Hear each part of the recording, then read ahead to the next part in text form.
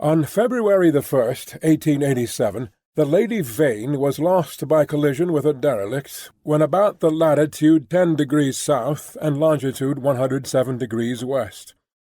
On January the 5th, 1888, that is 11 months and 4 days after my uncle, Edward Prendick, a private gentleman who certainly went aboard the Lady Vane at Callao, and who had been considered drowned, was picked up in latitude 50 degrees 3 minutes south and longitude 101 degrees west, in a small open boat of which the name was illegible, but which is supposed to have belonged to the missing schooner Ipecacuanha. He gave such a strange account of himself that he was supposed demented. Subsequently, he alleged that his mind was a blank from the moment of his escape from the Lady Vane. His case was discussed among psychologists at the time as a curious instance of the lapse of memory consequent upon physical and mental stress. The following narrative was found among his papers by the undersigned, his nephew and heir, but unaccompanied by any definite request for publication. The only island known to exist in the region in which my uncle was picked up is Noble's Isle, a small volcanic islet and uninhabited. It was visited in 1891 by HMS Scorpion. A party of sailors then landed, but found nothing living thereon except certain curious white moths, some hogs and rabbits, and some rather peculiar rats. So that this narrative is without confirmation in its most essential particular. With that understood, there seems no harm in putting this strange story before the public in accordance, as I believe, with my uncle's intentions. There is at least this much in its behalf. My uncle passed out of human knowledge about latitude 50 degrees south and longitude 105 degrees east, and reappeared in the same part of the ocean after a space of 11 months. In some way he must have lived during the interval, and it seems that a schooner called the Ipecacuanha, with a drunken captain, John Davies, did start from Africa with a puma and certain other animals aboard in January 1887, that the vessel was well known at several ports in the South Pacific, and that it finally disappeared from those seas with a considerable amount of copra aboard, sailing to its unknown fate from Baina in December 1887, a date that tallies entirely with my uncle's story. Charles Edward Prendick. The story written by Edward Prendick. Chapter 1. In the Dinghy of the Lady Vane. I do not propose to add anything to what has already been written concerning the loss of the Lady Vane. As everyone knows, she collided with a derelict when 10 days out from Callao. The longboat, with 7 of the crew, was picked up 18 days after by H.M. gunboat Myrtle, and the story of their terrible privations has become quite as well known as the far more horrible Medusa case. But I have to add to the published story of the Lady Vane another, possibly as horrible, and far stranger. It has hitherto been supposed that the 4 men who were in the dinghy perished, but this is incorrect. I have the best of evidence for this assertion. I was one of the 4 men. But in the first place I must state that there never were 4 men in the dinghy. The number was 3. Constans, who was seen by the captain to jump into the gig, luckily for us, and unluckily for himself, did not reach us. He came down out of the tangle of ropes, under the stays of the smashed bowsprit. Some small rope caught his heel as he let go, and he hung for a moment head downward, and then fell and struck a block or spar floating in the water. We pulled towards him, but he never came up. I say luckily for us he did not reach us, and I might also say luckily for himself, for we had only a small beaker of water and some soddened ship's biscuits with us. So sudden had been the alarm, so unprepared the ship for any disaster. We thought the people on the launch would be better provisioned, though it seems they were not, and we tried to hail them. They could not have heard us, and the next morning, when the drizzle cleared, which was not until past midday, We could see nothing of them. We could not stand up to look about us because of the pitching of the boat. The two other men who had escaped so far with me were a man named Helmar, a passenger like myself, and a seaman whose name I don't know, a short, sturdy man, with a stammer. We drifted famishing, and after our water had come to an end, tormented by an intolerable thirst, for 8 days altogether. After the second day, the sea subsided slowly to a glassy calm. It is quite impossible for the ordinary reader to imagine those 8 days. He has not, luckily for himself, anything in his memory to imagine with. After the first day we said little to one another, and lay in our places in the boat and stared at the horizon, or watched, with eyes that grew larger and more haggard every day, the misery and weakness gaining upon our companions. The sun became pitiless. The water ended on the 4th day, and we were already thinking strange things and saying them with our eyes. But it was, I think, the 6th before Helmar gave voice to the thing we had all been thinking. I remember our voices were dry and thin, so that we bent towards one another and spared our words. I stood out against it with all my might, was rather for scuttling the boat and perishing together among the sharks that followed us. But when Helmar said that if his proposal was accepted, we should have drink, the sailor came round to him. I would not draw lots, however, and in the night the sailor whispered to Helmar again and again, and I sat in the bows with my clasp-knife in my hand, though I doubt if I had the stuff in me to fight. And in the morning I agreed to Helmar's proposal, and we handed halfpence to find the odd man.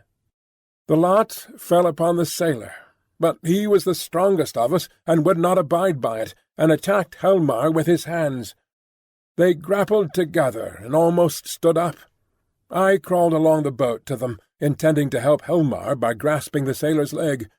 But the sailor stumbled with the swaying of the boat, and the two fell upon the gunwale and rolled overboard together. They sank like stones. I remember laughing at that, and wondering why I laughed. The laugh caught me suddenly, like a thing from without. I lay across one of the thwarts for I know not how long, thinking that if I had the strength I would drink sea-water and madden myself to die quickly. And even as I lay there, I saw, with no more interest than if it had been a picture, a sail come up towards me over the skyline. My mind must have been wandering, and yet I remember all that happened quite distinctly. I remember how my head swayed with the seas, and the horizon with the sail above it danced up and down. But I also remember as distinctly that I had a persuasion that I was dead, and that I thought what a jest it was that they should come too late by such a little to catch me in my body. For an endless period, as it seemed to me, I lay with my head on a thwart watching the schooner. She was a little ship, schooner-rigged fore and aft, come up out of the sea. She kept tacking to and fro in a widening compass, for she was sailing dead into the wind. It never entered my head to attempt to attract attention, and I do not remember anything distinctly after the sight of her side, until I found myself in a little cabin aft. There's a dim half-memory of being lifted up to the gangway, and of a big round countenance, covered with freckles and surrounded with red hair, staring at me over the bulwarks. I also had a discontented impression of a dark face, with extraordinary eyes close to mine. But that, I thought, was a nightmare, until I met it again. I fancy I recollect some stuff being poured in between my teeth, and that is all. Chapter 2. The Man Who Was Going Nowhere. The cabin in which I found myself was small and rather untidy. A youngish man with flaxen hair, a bristly straw-coloured moustache, and a dropping nether lip was sitting and holding my wrist. For a minute we stared at each other without speaking. He had watery grey eyes, oddly void of expression. Then, just overhead, came a sound like an iron bedstead being knocked about, and the low, angry growling of some large animal. At the same time the man spoke. He repeated his question. "How do you feel now?" I think I said I felt all right. I could not recollect how I had got there. He must have seen the question in my face, for my voice was inaccessible to me. "You were picked up in a boat, starving. The name on the boat was the Lady Vane, and there were spots of blood on the gunwale." At the same time my eye caught my hand, so thin that it looked like a dirty skin-purse full of loose bones, and all the business of the boat came back to me. "Have some of this," said he, and gave me a dose of some scarlet stuff, iced. It tasted like blood, and made me feel stronger. "You were in luck," said he, "to get picked up by a ship with a medical man aboard." He spoke with a slobbering articulation, with the ghost of a lisp. "What ship is this?" I said slowly, hoarse from my long silence. "It's a little trader from Africa and Callao. I never asked where she came from in the beginning. Out of the land of born fools, I guess. I'm a passenger myself, from Africa. The silly ass who owns her, he's captain too, named Davies. He's lost his certificate or something. You know the kind of man. Calls the thing the Ipecacuanha, of all silly infernal names. Though when there's much of a sea without any wind, she certainly acts accordingly."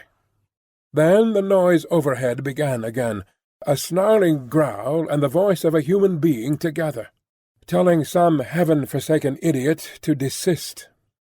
"You were nearly dead," said my interlocutor. "It is a very near thing indeed. But I've put some stuff into you now. Notice your arms sore? Injections. You've been insensible for nearly 30 hours." I thought slowly. I was distracted now by the yelping of a number of dogs. "Am I eligible for solid food?" I asked. "Thanks to me," he said. "Even now the mutton is boiling." "Yes," I said with assurance, "I could eat some mutton. But," said he with a momentary hesitation, "you know, I'm dying to hear of how you came to be alone in that boat. Damn that howling!" I thought I detected a certain suspicion in his eyes. He suddenly left the cabin, and I heard him in violent controversy with someone, who seemed to me to talk gibberish in response to him.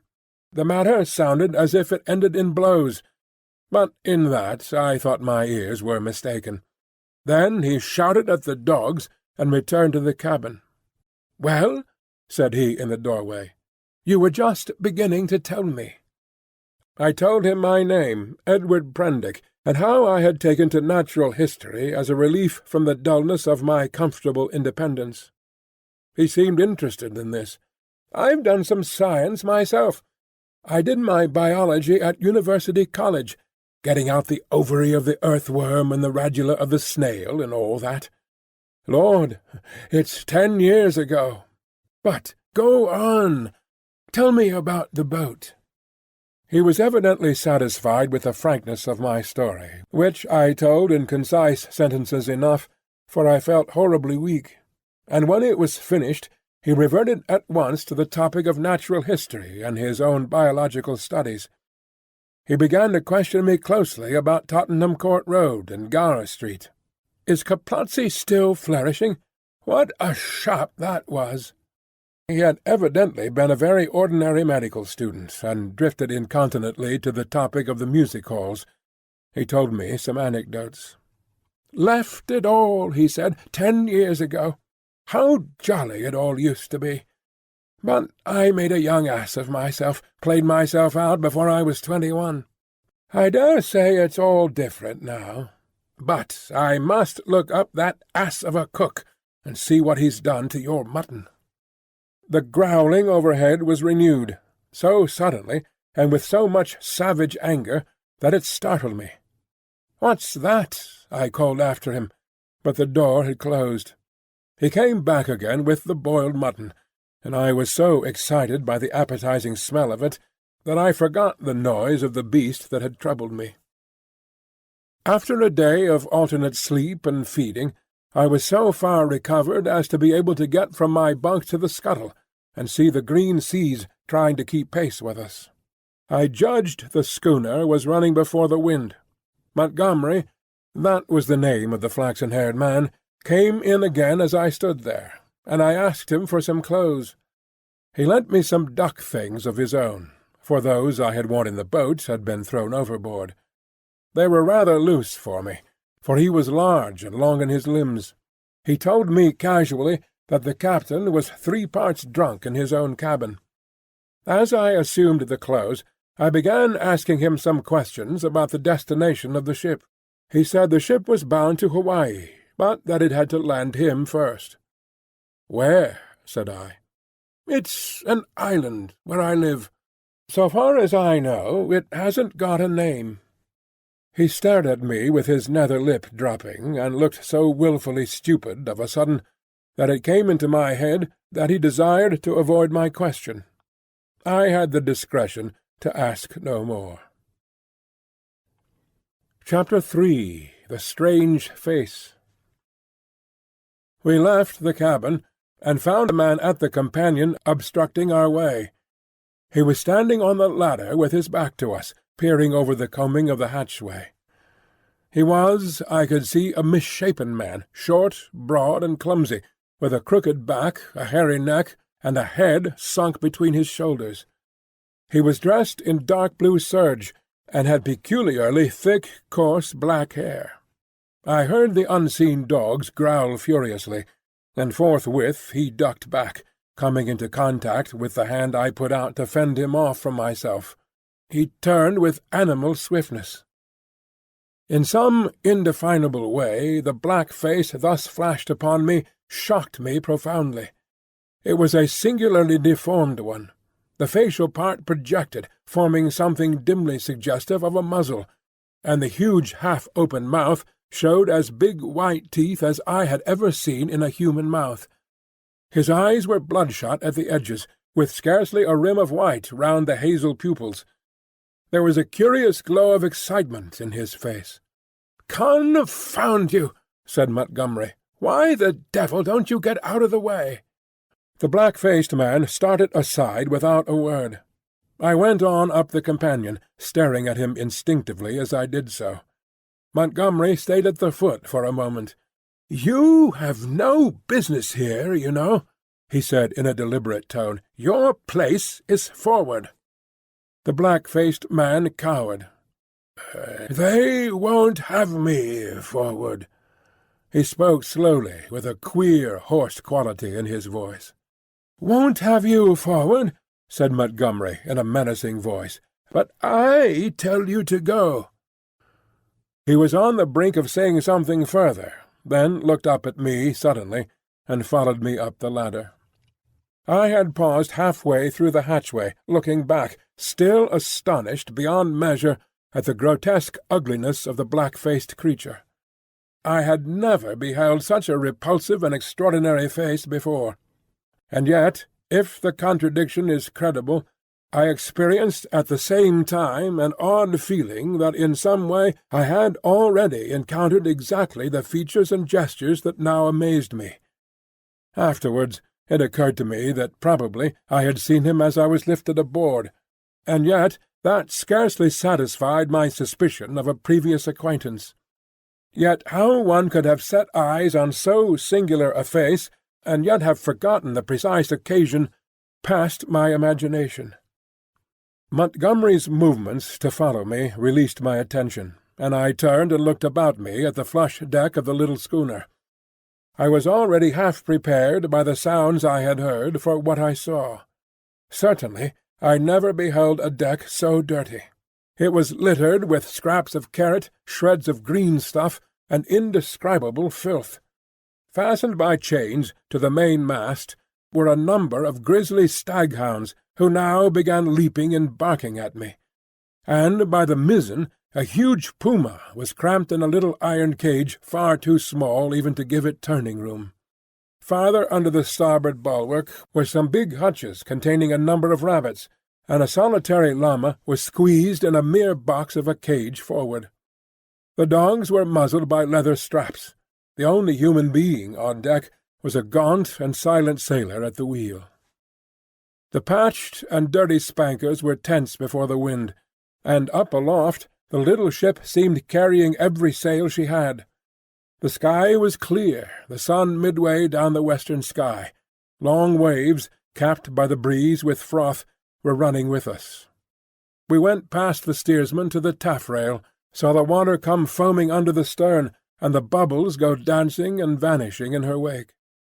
I turned and surveyed the unsavoury length of the ship. "Is this an ocean menagerie?" said I. "Looks like it," said Montgomery. "What are these beasts for? Merchandise? Curios? Does the captain think he is going to sell them somewhere in the South Seas?" "It looks like it, doesn't it?" said Montgomery, and turned towards the wake again. Suddenly we heard a yelp and a volley of furious blasphemy from the companion hatchway, and the deformed man with the black face came up hurriedly. He was immediately followed by a heavy red-haired man in a white cap. At the sight of the former, the staghounds, who had all tired of barking at me by this time, became furiously excited, howling and leaping against their chains. The black hesitated before them, and this gave the red-haired man time to come up with him and deliver a tremendous blow between the shoulder-blades. The poor devil went down like a felled ox, and rolled in the dirt among the furiously excited dogs. It was lucky for him that they were muzzled. The red-haired man gave a yelp of exultation, and stood staggering, and, as it seemed to me, in serious danger of either going backwards down the companion hatchway or forwards upon his victim. So soon as the second man had appeared, Montgomery had started forward. "Steady on there!" he cried, in a tone of remonstrance. A couple of sailors appeared on the forecastle. The black-faced man, howling in a singular voice, rolled about under the feet of the dogs. No one attempted to help him. The brutes did their best to worry him, butting their muzzles at him. There was a quick dance of their little grey-figured bodies over the clumsy prostrate figure. The sailors forward shouted, as though it was admirable sport. Montgomery gave an angry exclamation and went striding down the deck, and I followed him.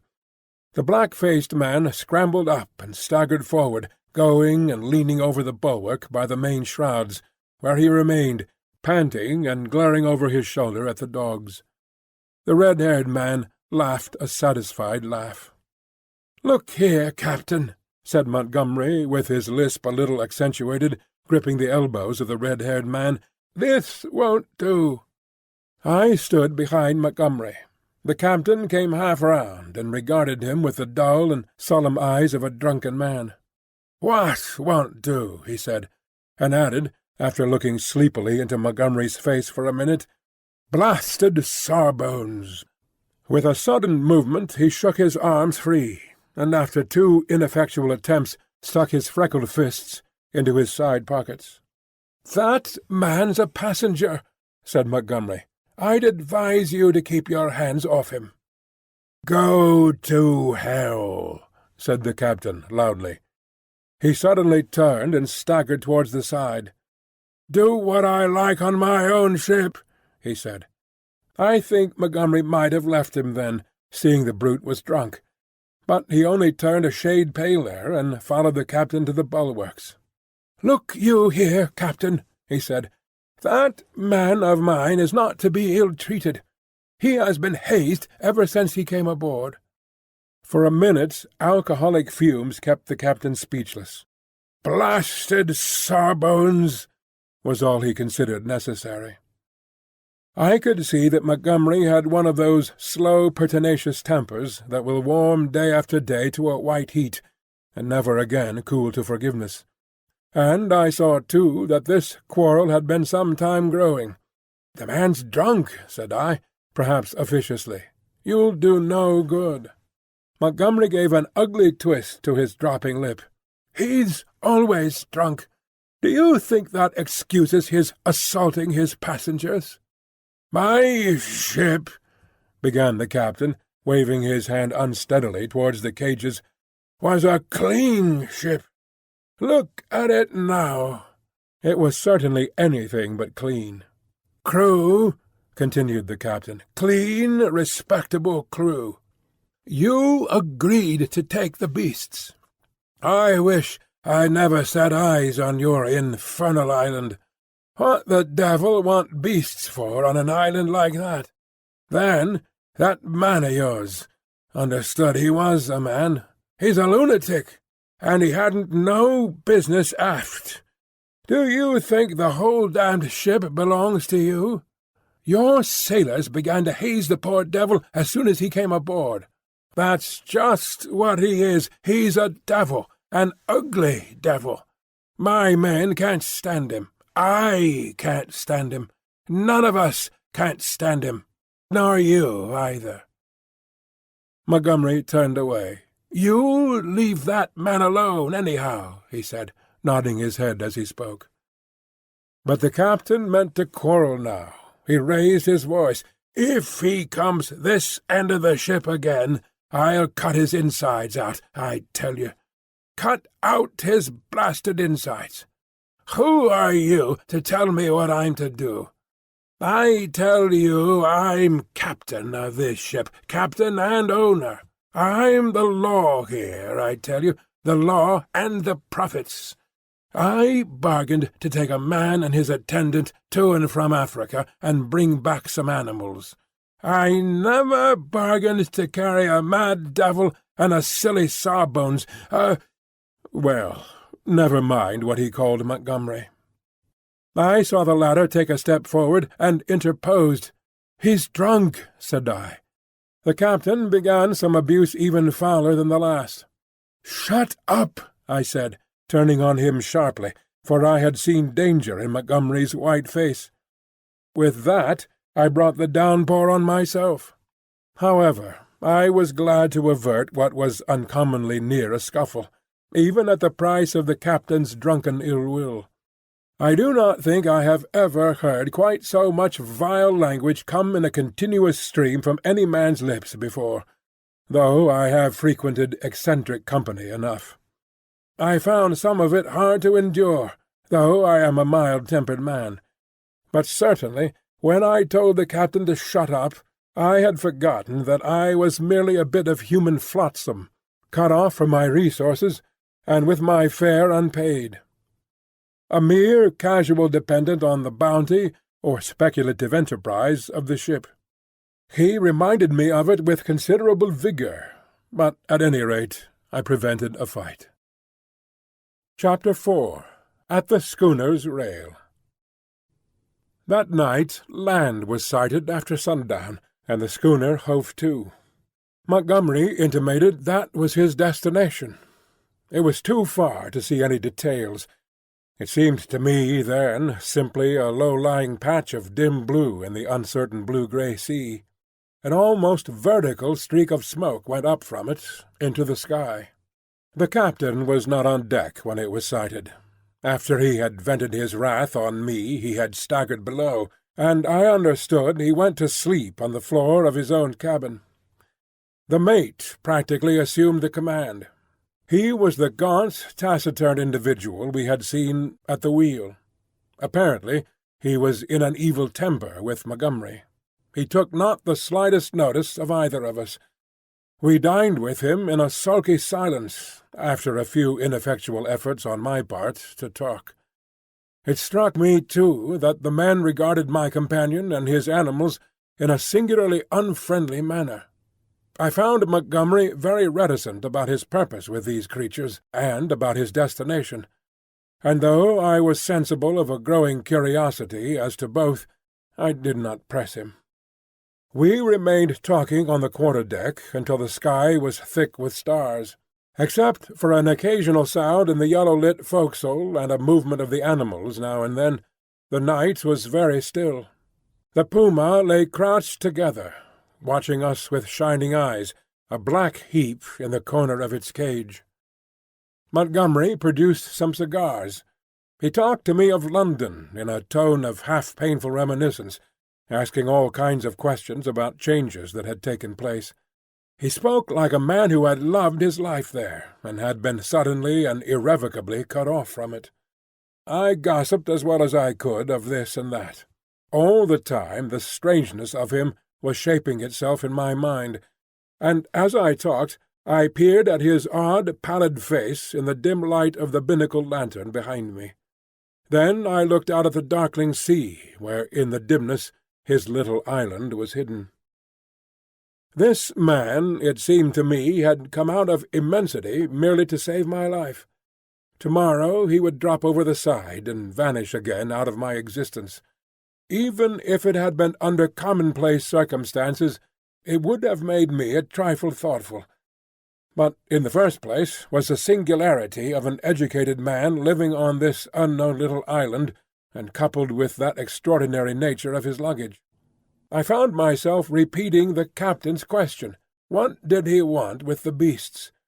Why, too, had he pretended they were not his when I remarked about them at first? Then, again, in his personal attendant there was a bizarre quality which had impressed me profoundly. These circumstances threw a haze of mystery around the man.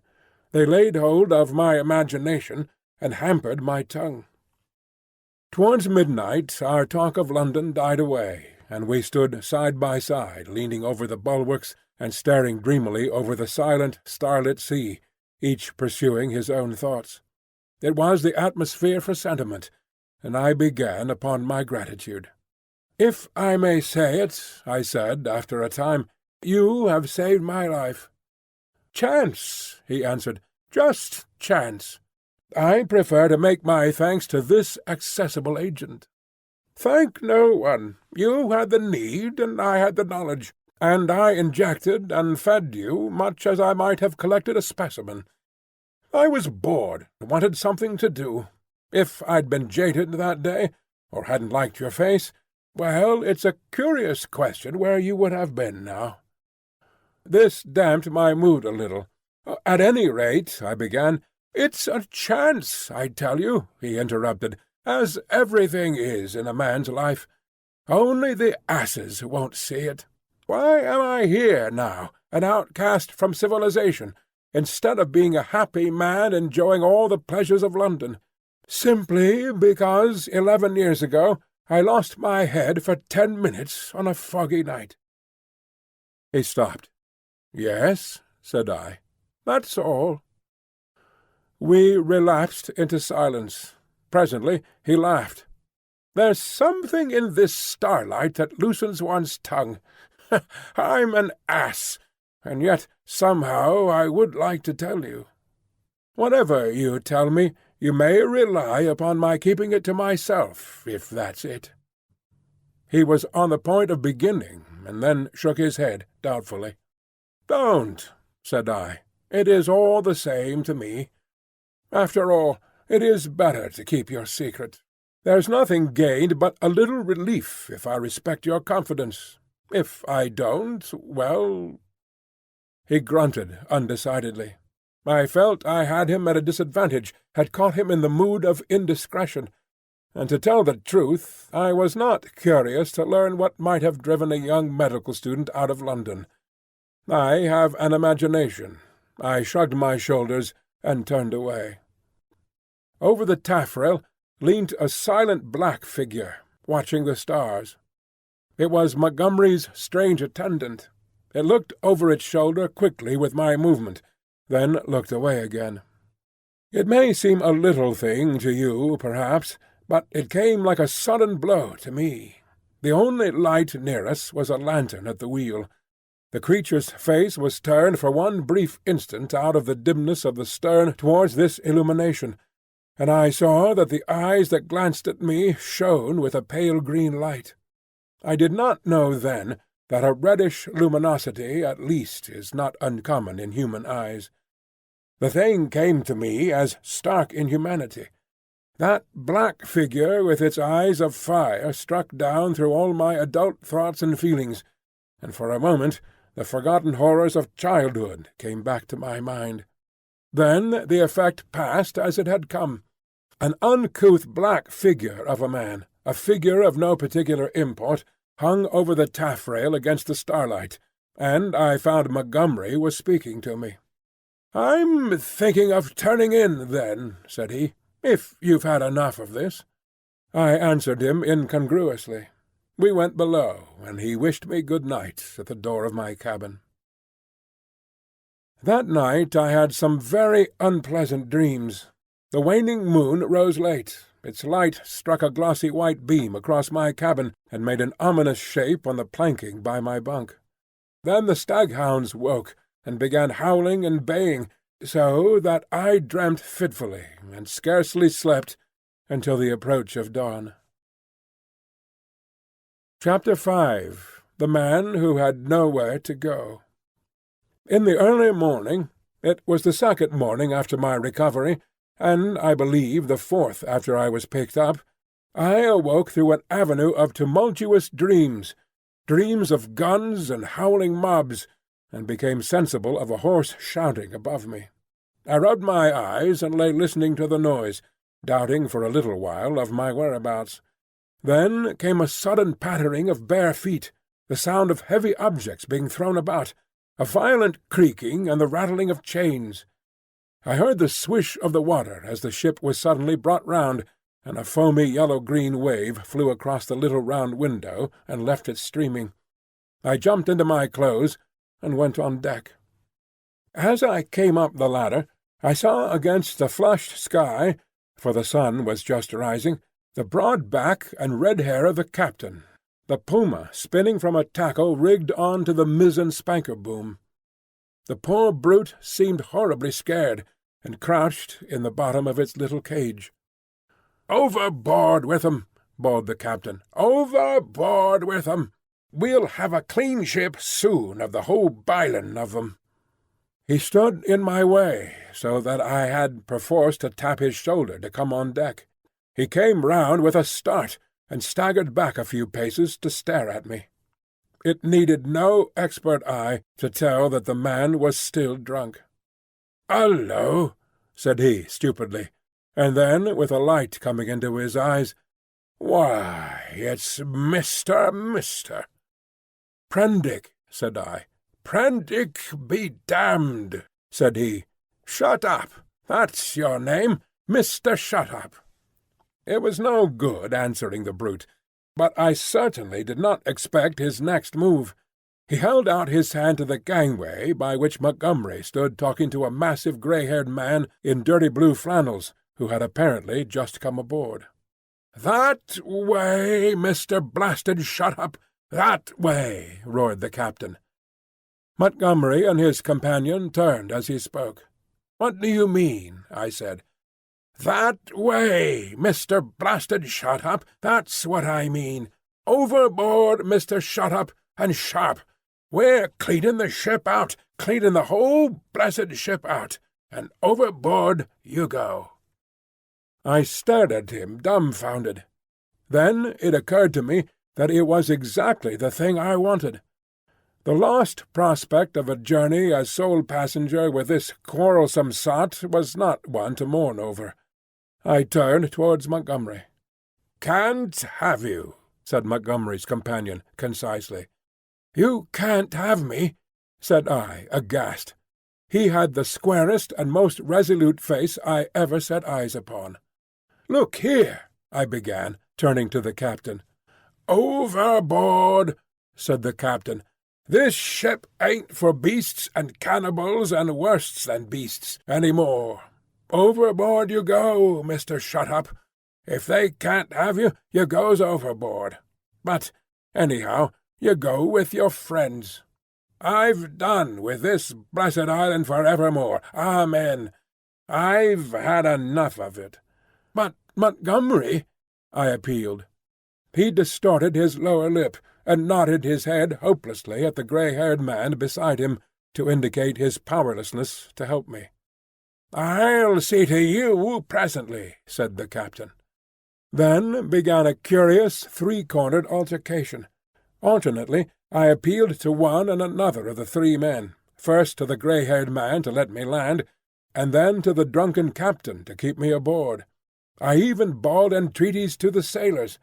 Montgomery said never a word, only shook his head.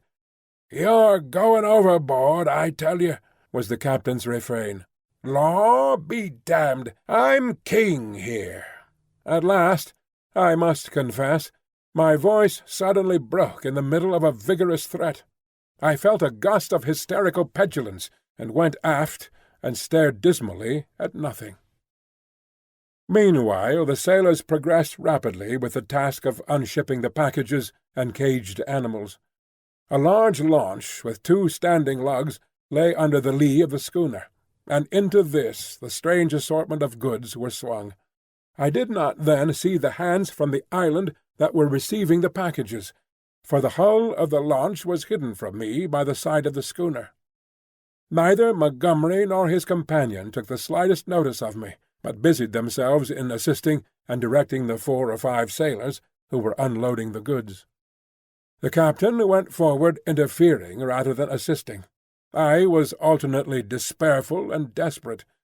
Once or twice, as I stood waiting there for things to accomplish themselves, I could not resist an impulse to laugh at my miserable quandary. I felt all the wretcheder for the lack of a breakfast. Hunger and a lack of blood corpuscles take all the manhood from a man. I perceived pretty clearly that I had not the stamina either to resist what the captain chose to do to expel me, or to force myself upon Montgomery and his companion. So I waited passively upon fate, and the work of transferring Montgomery's possessions to the launch went on, as if I did not exist. Presently that work was finished, and then came a struggle. I was hauled, resisting weakly enough, to the gangway. Even then I noticed the oddness of the brown faces of the men who were with Montgomery in the launch. But the launch was now fully laden, and was shoved off hastily. A broadening gap of green water appeared under me, and I pushed back with all my strength to avoid falling headlong. The hands in the launch shouted derisively, and I heard Montgomery curse at them. And then the captain, the mate, and one of the seamen helping him ran me aft towards the stern. The dinghy of the Lady Vain had been towing behind. It was half full of water, had no oars, and was quite unvictualled. I refused to go aboard her, and flung myself full length on the deck. In the end they swung me into her by a rope, for they had no stern ladder, and then they cut me adrift. I drifted slowly from the schooner. In a kind of stupor I watched all hands take to the rigging, and slowly but surely she came round to the wind. The sails fluttered, and then bellied out as the wind came into them. I stared at her weather-beaten side heeling steeply towards me, and then she passed out of my range of view.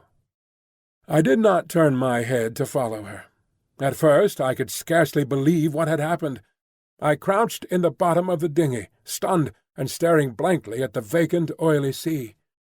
Then I realized that I was in that little hell of mine again, now half swamped, and looking back over the gunwale, I saw the schooner standing away from me, with the red-haired captain mocking at me over the taffrail, and turning towards the island, saw the launch growing smaller as she approached the beach. Abruptly the cruelty of this desertion became clear to me. I had no means of reaching the land unless I should chance to drift there. I was still weak, you must remember, from my exposure in the boat. I was empty and very faint, or I should have had more heart. But as it was, I suddenly began to sob and weep, as I had never done since I was a little child. The tears ran down my face.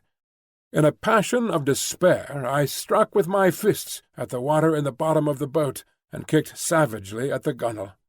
I prayed aloud for God to let me die.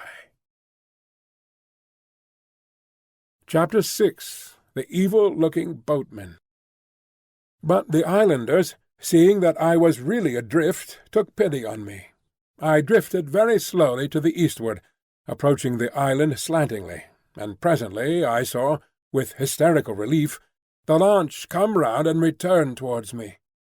She was heavily laden, and I could make out, as she drew nearer, Montgomery's white-haired, broad-shouldered companion, sitting cramped up with the dogs and several packing-cases in the stern sheets. This individual stared fixedly at me, without moving or speaking. The black-faced cripple was glaring at me as fixedly in the bows near the puma. There were 3 other men besides, 3 strange, brutish-looking fellows, at whom the staghounds were snarling savagely. Montgomery, who was steering, brought the boat by me, and rising, caught and fastened my painter to the tiller to tow me, for there was no room aboard. I had recovered from my hysterical phase by this time, and answered his hail as he approached bravely enough. I told him the dinghy was nearly swamped, and he reached me a piggin. I was jerked back as the rope tightened between the boats. For some time I was busy bailing. It was not until I had got the water under, for the water in the dinghy had been shipped, the boat was perfectly sound, that I had leisure to look at the people in the launch again. The white-haired man, I found, was still regarding me steadfastly, but with an expression, as I now fancied, of some perplexity. When my eyes met his, he looked down at the staghound that sat between his knees. He was a powerfully built man, as I have said, with a fine forehead and rather heavy features, but his eyes had that odd drooping of the skin above the lids which often comes with advancing years, and the fall of his heavy mouth at the corners gave him an expression of pugnacious resolution. He talked to Montgomery in a tone too low for me to hear. From him my eyes travelled to his 3 men, and a strange crew they were. I saw only their faces, yet there was something in their faces, I knew not what, that gave me a queer spasm of disgust. I looked steadily at them, and the impression did not pass, though I failed to see what had occasioned it. They seemed to me then to be brown men, but their limbs were oddly swathed in some thin, dirty white stuff, down even to the fingers and feet. I have never seen men so wrapped up before, and women so only in the East. They wore turbans, too, and thereunder peered out their elfin faces at me, faces with protruding lower jaws and bright eyes. They had lank black hair, almost like horsehair, and seemed, as they sat, to exceed in stature any race of men I have seen. The white-haired man, who I knew was a good 6 feet in height, sat a head below any one of the 3.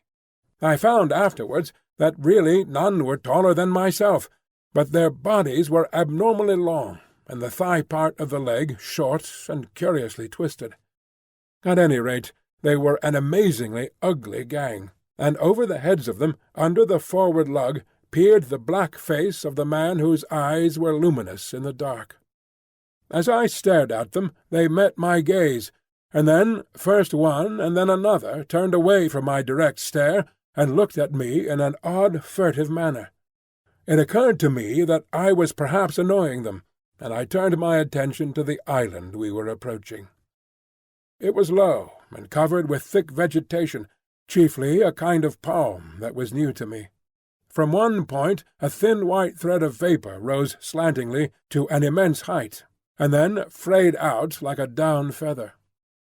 We were now within the embrace of a broad bay, flanked on either hand by a low promontory. The beach was of dull grey sand, and sloped steeply up to a ridge, perhaps 60 or 70 feet above the sea level, and irregularly set with trees and undergrowth. Half-way up was a square enclosure of some greyish stone, which I found subsequently was built partly of coral and partly of pumiceous lava.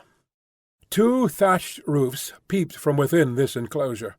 A man stood awaiting us at the water's edge. I fancied, while we were still far off, that I saw some other and very grotesque-looking creatures scuttle into the bushes upon the slope. But I saw nothing of these as we drew nearer.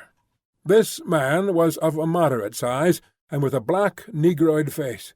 He had a large, almost lipless mouth, extraordinary lank arms, long thin feet, and bow legs, and stood with his heavy face thrust forward, staring at us. He was dressed like Montgomery and his white-haired companion, in jacket and trousers of blue serge. As we came still nearer, this individual began to run to and fro on the beach, making the most grotesque movements. At a word of command from Montgomery, the 4 men in the launch sprang up, and with singularly awkward gestures struck the lugs. Montgomery steered us round and into a narrow little dock excavated in the beach. Then the man on the beach hastened towards us. This dock, as I call it, was really a mere ditch just long enough at this phase of the tide to take the longboat. I heard the bows ground in the sand, staved the dinghy off the rudder of the big boat with my piggin, and freeing the painter, landed. The 3 muffled men, with the clumsiest movements, scrambled out upon the sand, and forthwith set to landing the cargo, assisted by the man on the beach. I was struck especially by the curious movements of the legs of the 3 swathed and bandaged boatmen. Not stiff they were, but distorted in some odd way, almost as if they were jointed in the wrong place. The dogs were still snarling, and strained at their chains after these men as the white-haired man landed with them. The 3 big fellows spoke to one another in odd guttural tones, and the man who had waited for us on the beach began chattering to them excitedly, a foreign language, as I fancied, as they laid hands on some bales piled near the stern. Somewhere I had heard such a voice before, and I could not think where. The white-haired man stood, holding in a tumult of 6 dogs, and bawling orders over their din. Montgomery, having unshipped the rudder, landed likewise, and all set to work at unloading. I was too faint, what with my long fast and the sun beating down on my bare head, to offer any assistance. Presently the white-haired man seemed to recollect my presence, and came up to me. "You look," said he, "as though you had scarcely breakfasted." His little eyes were a brilliant black under his heavy brows. "I must apologize for that. Now you are our guest, we must make you comfortable, though you are uninvited, you know." He looked keenly into my face. "Montgomery says you are an educated man, Mr. Prendick. Says you know something of science. May I ask what that signifies?" I told him I had spent some years at the Royal College of Science, and had done some researches in biology under Huxley. He raised his eyebrows slightly at that. "That alters the case a little, Mr. Prendick," he said, with a trifle more respect in his manner. "As it happens, we are biologists here. This is a biological station of a sort." His eye rested on the men in white, who were busily hauling the puma, on rollers, towards the walled yard. "I and Montgomery, at least," he added. Then, "When you will be able to get away, I can't say. We're off the track to anywhere. We see a ship once in a 12-month or so." He left me abruptly, and went up the beach past this group, and I think entered the enclosure. The other 2 men were with Montgomery, erecting a pile of smaller packages on a low-wheeled truck. The llama was still on the launch with the rabbit hutches. The staghounds were still lashed to the thwarts. The pile of things completed, all 3 men laid hold of the truck, and began shoving the ton-weight or so upon it after the puma. Presently Montgomery left them, and coming back to me, held out his hand. "I'm glad," said he, "for my own part. That captain was a silly ass. He'd have made things lively for you." "It was you," said I, "that saved me again." "That depends. You'll find this island an infernally rum place, I promise you. I'd watch my goings carefully, if I were you. He hesitated, and seemed to alter his mind about what was on his lips. "I wish you'd help me with these rabbits," he said. His procedure with the rabbits was singular. I waded in with him, and helped him lug one of the hutches ashore. No sooner was that done than he opened the door of it, and tilting the thing on one end, turned its living contents out on the ground. They fell in a struggling heap, one on top of the other. He clapped his hands, and forthwith they went off with that hopping run of theirs, 15 or 20 of them, I should think, up the beach. "Increase and multiply, my friends," said Montgomery. "Replenish the island. Hitherto we've had a certain lack of meat here." As I watched them disappearing, the white-haired man returned with a brandy flask and some biscuits. "Something to go on with, Prendick," said he, in a far more familiar tone than before. I made no ado, but set to work on the biscuits at once, while the white-haired man helped Montgomery to release about a score more of the rabbits. 3 big hutches, however, went up to the house with the puma. The brandy I did not touch, for I had been an abstainer from my birth. Chapter 7. The Locked Door. The reader will perhaps understand that, at first, everything was so strange about me, and my position was the outcome of such unexpected adventures, that I had no discernment of the relative strangeness of this or that thing. I followed the llama up the beach, and was overtaken by Montgomery, who asked me not to enter the stone enclosure. I noticed then that the puma in its cage and the pile of packages had been placed outside the entrance to this quadrangle. I turned and saw that the launch had now been unloaded, run out again, and was being beached, and the white-haired man was walking towards us. He addressed Montgomery. "And now comes the problem of this uninvited guest. What are we to do with him?" "He knows something of science," said Montgomery. "I'm itching to get to work again with this new stuff," said the white-haired man, nodding towards the enclosure. His eyes grew brighter. "I dare say you are," said Montgomery, in anything but a cordial tone. "We can't send him over there, and we can't spare the time to build him a new shanty, and we certainly can't take him into our confidence just yet." "I'm in your hands," said I. I had no idea of what he meant by "over there." "I've been thinking of the same things," Montgomery answered. "There's my room, with the outer door." "That's it," said the elder man, promptly, looking at Montgomery, and all 3 of us went toward the enclosure. "I'm sorry to make a mystery, Mr. Prendick, but you'll remember you're uninvited. Our little establishment here contains a secret or so. It's a kind of Bluebeard's chamber, in fact. Nothing very dreadful, really, to a sane man, but just now, as we don't know you." "Decidedly," said I should be a fool to take any offence at any want of confidence." He twisted his heavy mouth into a faint smile. He was one of those saturnine people who smile with the corners of the mouth down, and bowed his acknowledgment of my complaisance. The main entrance to the enclosure was passed. It was a heavy wooden gate, framed in iron and locked, with the cargo of the launch piled outside it, and at the corner we came to a small doorway I had not previously observed. The white-haired man produced a bundle of keys from the pocket of his greasy blue jacket, opened this door, and entered. His keys, and the elaborate locking up of the place, even while it was still under his eye, struck me as peculiar.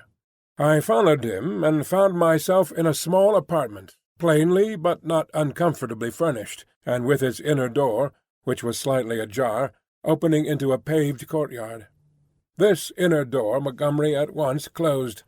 A hammock was slung across the darker corner of the room, and a small unglazed window defended by an iron bar looked out towards the sea.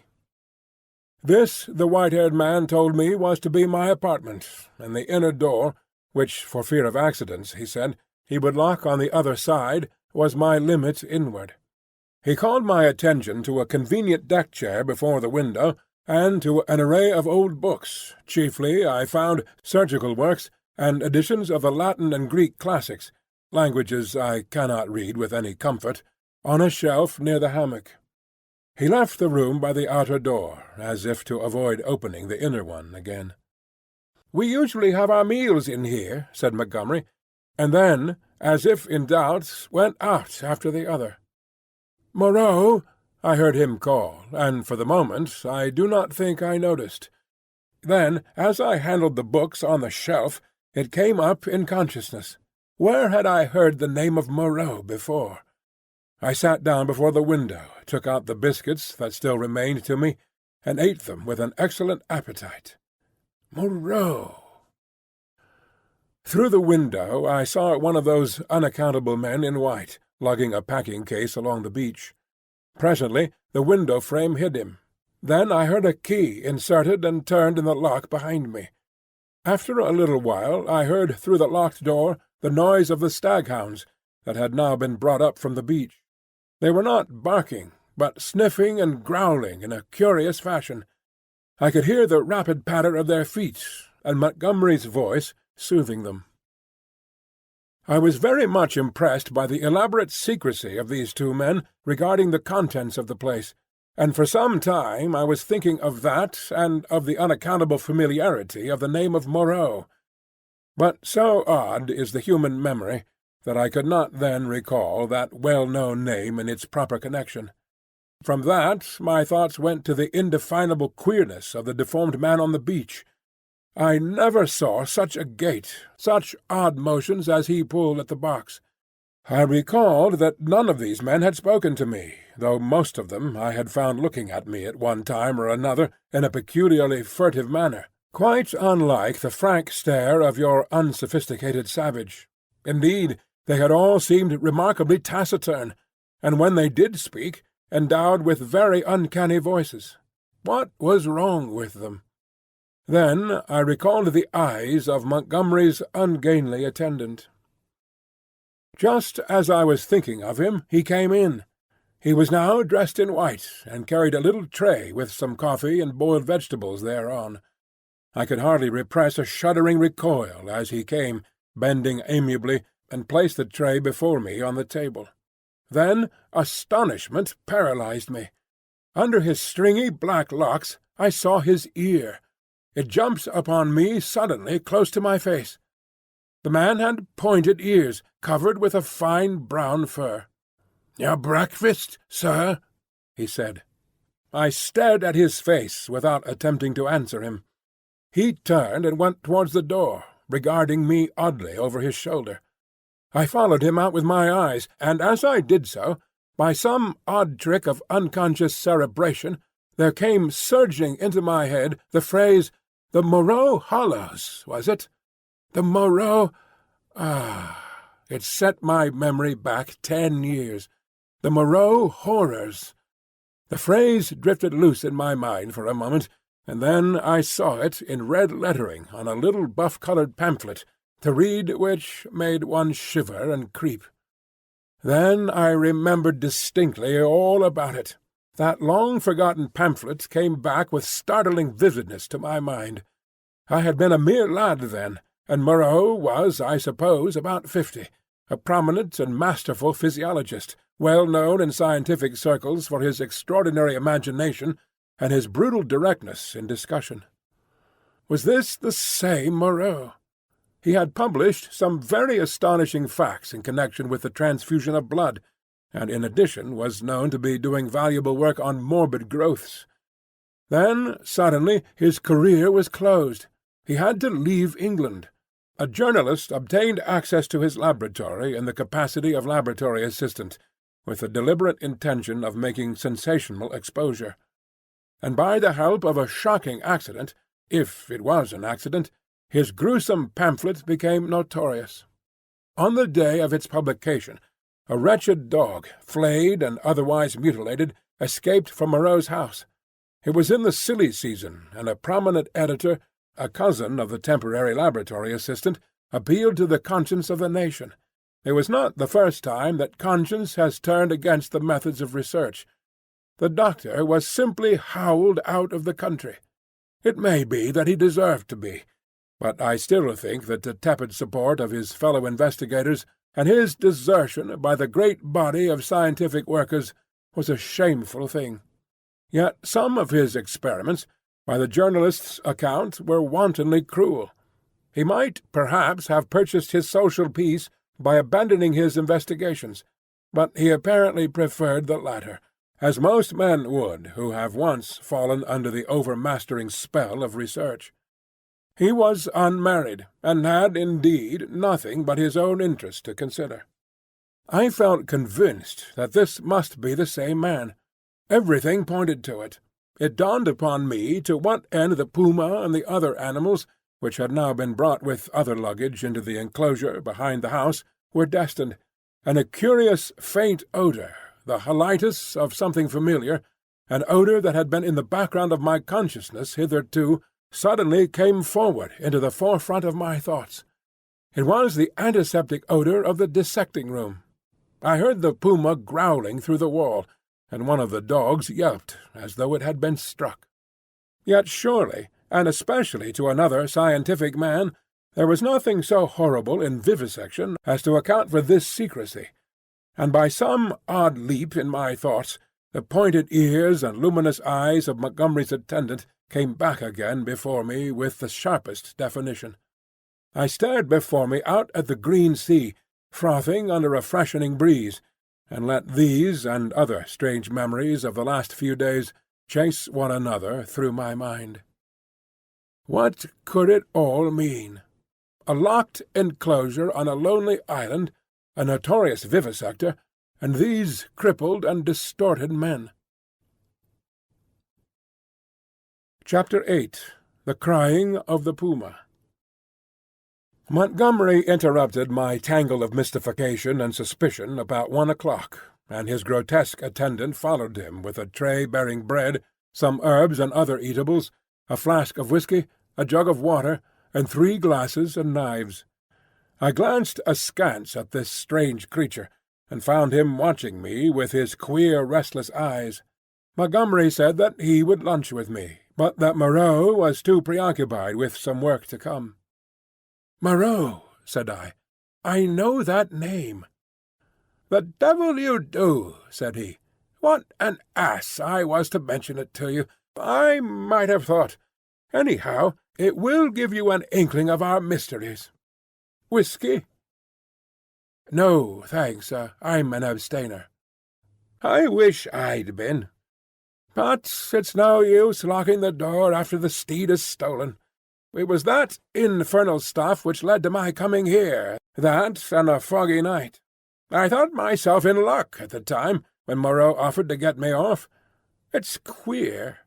Montgomery," said I suddenly, as the outer door closed, "why has your man pointed ears?" "Damn!" he said, after his first mouthful of food. He stared at me for a moment, and then repeated, "Pointed ears?" "Little points to them," said I, as calmly as possible, with a catch in my breath. "And a fine black fur at the edges." He helped himself to whisky and water with great deliberation. "I was under the impression that his hair covered his ears. I saw them as he stooped by me to put that coffee you sent to me on the table, and his eyes shine in the dark." By this time Montgomery had recovered from the surprise of my question. "I always thought," he said deliberately, with a certain accentuation of his flavouring of lisp, "that there was something the matter with his ears from the way he covered them. What were they like?" I was persuaded from his manner that this ignorance was a pretence. Still, I could hardly tell the man that I thought him a liar. "Pointed," I said. "Rather small and furry, distinctly furry. But the whole man is one of the strangest beings I ever set eyes on." A sharp, hoarse cry of animal pain came from the enclosure behind us.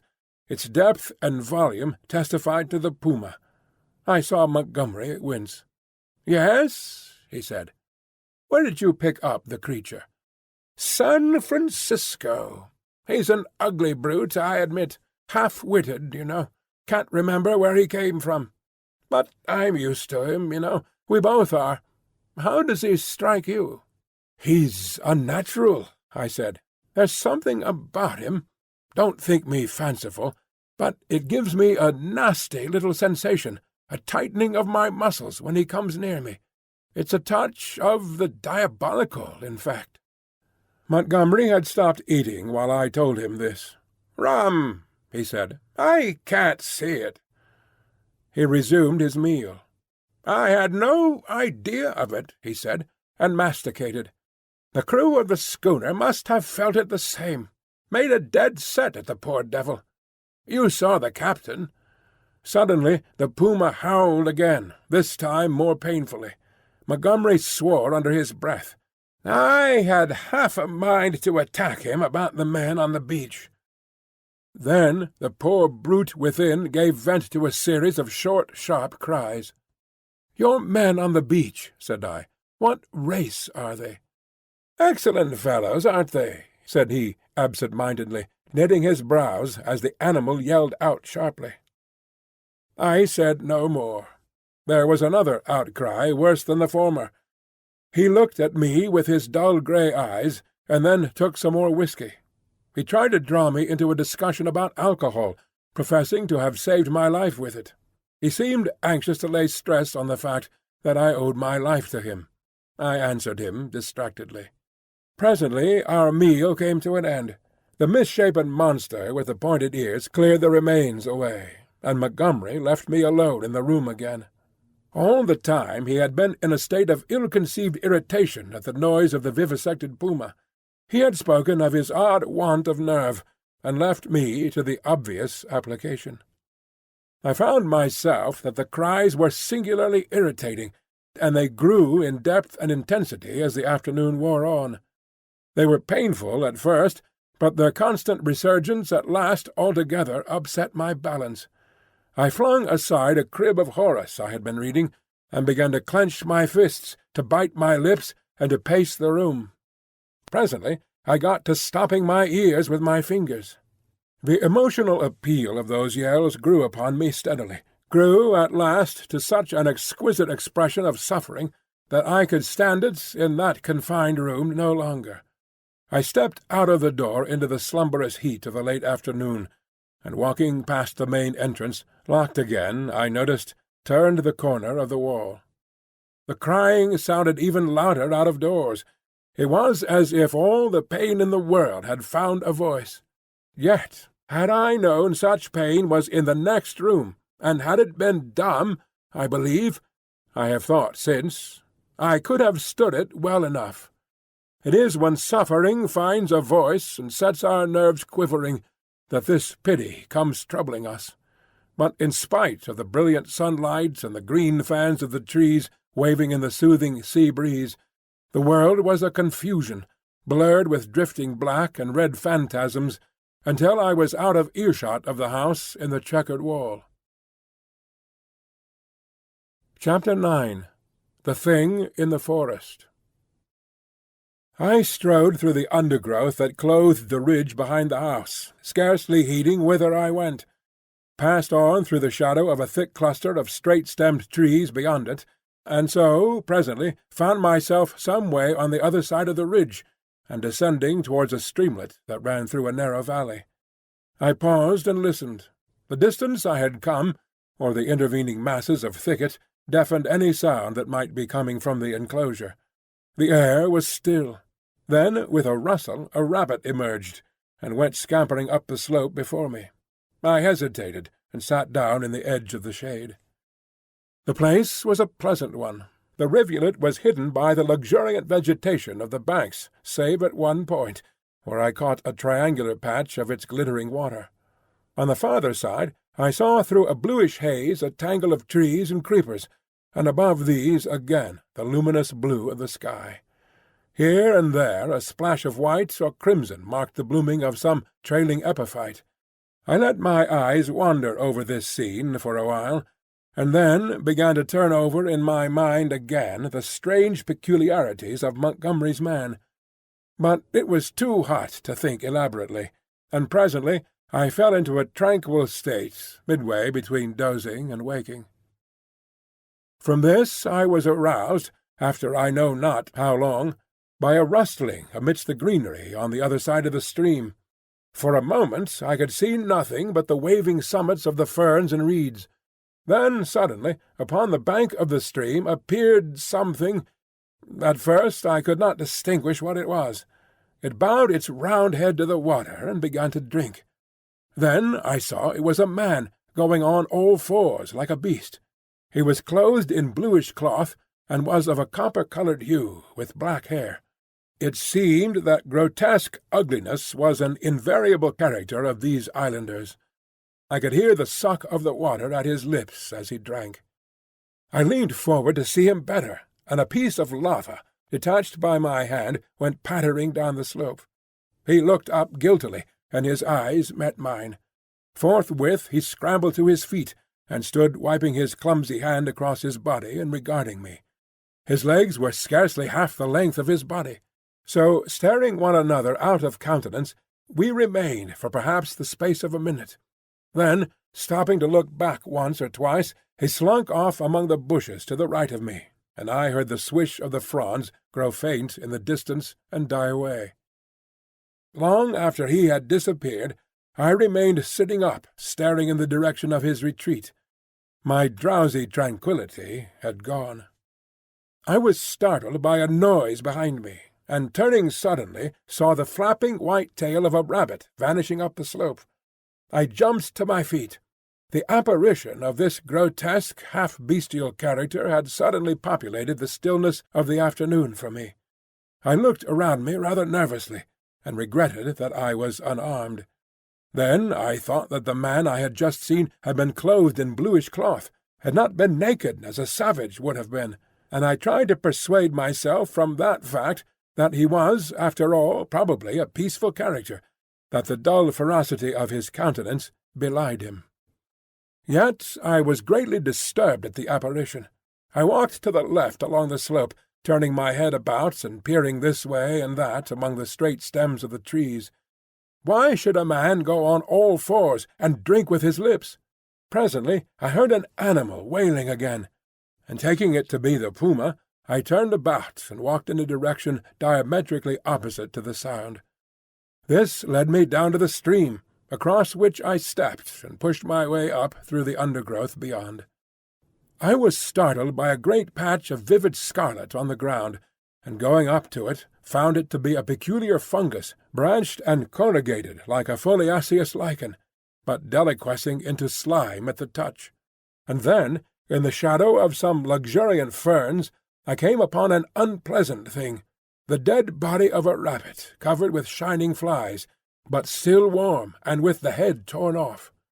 I stopped aghast at the sight of the scattered blood. Here at least was one visitor to the island disposed of. There were no traces of other violence about it. It looked as though it had been suddenly snatched up and killed, and as I stared at the little furry body came the difficulty of how the thing had been done. The vague dread that had been in my mind since I had seen the inhuman face of the man at the stream grew distincter as I stood there. I began to realize the hardihood of my expedition among these unknown people. The thicket about me became altered to my imagination. Every shadow became something more than a shadow, became an ambush. Every rustle became a threat. Invisible things seemed watching me. I resolved to go back to the enclosure on the beach. I suddenly turned away and thrust myself violently, perhaps even frantically, through the bushes, anxious to get a clear space about me again. I stopped just in time to prevent myself emerging upon an open space. It was a kind of glade in the forest, made by a fall. Seedlings were already starting up to struggle for the vacant space, and beyond, the dense growth of stems and twining vines and splashes of fungus and flowers closed in again. Before me, squatting together upon the fungoid ruins of a huge fallen tree, and still unaware of my approach, were three grotesque human figures. One was evidently a female, the other two were men. They were naked, save for swathings of scarlet cloth about the middle, and their skins were of a dull pinkish drab colour, such as I had seen in no savages before. They had fat, heavy, chinless faces, retreating foreheads, and a scant bristly hair upon their heads. I never saw such bestial-looking creatures. They were talking, or at least one of the men was talking to the other two, and all three had been too closely interested to heed the rustling of my approach. They swayed their heads and shoulders from side to side. The speaker's words came thick and sloppy, and though I could hear him distinctly, I could not distinguish what he said. He seemed to me to be reciting some complicated gibberish. Presently His articulation became shriller, and spreading his hands, he rose to his feet. At that the others began to gibber in unison, also rising to their feet, spreading their hands and swaying their bodies in rhythm with their chant. I noticed then the abnormal shortness of their legs and their lank, clumsy feet. All three began slowly to circle around, raising and stamping their feet and waving their arms. A kind of tune crept into their rhythmic recitation, and a refrain, "Alula" or "Balula," it sounded like. Their eyes began to sparkle, and their ugly faces to brighten, with an expression of strange pleasure. Saliva dripped from their lipless mouths. Suddenly, as I watched their grotesque and unaccountable gestures, I perceived clearly for the first time what it was that had offended me, what had given me the two inconsistent and conflicting impressions of utter strangeness, and yet of the strangest familiarity. The three creatures engaged in this mysterious rite were human in shape, and yet human beings with the strangest air about them of some familiar animal. Each of these creatures, despite its human form, its rag of clothing, and the rough humanity of its bodily form, had woven into it, into its movements, into the expression of its countenance, into its whole presence, some now irresistible suggestion of a hog, a swinish taint, the unmistakable mark of the beast. I stood overcome by this amazing realization, and then the most horrible questionings came rushing into my mind. They began leaping in the air, first one and then the other, whooping and grunting. Then one slipped, and for a moment was on all fours, to recover indeed forthwith. But that transitory gleam of the true animalism of these monsters was enough. I turned as noiselessly as possible, and became every now and then rigid with the fear of being discovered, as a branch cracked or a leaf rustled. I pushed back into the bushes. It was long before I grew bolder and dared to move freely. My only idea for the moment was to get away from those foul beings, and I scarcely noticed that I had emerged upon a faint pathway amidst the trees. Then, suddenly traversing a little glade, I saw with an unpleasant start two clumsy legs among the trees, walking with noiseless footsteps parallel with my course, and perhaps 30 yards away from me. The head and upper part of the body were hidden by a tangle of creeper. I stopped abruptly, hoping the creature did not see me. The feet stopped as I did. So nervous was I that I controlled an impulse to headlong flight with the utmost difficulty. Then, looking hard, I distinguished through the interlacing network the head and the body of the brute I had seen drinking. He moved his head. There was an emerald flash in his eyes as he glanced at me from the shadow of the trees, a half-luminous colour that vanished as he turned his head again. He was motionless for a moment, and then, with a noiseless tread, began running through the green confusion. In another moment he had vanished behind some bushes. I could not see him, but I felt that he had stopped and was watching me again. What on earth was he, man or beast? What did he want with me? I had no weapon, not even a stick. Flight would be madness. At any rate, the thing, whatever it was, lacked the courage to attack me. Setting my teeth hard, I walked straight towards him. I was anxious not to show the fear that seemed chilling my backbone. I pushed through a tangle of tall white-flowered bushes, and saw him 20 paces beyond, looking over his shoulder at me and hesitating. I advanced a step or two, looking steadfastly into his eyes. "Who are you?" said I. He tried to meet my gaze. "No," he said suddenly, and turning, went bounding away from me through the undergrowth. Then he turned and stared at me again. His eyes shone brightly out of the dusk under the trees. My heart was in my mouth, but I felt my only chance was bluff, and walked steadily towards him. He turned again, vanished into the dusk.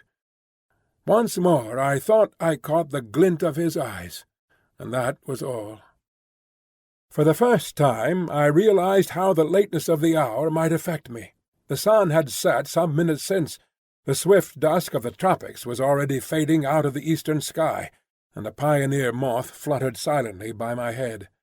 Unless I would spend the night among the unknown dangers of the mysterious forest, I must hasten back to the enclosure.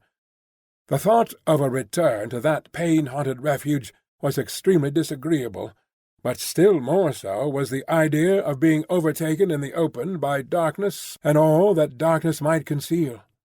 I gave one more look into the blue shadows that had swallowed up this odd creature, and then retraced my way down the slope towards the stream, going, as I judged, in the direction from which I had come. I walked eagerly, my mind confused with many things, and presently found myself in a level place among scattered trees. The colourless clearness that comes after the sunset flush was darkling. The blue sky above grew momentarily deeper, and the little stars, one by one, pierced the attenuated light. The interspaces of the trees, the gaps in the further vegetation that had been hazy blue in the daylight, grew black and mysterious. I pushed on. The colour vanished from the world. The tree-tops rose against the luminous blue sky in inky silhouette, and all below that outline melted into one formless blackness. Presently the trees grew thinner, and the shrubby undergrowth more abundant. Then there was a desolate space covered with a white sand, and then another expanse of tangled bushes. I did not remember crossing the sand opening before. I began to be tormented by a faint rustling upon my right hand. I thought at first it was fancy, for whenever I stopped there was silence, save for the evening breeze in the tree-tops. Then, when I turned to hurry on again, there was an echo to my footsteps. I turned away from the thickets, keeping to the more open ground, and endeavouring, by sudden turns, now and then, to surprise something in the act of creeping upon me. I saw nothing, and nevertheless my sense of another presence grew steadily. I increased my pace, and after some time came to a slight ridge, crossed it, and turned sharply, regarding it steadfastly from the further side. It came out black and clear-cut against the darkling sky, and presently a shapeless lump heaved up momentarily against the skyline and vanished again. I felt assured now that my tawny-faced antagonist was stalking me once more, and coupled with that was another unpleasant realization that I had lost my way. For a time I hurried on, hopelessly perplexed, and pursued by that stealthy approach. Whatever it was, the thing either lacked the courage to attack me, or it was waiting to take me at some disadvantage. I kept studiously to the open. At times I would turn and listen, and presently I had half persuaded myself that my pursuer had abandoned the chase, or was a mere creation of my disordered imagination. Then I heard the sound of the sea. I quickened my footsteps almost into a run, and immediately there was a stumble in my rear. I turned suddenly and stared at the uncertain trees behind me. One black shadow seemed to leap into another. I listened, rigid, and heard nothing but the creep of the blood in my ears. I thought that my nerves were unstrung and that my imagination was tricking me, and turned resolutely towards the sound of the sea again. In a minute or so the trees grew thinner, and I emerged upon a bare, low headland running out into the sombre water. The night was calm and clear, and the reflection of the growing multitude of the stars shivered in the tranquil heaving of the sea. Some way out, the wash upon an irregular band of reef shone with a pallid light of its own. Westward I saw the zodiacal light mingling with the yellow brilliance of the evening star. The coast fell away from me to the east, and westward it was hidden by the shoulder of the cape. Then I recalled the fact that Moreau's beach lay to the west. A twig snapped behind me, and there was a rustle. I turned and stood facing the dark trees. I could see nothing, or else I could see too much. Every dark form in the dimness had its ominous quality, its peculiar suggestion of alert watchfulness. So I stood for perhaps a minute, and then, with an eye to the trees still, turned westward to cross the headland, and as I moved, one among the lurking shadows moved to follow me. My heart beat quickly. Presently the broad sweep of a bay to the westward became visible, and I halted again. The noiseless shadow halted a dozen yards from me. A little point of light shone on the further bend of the curve, and the grey sweep of the sandy beach lay faint under the starlight. Perhaps 2 miles away was that little point of light. To get to the beach I should have to go through the trees where the shadows lurked, and down a bushy slope. I could see the thing rather more distinctly now. It was no animal, for it stood erect. At that I opened my mouth to speak, and found a hoarse phlegm choked my voice. I tried again, and shouted, "Who is there?" There was no answer. I advanced a step. The thing did not move, only gathered itself together. My foot struck a stone. That gave me an idea. Without taking my eyes off the black form before me, I stooped and picked up this lump of rock. But at my motion the thing turned abruptly, as a dog might have done, and slunk obliquely into the further darkness. Then I recalled a schoolboy expedient against big dogs, and twisted the rock into my handkerchief, and gave this a turn round my wrist. I heard a movement farther off among the shadows, as if the thing was in retreat. Then, suddenly, my tense excitement gave way. I broke into a profuse perspiration, and fell a-trembling, with my adversary routed, and this weapon in my hand. It was some time before I could summon resolution to go down through the trees and bushes upon the flank of the headland to the beach. At last I did it at a run, and as I emerged from the thicket upon the sand, I heard some other body come crashing after me. At that I completely lost my head with fear, and began running along the sand. Forthwith there came the swift patter of soft feet in pursuit. I gave a wild cry, and redoubled my pace. Some dim black things, about 3 or 4 times the size of rabbits, were running and hopping up from the beach towards the bushes as I passed. So long as I live, I shall remember the terror of that chase. I ran near the water's edge, and heard every now and then the splash of the feet that gained upon me. Far away, hopelessly far, was the yellow light. All the night about us was black and still. Splash, splash, came the pursuing feet, nearer and nearer. I felt my breath going, for I was quite out of training. It whooped as I drew it, and I felt a pain like a knife at my side. I perceived the thing would come up with me long before I reached the enclosure, and desperate and sobbing for my breath, I wheeled round upon it, and struck at it as it came up to me, struck with all my strength. The stone came out of the sling of the handkerchief as I did so. As I turned, the thing, which had been running on all fours, rose to its feet, and the missile fell fair on its left temple. The skull rang loud, and the animal man blundered into me, thrust me back with its hands, and went staggering past me, to fall headlong upon the sand with its face in the water. There it lay still. I could not bring myself to approach that black heap. I left it there, with the water rippling round it under the still stars, and giving it a wide berth, pursued my way towards the yellow glow of the house. And presently, with a positive effect of relief, came the pitiful moaning of the puma, the sound that had originally driven me out to explore this mysterious island. At that, though I was faint and horribly fatigued, I gathered together all my strength, and began running again towards the light. I thought I heard a voice calling me. Chapter 10. The Crying of the Man. As I drew near the house, I saw that the light shone from the open door of my room. And then I heard coming from out of the darkness at the side of that orange oblong of light the voice of Montgomery shouting, "Prendick!" I continued running. Presently I heard him again. I replied by a feeble "hello," and in another moment had staggered up to him. "Where have you been?" said he, holding me at arm's length so that the light from the door fell on my face. "We have both been so busy that we forgot you until about half an hour ago." He led me into the room and sat me down in the deck-chair. For a while I was blinded by the light. "We did not think you would start to explore this island of ours without telling us," he said. And then, "I was afraid. But what?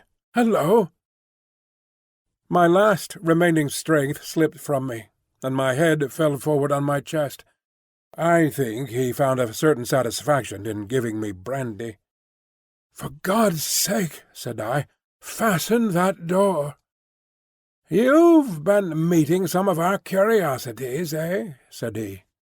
He locked the door and turned to me again. He asked me no questions, but gave me some brandy and water and pressed me to eat.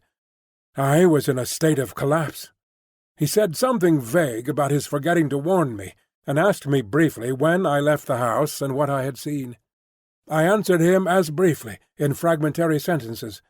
"Tell me what it all means," said I, in a state bordering on hysterics.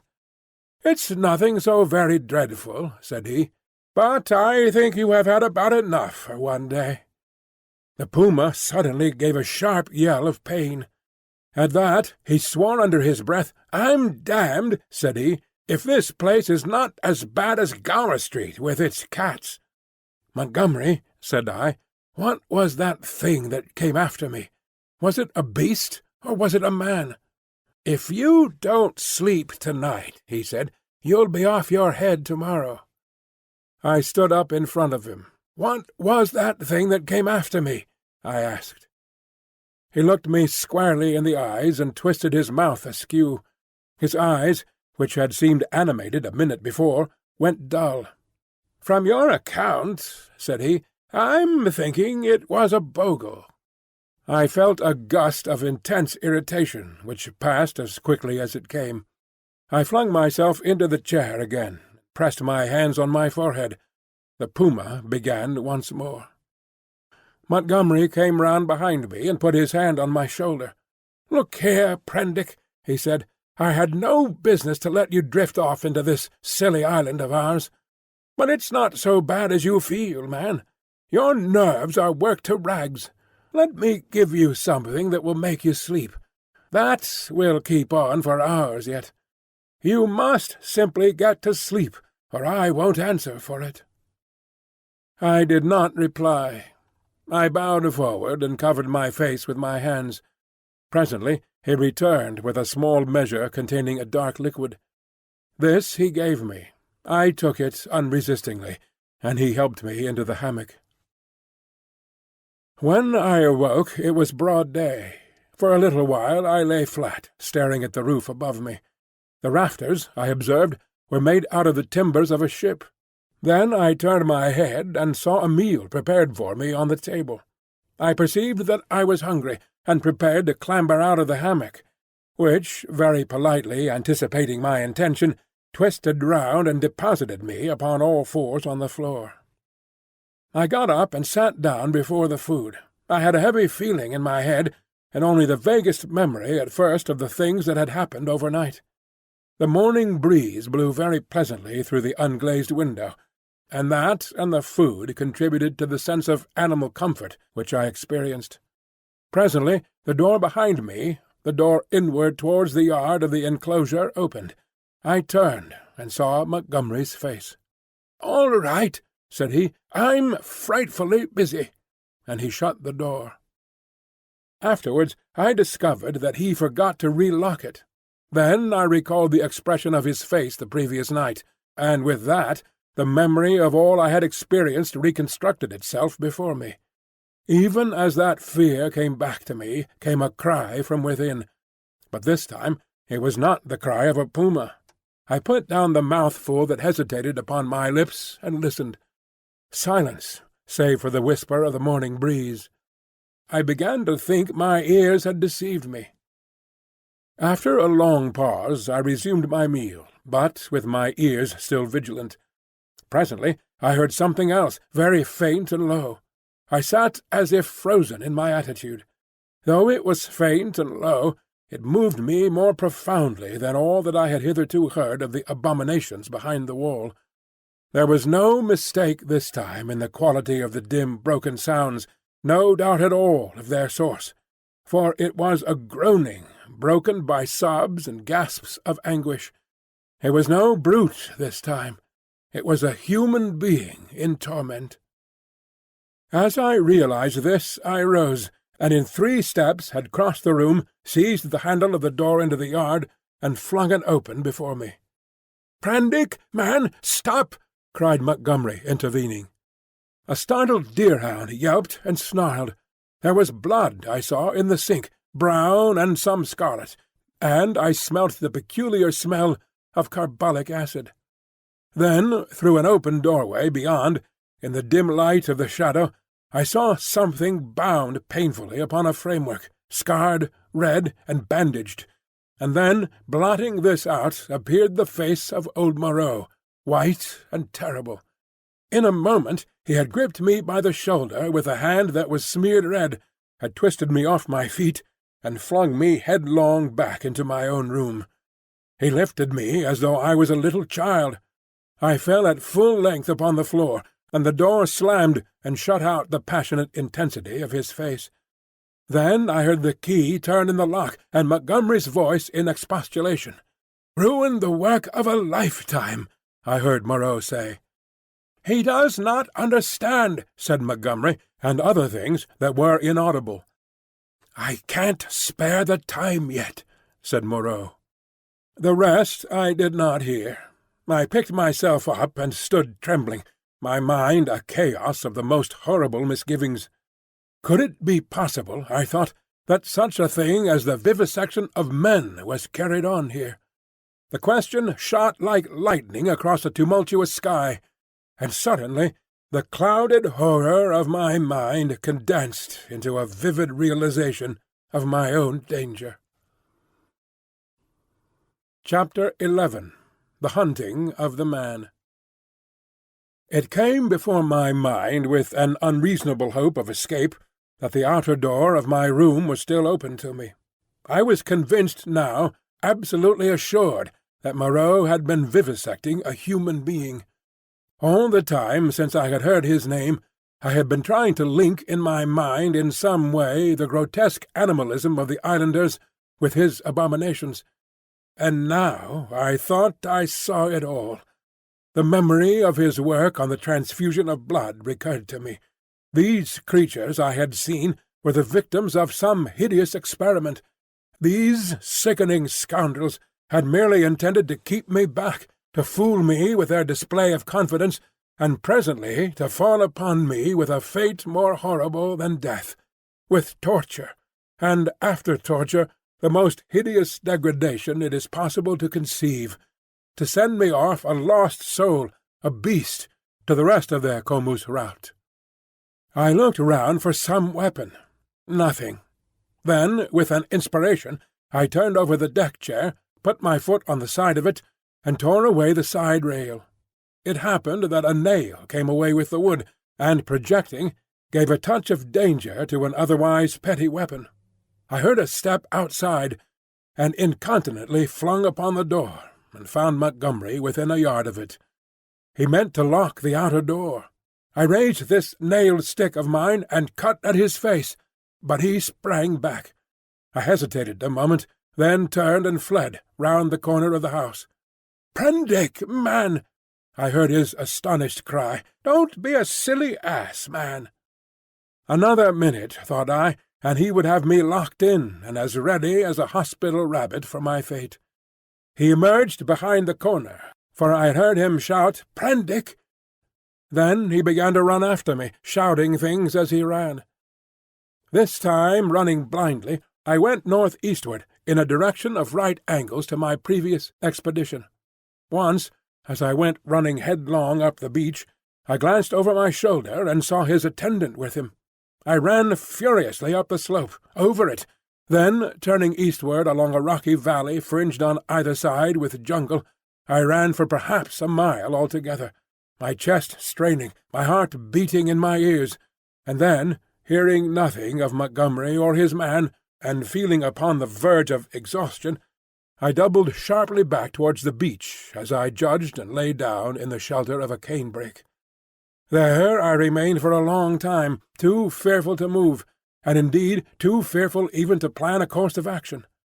The wild scene about me lay sleeping silently under the sun, and the only sound near me was the thin hum of some small gnats that had discovered me. Presently I became aware of a drowsy breathing sound, the soughing of the sea upon the beach. After about an hour I heard Montgomery shouting my name far away to the north. That set me thinking of my plan of action. As I interpreted it then, this island was inhabited only by these two vivisectors and their animalized victims. Some of these no doubt they could pass into their service against me if need arose. I knew both Moreau and Montgomery carried revolvers, and save for a feeble bar of deal spiked with a small nail, the merest mockery of a mace, I was unarmed. So I lay still there, until I began to think of food and drink, and at that thought the real hopelessness of my position came home to me. I knew no way of getting anything to eat.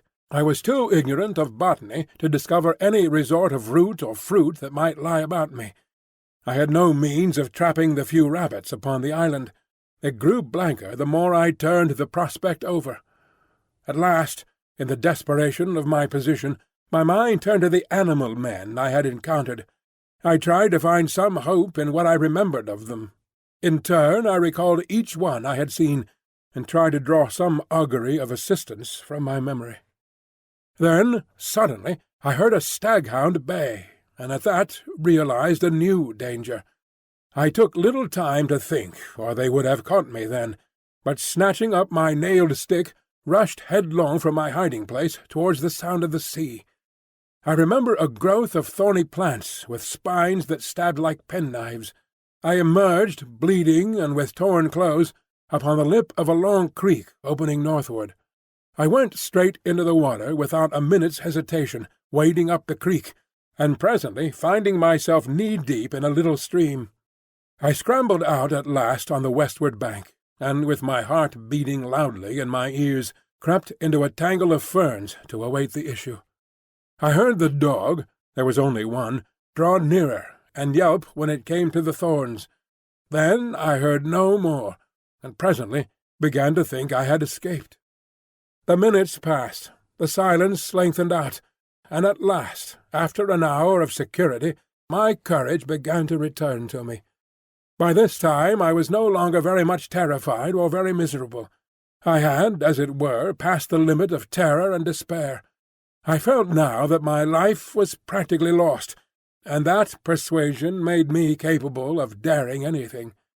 I had even a certain wish to encounter Moreau face to face, and as I had waded into the water, I remembered that if I were too hard pressed, at least one path of escape from torment still lay open to me. They could not very well prevent my drowning myself. I had half a mind to drown myself then, but an odd wish to see the whole adventure out, a queer, impersonal, spectacular interest in myself, restrained me. I stretched my arms, sore and painful from the pricks of the spiny plants, and stared around me at the trees. And so suddenly that it seemed to jump out of the green tracery about it, my eyes lit upon a black face watching me. I saw that it was the simian creature who had met the launch upon the beach. He was clinging to the oblique stem of a palm tree. I grabbed my stick and stood up, facing him. He began chattering. "You, was all I could distinguish at first. Suddenly he dropped from the tree, and in another moment was holding the fronds apart and staring curiously at me. I did not feel the same repugnance towards this creature which I had experienced in my encounters with the other beast-men. "You," he said, "in the boat." He was a man, then, at least as much of a man as Montgomery's attendant, for he could talk. "Yes," I said, "I came in the boat, from the ship." "Oh," he said, and his bright, restless eyes travelled over me, to my hands, to the stick I carried, to my feet, to the tattered places in my coat, and the cuts and scratches I had received from the thorns. He seemed puzzled at something. His eyes came back to my hands. He held his own hand out and counted his digits slowly. 1, 2, 3, 4, 5. I did not grasp his meaning then. Afterwards I was to find that a great proportion of these beast people had malformed hands, lacking sometimes even 3 digits. But guessing this was in some way a greeting, I did the same thing by way of reply. He grinned with immense satisfaction. Then his swift roving glance went round again. He made a swift movement and vanished. The fern fronds he had stood between came swishing together. I pushed out of the brake after him, and was astonished to find him swinging cheerfully by one lank arm from a rope of creepers that looped down from the foliage overhead. His back was to me. "Hello," said I. He came down with a twisting jump, and stood facing me. "I say," said I, "where can I get something to eat?" "Eat?" he said. "Eat man's food, now." His eye went back to the swing of ropes, at the huts. "But where are the huts?" "Oh, I'm new, you know." At that he swung round and set off at a quick walk. All his motions were curiously rapid. "Come along," said he. I went with him to see the adventure out. I guessed the huts were some rough shelter where he and some more of his beast people lived. I might perhaps find them friendly, find some handle in their minds to take hold of. I did not know how far they had forgotten their human heritage. My ape-like companion trotted along by my side, with his hands hanging down and his jaw thrust forward. I wondered what memory he might have in him. "How long have you been on the island?" said I. "How long?" he asked. And after having the question repeated, he held up 3 fingers. The creature was little better than an idiot. I tried to make out what he meant by that, and it seems I bored him. After another question or two, he suddenly left my side and went leaping at some fruit that hung from a tree. He pulled down a handful of prickly husks, and went on eating the contents. I noted this with satisfaction, for here at least was a hint for feeding. I tried him with some other questions, but his chattering, prompt responses were as often as not quite at cross purposes with my question. Some few were appropriate, others quite parrot-like. I was so intent upon these peculiarities that I scarcely noticed the path we followed. Presently we came to trees, all charred and brown, and so to a bare place covered with a yellow-white incrustation, across which a drifting smoke, pungent in whiffs to nose and eyes, went drifting. On our right, over a shoulder of bare rock, I saw the level blue of the sea. The path coiled down abruptly into a narrow ravine between 2 tumbled and knotty masses of blackish scoria. Into this we plunged. It was extremely dark, this passage, after the blinding sunlight reflected from the sulphurous ground. Its walls grew steep and approached each other. Blotches of green and crimson drifted across my eyes. My conductor stopped suddenly.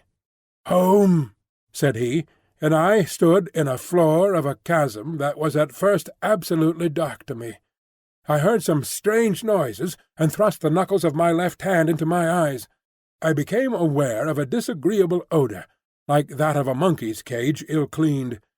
Beyond, the rock opened again upon a gradual slope of sunlit greenery, and on either hand the light smote down through narrow ways into the central gloom. Chapter 12. The Sayers of the Law.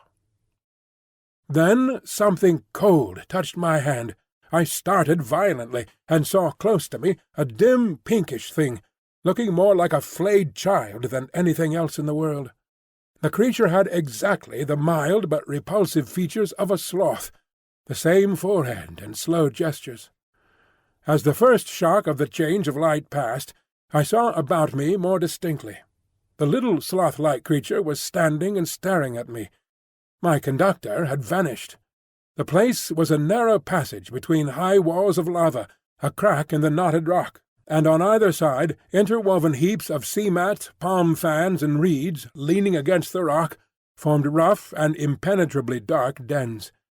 The winding way up the ravine between these was scarcely 3 yards wide, and was disfigured by lumps of decaying fruit pulp and other refuse, which accounted for the disagreeable stench of the place. The little pink sloth creature was still blinking at me when my ape-man reappeared at the aperture of the nearest of these dens and beckoned me in. As he did so, a slouching monster wriggled out of one of the places further up this strange street, and stood up in featureless silhouette against the bright green beyond, staring at me. I hesitated, having half a mind to bolt the way I had come. And then, determined to go through with the adventure, I gripped my nailed stick about the middle and crawled into the little evil-smelling lean-to after my conductor. It was a semicircular space, shaped like the half of a beehive, and against the rocky wall that formed the inner side of it was a pile of variegated fruits, cocoa-nuts among others. Some rough vessels of lava and wood stood about the floor, and one on a rough stool. There was no fire. In the darkest corner of the hut was a shapeless mass of darkness that grunted, "Hey!" as I came in, and my ape-man stood in the dim light of the doorway and held out a split cocoanut to me as I crawled into the other corner and squatted down. I took it and began gnawing it as serenely as possible, in spite of a certain trepidation and the nearly intolerable closeness of the den. The little pink sloth creature stood in the aperture of the hut, and something else with a drab face and bright eyes came staring over its shoulder. "Hey!" came out of the lump of mystery opposite. "It is a man!" "It is a man," gabbled my conductor. "A man! A man!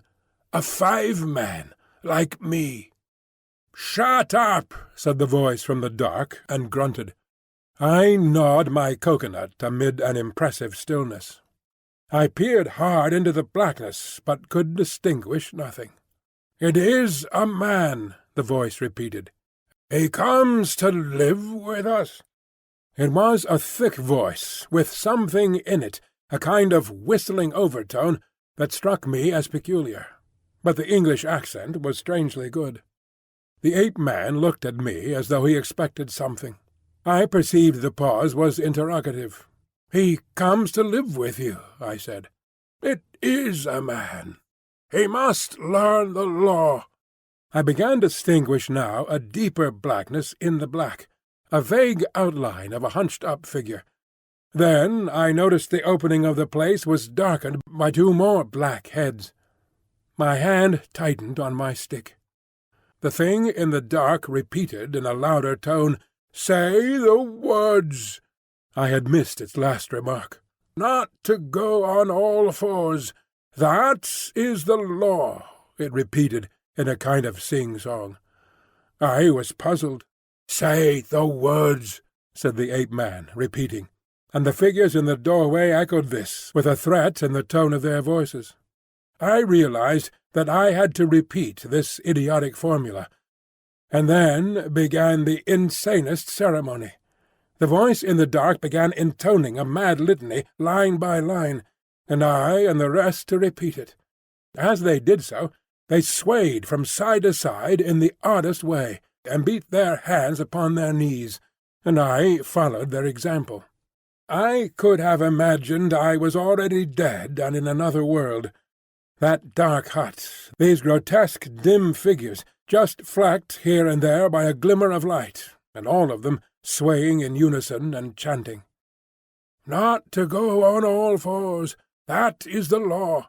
Are we not men? Not to suck up drink, that is the law. Are we not men? Not to eat fish or flesh, that is the law. Are we not men? Not to claw the bark of trees, that is the law. Are we not men? Not to chase other men, that is the law. Are we not men?" And so, from the prohibition of these acts of folly, on to the prohibition of what I thought then were the maddest, most impossible, and most indecent things one could well imagine. A kind of rhythmic fervour fell on all of us. We gabbed and swayed faster and faster, repeating this amazing law. Superficially, the contagion of these brutes was upon me, but deep down within me The laughter and disgust struggled together. We ran through a long list of prohibitions, and then the chant swung round to a new formula. "His is the house of pain. His is the hand that makes. His is the hand that wounds. His is the hand that heals." And so on for another long series, mostly quite incomprehensible gibberish to me about him, whoever he might be. I could have fancied it was a dream, but never before have I heard chanting in a dream. "His is the lightning flash," we sang. "His is the deep salt sea." A horrible fancy came into my head that Moreau, after animalizing these men, had infected their dwarfed brains with a kind of deification of himself. However, I was too keenly aware of white teeth and strong claws about me to stop my chanting on that account. "His are the stars in the sky." At last that song ended. I saw the ape-man's face shining with perspiration, and my eyes being now accustomed to the darkness, I saw more distinctly the figure in the corner from which the voice came. It was the size of a man, but it seemed covered with a dull grey hair, almost like a Skye terrier. What was it? What were they all? Imagine yourself surrounded by all the most horrible cripples and maniacs it is possible to conceive, and you may understand a little of my feelings with these grotesque caricatures of humanity about me. "He is a 5-man, a 5-man, like me," said the ape-man. I held out my hands. The grey creature in the corner leant forward. "Not to run on all fours, that is the law. Are we not men?" he said. He put out a strangely distorted talon and gripped my fingers. The thing was almost like the hoof of a deer produced into claws. I could have yelled with surprise and pain.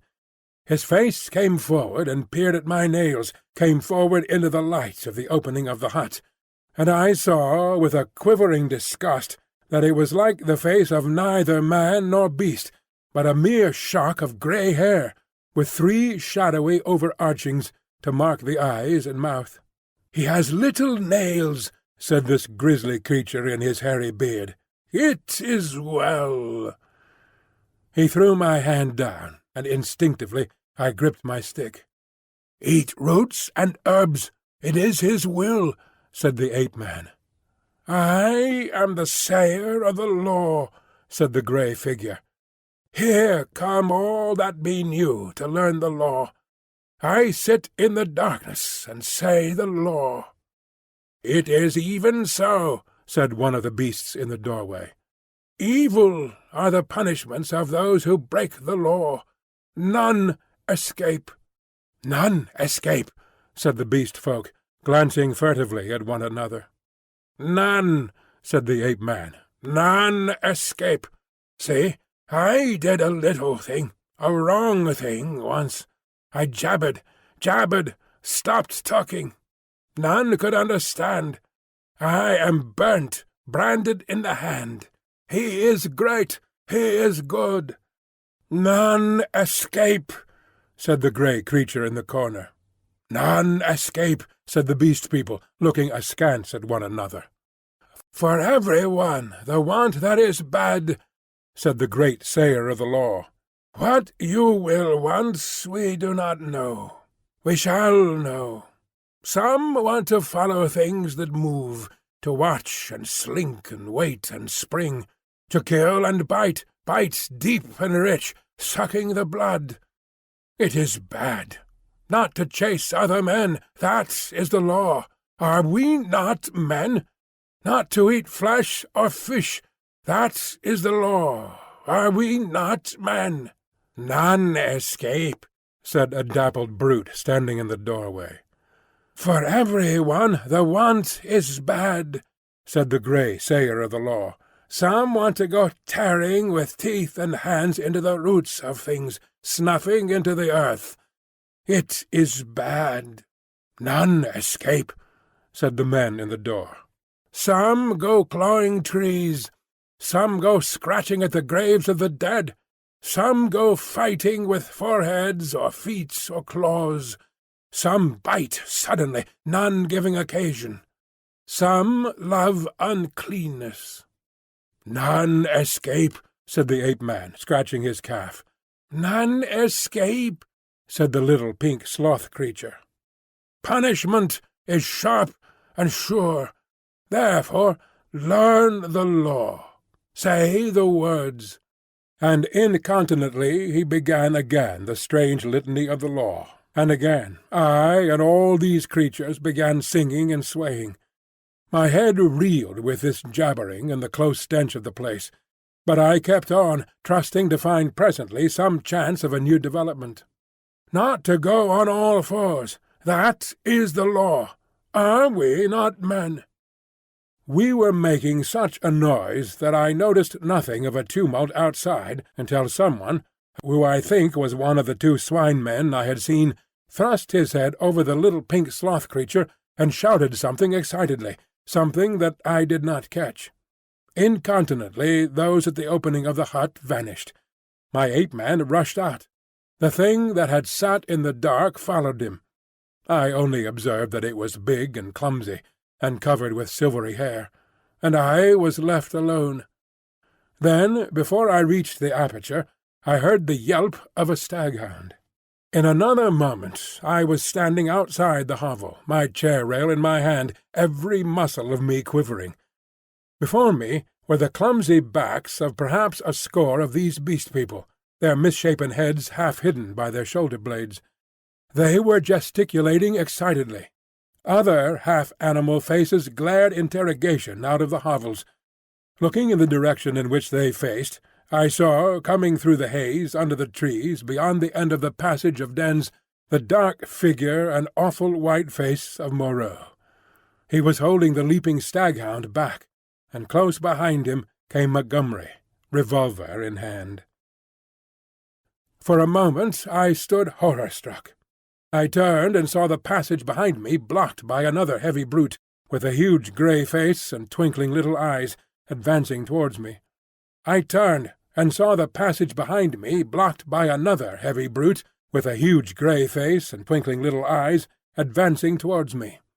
I looked round and saw to the right of me, and a half-dozen yards in front of me, a narrow gap in the wall of rock, through which a ray of light slanted into the shadows. "Stop!" cried Moreau as I strode towards him, and then, "Hold him!" At that, first one face turned towards me, and then others.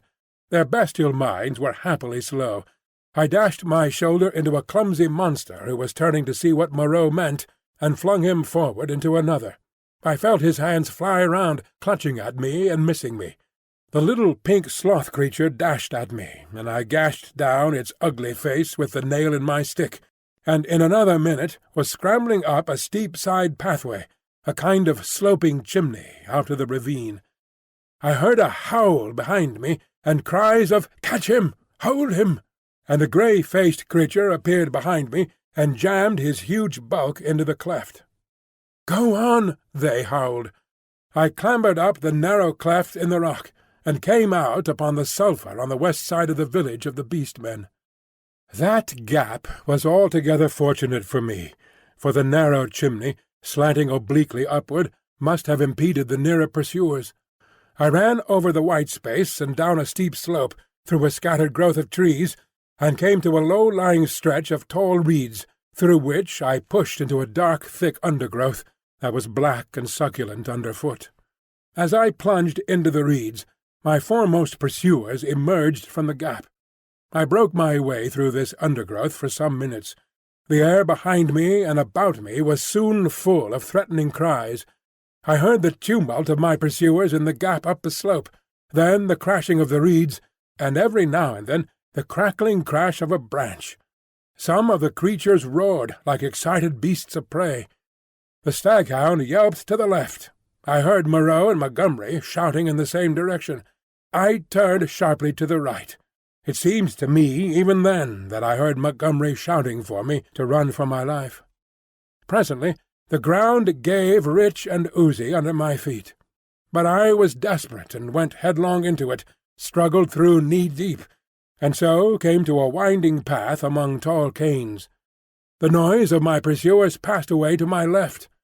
In one place 3 strange, peak-hopping animals, about the size of cats, bolted before my footsteps. This pathway ran uphill, across another open space covered with white incrustation, and plunged into a canebrake again. Then suddenly it turned parallel with the edge of a steep-walled gap, which came without warning, like the ha-ha of an English park, turned with an unexpected abruptness. I was still running with all my might, and I never saw this drop until I was flying headlong through the air. I fell on my forearms and head among thorns, and rose with a torn ear and bleeding face. I had fallen into a precipitous ravine, rocky and thorny, full of a hazy mist which drifted about me in wisps, and with a narrow streamlet from which this mist came meandering down the centre.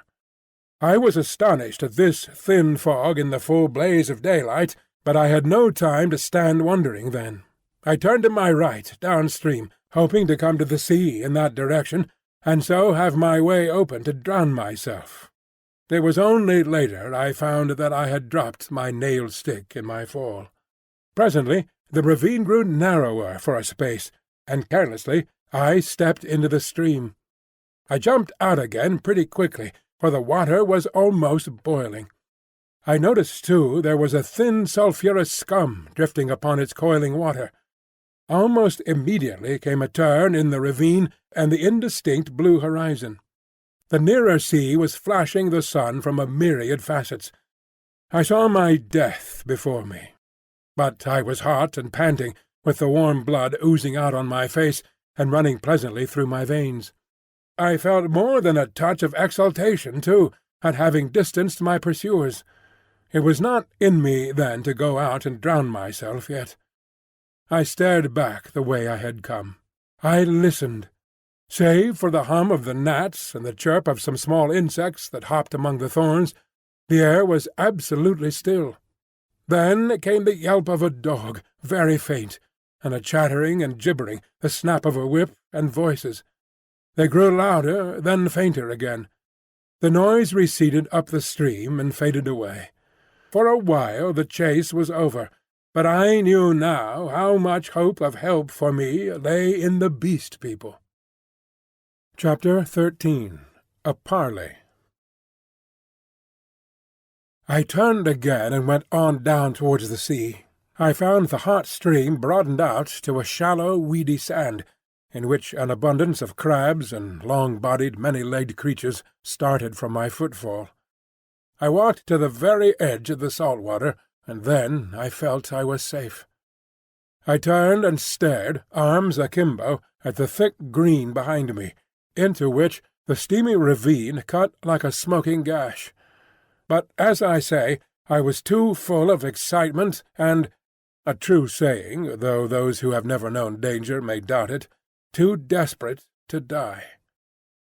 Then it came into my head that there was one chance before me yet.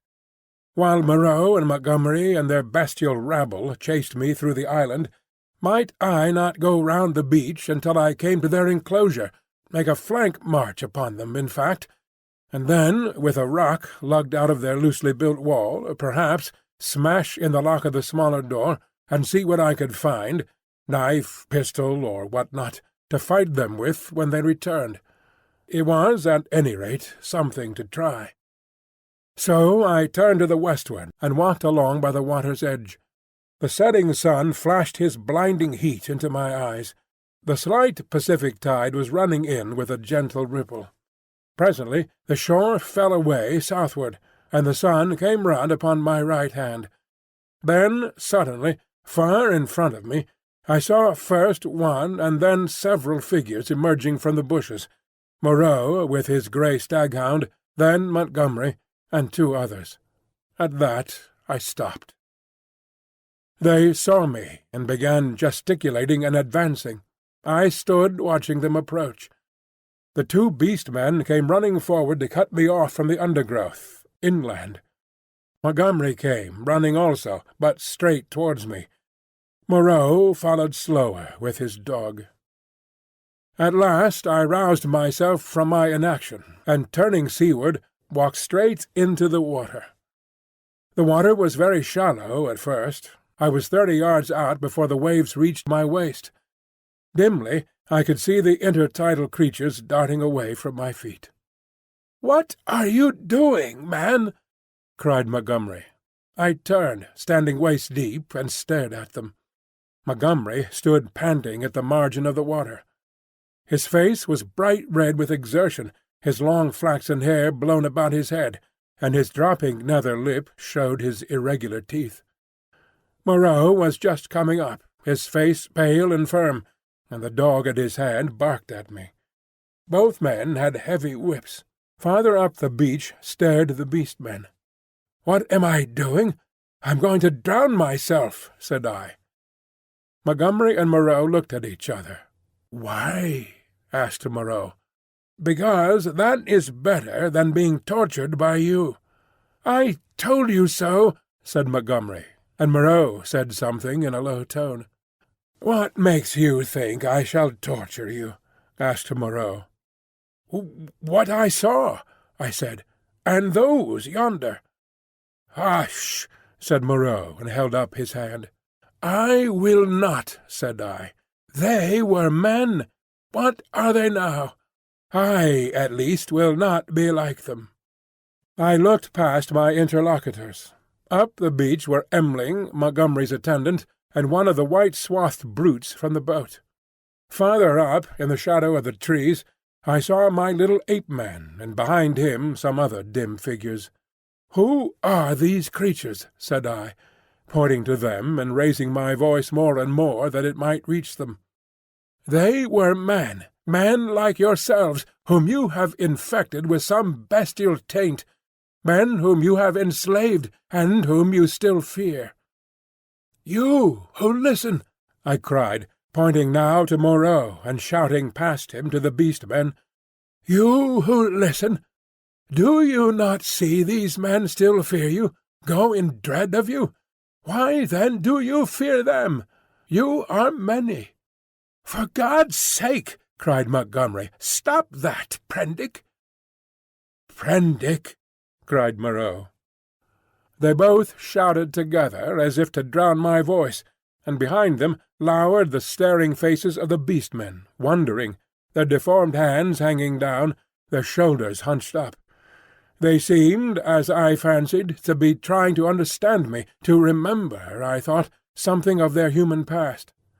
I went on shouting. I scarcely remember what. That Moreau and Montgomery could be killed, that they were not to be feared. That was the burden of what I put into the heads of the beast people. I saw the green-eyed man in the dark rags, who had met me on the evening of my arrival, come out from among the trees, and others followed him, to hear me better. At last, for want of breath, I paused. "Listen to me for a moment," said the steady voice of Moreau, "and then say what you will." "Well?" said I.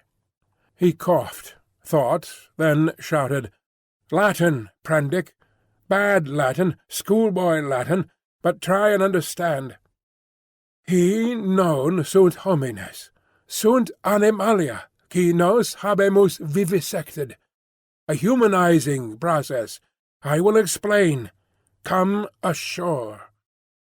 I laughed. "A pretty story," said I. "They talk, build houses. They were men. It's likely I'll come ashore. The water just beyond where you stand is deep and full of sharks." "That's my way," said I, "short and sharp, presently. Wait a minute." He took something out of his pocket that flashed back the sun, and dropped the object at his feet. "That's a loaded revolver," said he. "Montgomery here will do the same. Now, we are going up the beach until you are satisfied the distance is safe. Then come and take the revolvers." "Not I. You have a third between you." "I want you to think over things, Prendick. In the first place, I never asked you to come upon this island. If we vivisected men, we should import men, not beasts. In the next, we had you drugged last night, had we wanted to work you any mischief. And in the next, now your first panic is over and you can think a little, is Montgomery here quite up to the character you give him? We have chased you for your good, because this island is full of inimical phenomena. Besides, why should we want to shoot you when you have just offered to drown yourself? Why did you set your people on to me when I was in the hut? We felt sure of catching you and bringing you out of danger. Afterwards we drew away from the scent for your good.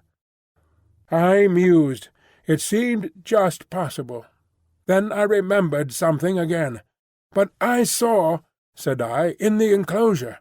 That was a puma." "Look here, Prendick," said Montgomery, "you're a silly ass. Come out of the water and take these revolvers and talk. We can't do anything more than we could do now. I will confess that then, and indeed always, I distrusted and dreaded Moreau. But Montgomery was a man I felt I understood. "Go up the beach," said I, after thinking, and added, "holding your hands up." "Can't do that," said Montgomery, with an explanatory nod over his shoulder. "Undignified." "Go up to the trees, then," said I, "as you please." "It's a damned silly ceremony," said Montgomery. Both turned and faced the 6 or 7 grotesque creatures who stood there in the sunlight, solid, casting shadows, moving, and yet so incredibly unreal. Montgomery cracked his whip at them, and forthwith they all turned and fled helter-skelter into the trees. And when Montgomery and Moreau were at a distance I judged sufficient, I waded ashore, and picked up and examined the revolvers. To satisfy myself against the subtlest trickery, I discharged one at a round lump of lava, and had the satisfaction of seeing the stone pulverized and the beach splashed with lead. Still I hesitated for a moment. "I'll take the risk," said I, "at last." And with a revolver in each hand I walked up the beach towards them. "That's better," said Moreau, without affectation. "As it is, you have wasted the best part of my day with your confounded imagination." And with a touch of contempt which humiliated me, he and Montgomery turned and went on in silence before me. The knot of beast-men, still wondering, stood back among the trees. I passed them as serenely as possible. One started to follow me, but retreated again when Montgomery cracked his whip. The rest stood silent, watching. They may once have been animals, but I never before saw an animal trying to think. Chapter 14. Dr. Moreau Explains. "And now, Prendick, I will explain," said Dr. Moreau, so soon as we had eaten and drunk. "I must confess that you are the most dictatorial guest I ever entertained. I warn you that this is the last I shall do to oblige you. The next thing you threaten to commit suicide about, I shan't do, even at some personal inconvenience." He sat in my deck-chair, a cigar half consumed in his white, dexterous-looking fingers. The light of the swinging lamp fell on his white hair. He stared through the little window out at the starlight. I sat as far away from him as possible, the table between us, and the revolvers to hand. Montgomery was not present. I did not care to be with the two of them in such a little room. "You admit that the vivisected human being, as you called it, is, after all, only a puma?" said Moreau. He had made me visit that horror in the inner room to assure myself of its inhumanity. "It is the puma," I said, "still alive, but so cut and mutilated as I pray I may never see living flesh again. Of all vile—" "Never mind that," said Moreau. "At least spare me those youthful horrors. Montgomery used to be just the same. You admit that it is the puma. Now be quiet while I reel off my physiological lecture. And forthwith, beginning in the tone of a man supremely bored, but presently warming a little, he explained his work to me. It was very simple and convincing. Now and then there was a touch of sarcasm in his voice. Presently I found myself hot with shame at our mutual positions. The creatures I had seen were not men, had never been men. They were animals, humanized animals, triumphs of vivisection. "You forget all that a skilled vivisector can do with living things," said Moreau. "For my own part, I'm puzzled why the things I have done here have not been done before. Small efforts, of course, have been made: amputation, tongue-cutting, excisions. Of course, you know a squint may be induced or cured by surgery. Then, in the course of excisions, you have all kinds of secondary changes, pigmentary disturbances, modifications of the passions, alterations in the secretion of fatty tissue. I have no doubt you have heard of these things." "Of course," said I. "But these foul creatures of yours—" "All in good time," said he, waving his hand at me. "I am only beginning. Those are trivial cases of alteration. Surgery can do better things than that. There is building up as well as breaking down and changing. You have heard, perhaps, of a common surgical operation resorted to in cases where the nose has been destroyed. A flap of skin is cut from the forehead, turned down on the nose, and heals in the new position. This is a kind of grafting in a new position of part of an animal upon itself. Grafting of freshly obtained material from another animal is also possible. The case of teeth, for example. The grafting of skin and bone is done to facilitate healing. The surgeon places in the middle of the wound pieces of skin snipped from another animal, or fragments of bone from a victim freshly killed. Hunter's cockspur, possibly you have heard of that, flourished on the bull's neck, and the rhinoceros rats of the Algerian Zouaves are also to be thought of. Monsters manufactured by transferring a slip from the tail of an ordinary rat to its snout, and allowing it to heal in that position." "Monsters manufactured?" said I. "Then you mean to tell me—" "Yes.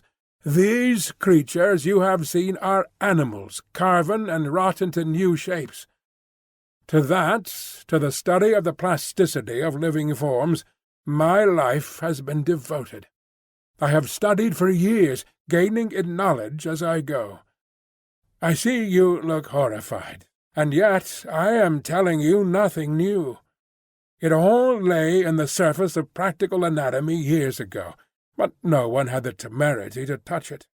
It is not simply the outward form of an animal which I can change. The physiology, the chemical rhythm of the creature may also be made to undergo an enduring modification, of which vaccination and other methods of inoculation with living or dead matter are examples that will, no doubt, be familiar to you.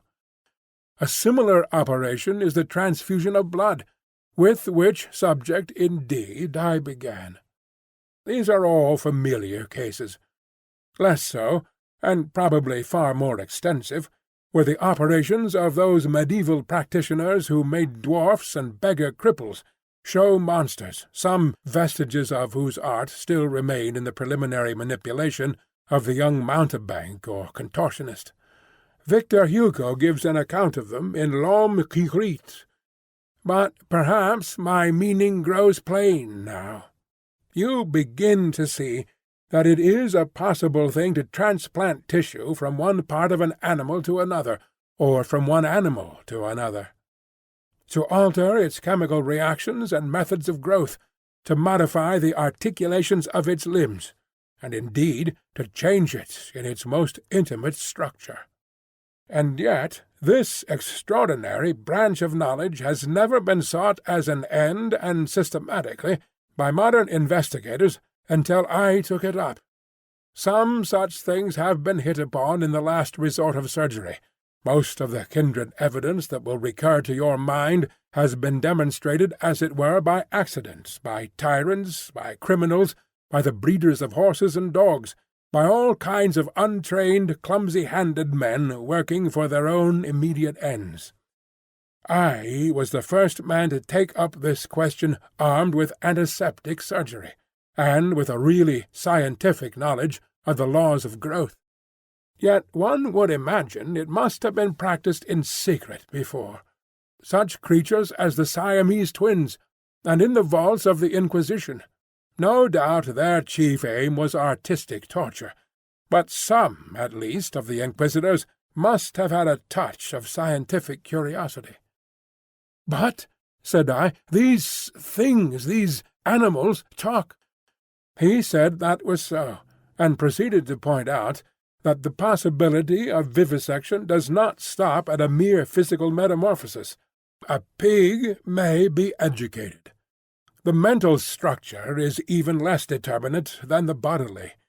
In our growing science of hypnotism we find the promise of a possibility of superseding old inherent instincts by new suggestions, grafting upon or replacing the inherited fixed ideas. Very much, indeed, of what we call moral education, he said, is such an artificial modification and perversion of instinct. Pugnacity is trained into courageous self-sacrifice, and suppressed sexuality into religious emotion. And the great difference between man and monkey is in the larynx, he continued, in the incapacity to frame delicately different sound symbols by which thought could be sustained. In this I failed to agree with him, but with a certain incivility he declined to notice my objection. He repeated that the thing was so, and continued his account of his work. I asked him why he had taken the human form as a model. There seemed to me then, and there still seems to me now, a strange wickedness for that choice. He confessed that he had chosen that form by chance. I might just as well have worked to form sheep into llamas, and llamas into sheep. I suppose there is something in the human form that appeals to the artistic turn of mind more powerfully than any animal shape can. But I've not confined myself to man-making. Once or twice he was silent, for a minute perhaps.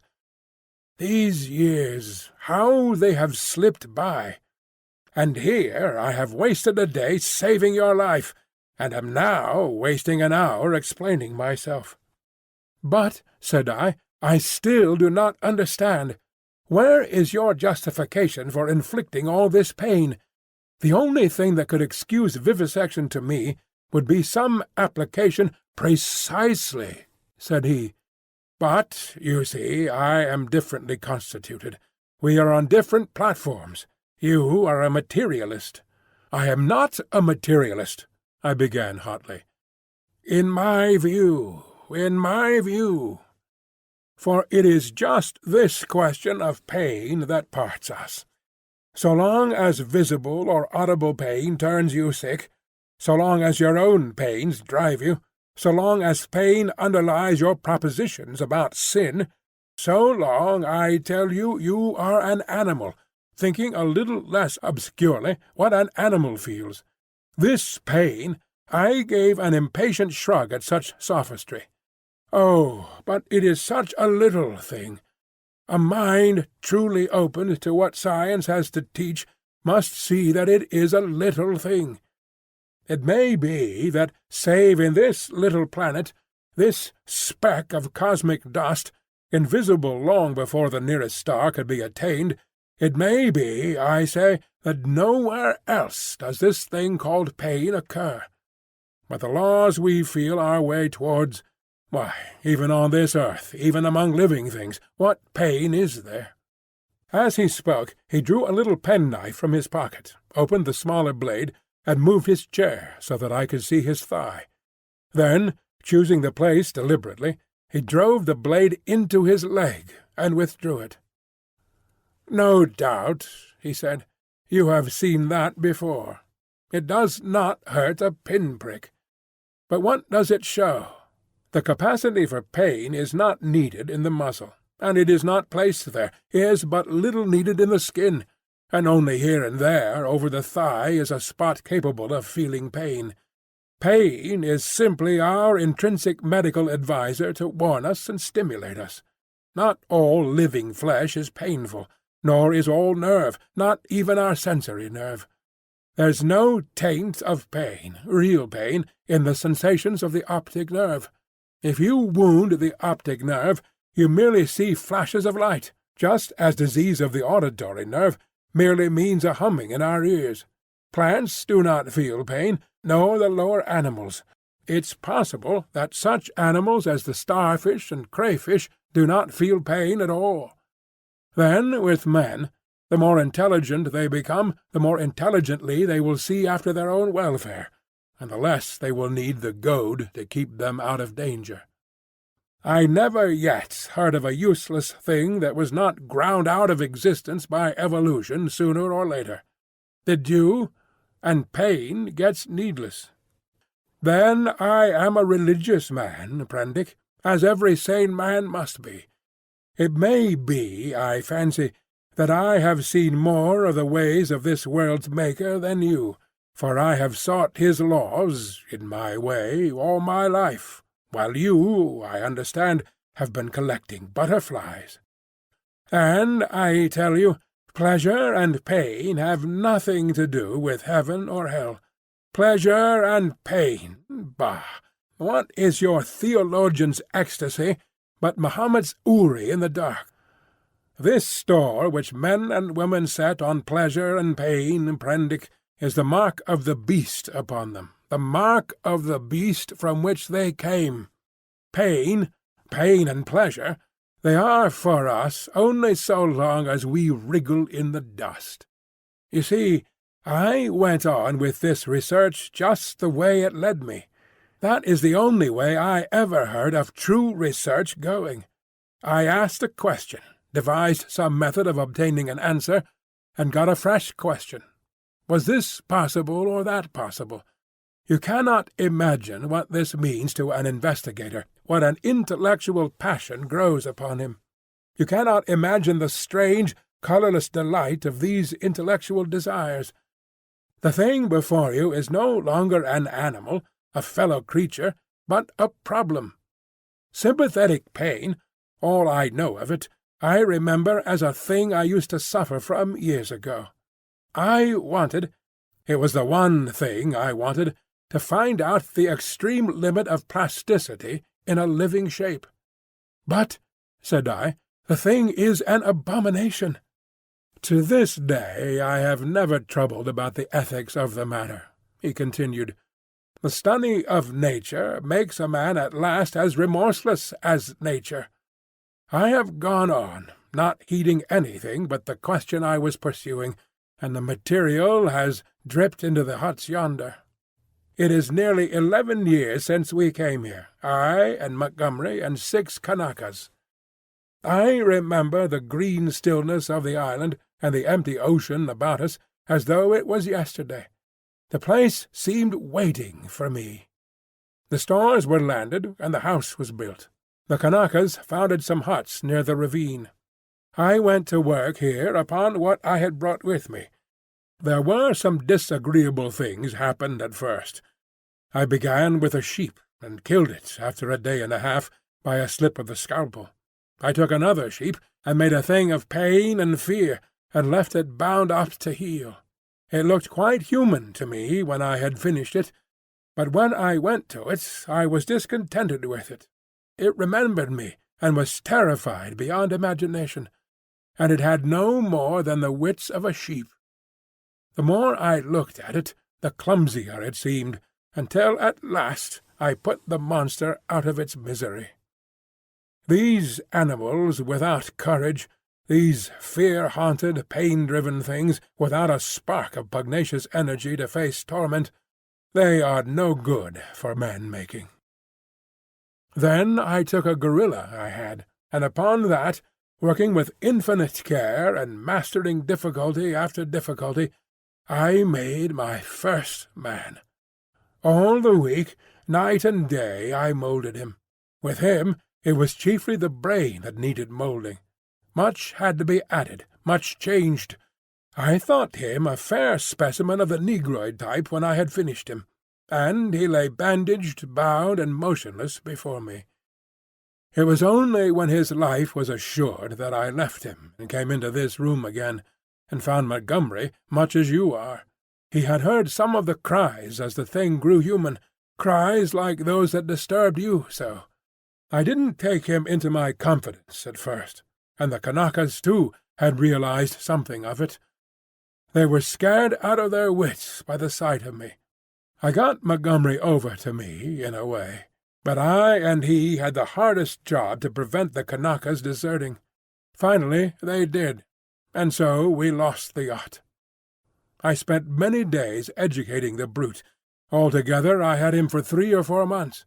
I taught him the rudiments of English, gave him ideas of counting, even made the thing read the alphabet. But at that he was slow, though I've met with idiots slower. He began with a clean sheet mentally, had no memories left in his mind of what he had been. When his scars were quite healed, and he was no longer anything but painful and stiff, and able to converse a little, I took him yonder and introduced him to the Kanakas as an interesting stowaway. They were horribly afraid of him at first, somehow, which offended me rather, for I was conceited about him. But his ways seemed so mild, and he was so abject, that after a time they received him and took his education in hand. He was quick to learn, very imitative and adaptive, and built himself a hovel rather better, it seemed to me, than their own shanties. There was one among the boys a bit of a missionary, and he taught the thing to read, or at least to pick out letters, and gave him some rudimentary ideas of morality. But it seems the beast's habits were not all that is desirable. I rested from work for some days after this, and was in a mind to write an account of the whole affair, to wake up English physiology. Then I came upon the creature squatting up in a tree and gibbering at 2 of the Kanakas who had been teasing him. I threatened him, told him the inhumanity of such a proceeding, aroused his sense of shame, and came home resolved to do better before I took my work back to England. I have been doing better, but somehow the things drift back again. The stubborn beast flesh grows day by day back again. But I mean to do better things still. I mean to conquer that. This puma— But that's the story. All the Kanaka boys are dead now. One fell overboard of the launch, and one died of a wounded heel that he poisoned in some way with plant juice. 3 went away in the yacht, and I suppose, and hope, were drowned. The other one was killed. Well, I have replaced them. Montgomery went on much as you are disposed to do at first, and then— "What became of the other one?" said I, sharply. "The other Kanaka who was killed?" "The fact is, after I had made a number of human creatures, I made a thing." He hesitated. "Yes?" said I. "It was killed." "I don't understand," said I. "Do you mean to say—" "It killed the Kanakais. It killed several other things that it caught. We chased it for a couple of days. It only got loose by accident, never meant it to get away. It wasn't finished. It was purely an experiment. It was a limbless thing with a horrible face that writhed along the ground in a serpentine fashion. It was immensely strong, and in infuriating pain. It lurked in the woods for some days until we hunted it, and then it wriggled into the northern part of the island, and we divided the party to close in upon it. Montgomery insisted upon coming with me. The man had a rifle, and when his body was found, one of the barrels was curved into the shape of an S and very nearly bitten through. Montgomery shot the thing. After that I stuck to the ideal of humanity, except for little things. He became silent. I sat in silence watching his face. So for 20 years altogether, counting 9 years in England, I have been going on. And there is still something in everything I do that defeats me, makes me dissatisfied, challenges me to further effort. Sometimes I rise above my level, sometimes I fall below it, but always I fall short of the things I dream. The human shape I can get now, almost with ease, so that it is lithe and graceful, or thick and strong. But often there is trouble with the hands and the claws, painful things that I dare not shape too freely. But it is in the subtle grafting and reshaping one must needs do to the brain that my trouble lies. The intelligence is often utterly low, with unaccountable blank ends, unexpected gaps. And least satisfactory of all is something that I cannot touch somewhere. I cannot determine wherein the seat of the emotions. Cravings, instincts, desires that harm humanity, a strange hidden reservoir to burst forth suddenly and inundate the whole being of the creature with anger, hate, or fear. These creatures of mine seemed strange and uncanny to you so soon as you began to observe them. But to me, just after I make them, they seem to be indisputably human beings. It's afterwards, as I observe them, that the persuasion fades. First one animal trait, then another, creeps to the surface and stares out at me. But I will conquer yet. Each time I dip a living creature into the bath of burning pain, I say, this time I will burn out all the animal. This time I will make a rational creature of my own. After all, what is 10 years? Men have been 100,000 in the making, he thought darkly. But I am drawing near the fastness. This puma of mine— After a silence, and they revert. As soon as my hand is taken from them, the beast begins to creep back, begins to assert itself again. Another long silence. "Then you take the things you make into those dens?" said I. "They go. I turn them out when I begin to feel the beast in them. Presently they wander there. They all dread this house and me. There is a kind of travesty of humanity over there. Montgomery knows about it, for he interferes in their affairs. He has trained 1 or 2 of them to our service. He's ashamed of it, but I believe he half likes some of those beasts. It's his business, not mine. They only sicken me with a sense of failure. I take no interest in them. I fancy they follow in the lines the Kanaka missionary marked out, and have a kind of mockery of a rational life, poor beasts. There's something they call the law, sing hymns about all thine. They build themselves their dens, gather fruit, and pull herbs, marry even. But I can see through it all, see into their very souls, and see there nothing but the souls of beasts, beasts that perish, anger and the lusts to live and gratify themselves. Yet they're odd, complex, like everything else alive. There is a kind of upward striving in them, part vanity, part waste sexual emotion, part waste curiosity. It only mocks me. I have some hope of this puma. I have worked hard at her head and brain. And now, said he, standing up after a long gap of silence, during which we had each pursued our own thoughts, what do you think? Are you in fear of me still? I looked at him, and saw but a white-faced, white-haired man with calm eyes. Save for his serenity, the touch almost of beauty that resulted from his set tranquillity and his magnificent build, he might have passed muster among 100 other comfortable old gentlemen. Then I shivered. By way of answer to his second question, I handed him a revolver with either hand. "Keep them," he said, and snatched at a yawn. He stood up, stared at me for a moment, and smiled. "You have had 2 eventful days," said he. "I should advise some sleep. I'm glad it's all clear. Good night." He thought me over for a moment, then went out by the inner door. I immediately turned the key in the outer one. I sat down again, sat for a time in a kind of stagnant mood, so weary emotionally, mentally, and physically, that I could not think beyond the point at which he had left me. The black window stared at me like an eye. At last, with an effort, I put out the light and got into the hammock. Very soon I was asleep. Chapter 15. Concerning the Beast Folk. I woke early.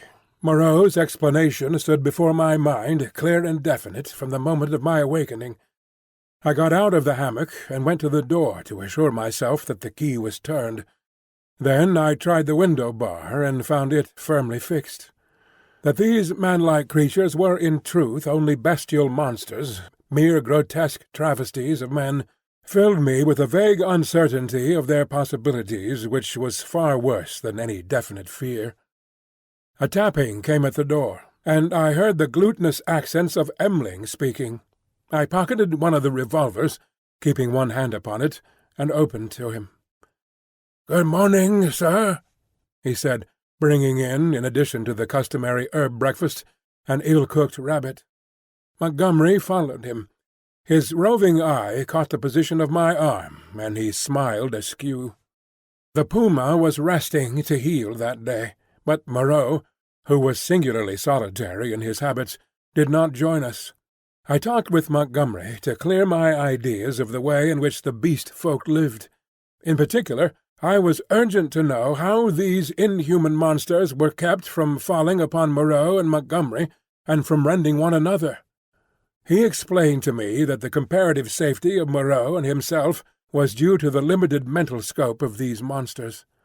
In spite of their increased intelligence and the tendency of their animal instincts to reawaken, they had certain fixed ideas implanted by Moreau in their minds, which absolutely bounded their imaginations.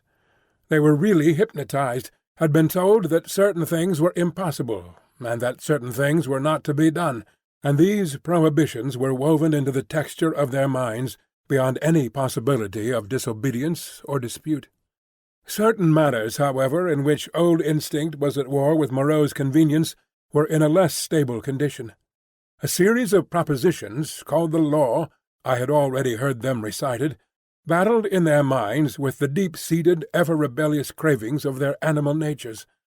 This law they were ever repeating, I found, and ever breaking.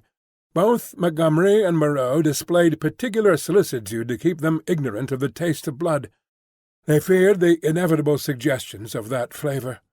Montgomery told me that the law, especially among the feline beast people, became oddly weakened about nightfall, that then the animal was at its strongest, that a spirit of adventure sprang up in them at the dusk, when they would dare things they never seemed to dream about by day.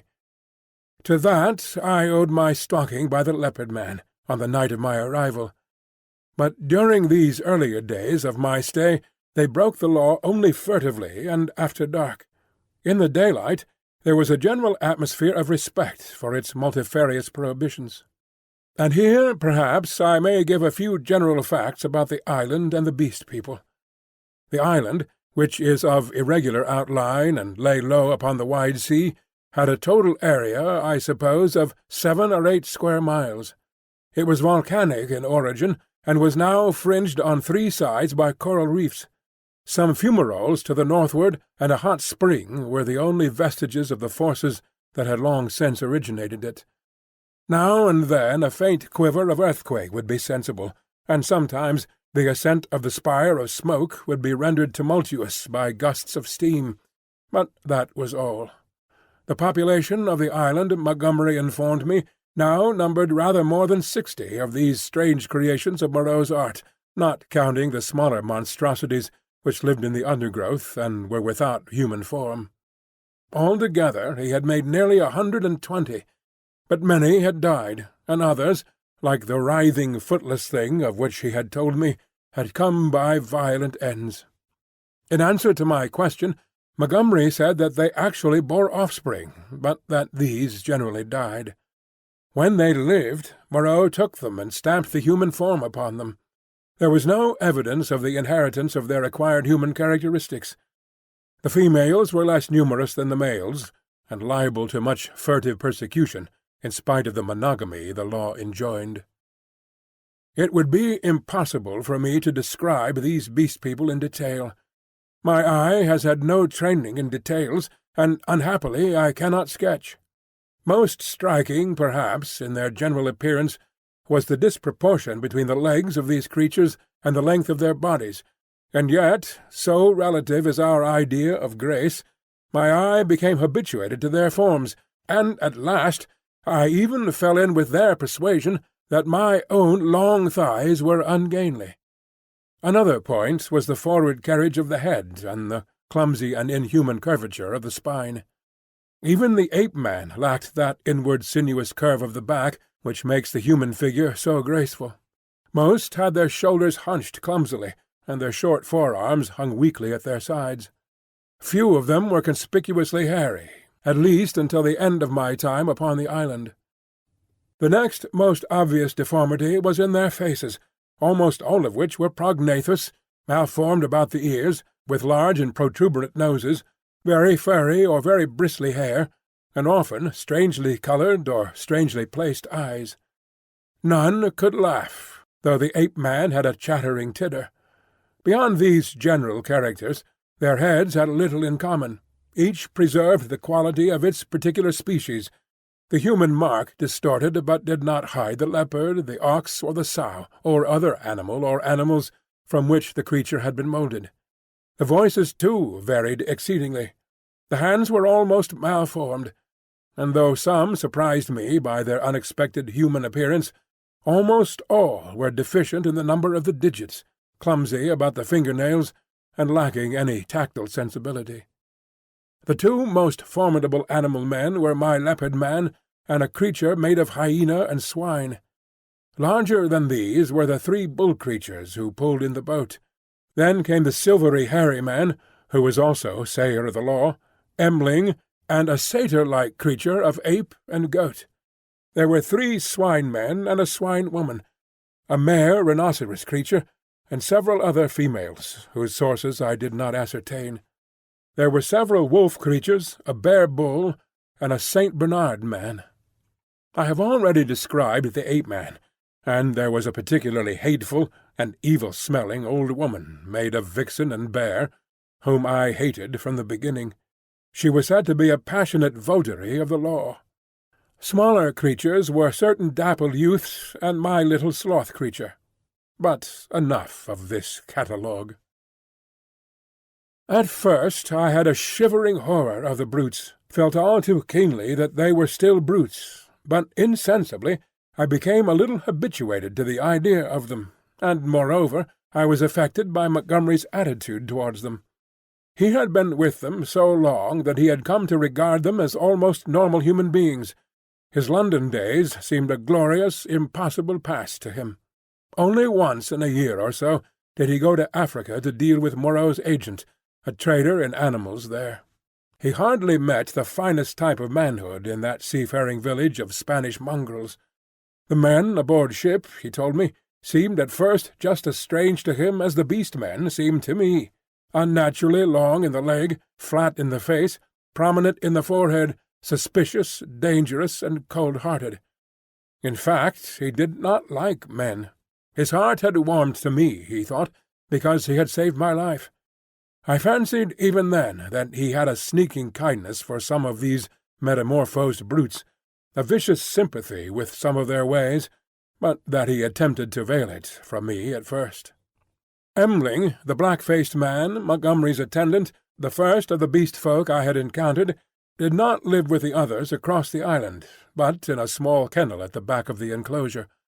The creature was scarcely so intelligent as the ape-man, but far more docile, and the most human-looking of all the beast folk, and Montgomery had trained it to prepare food and, indeed, to discharge all the trivial domestic offices that were required.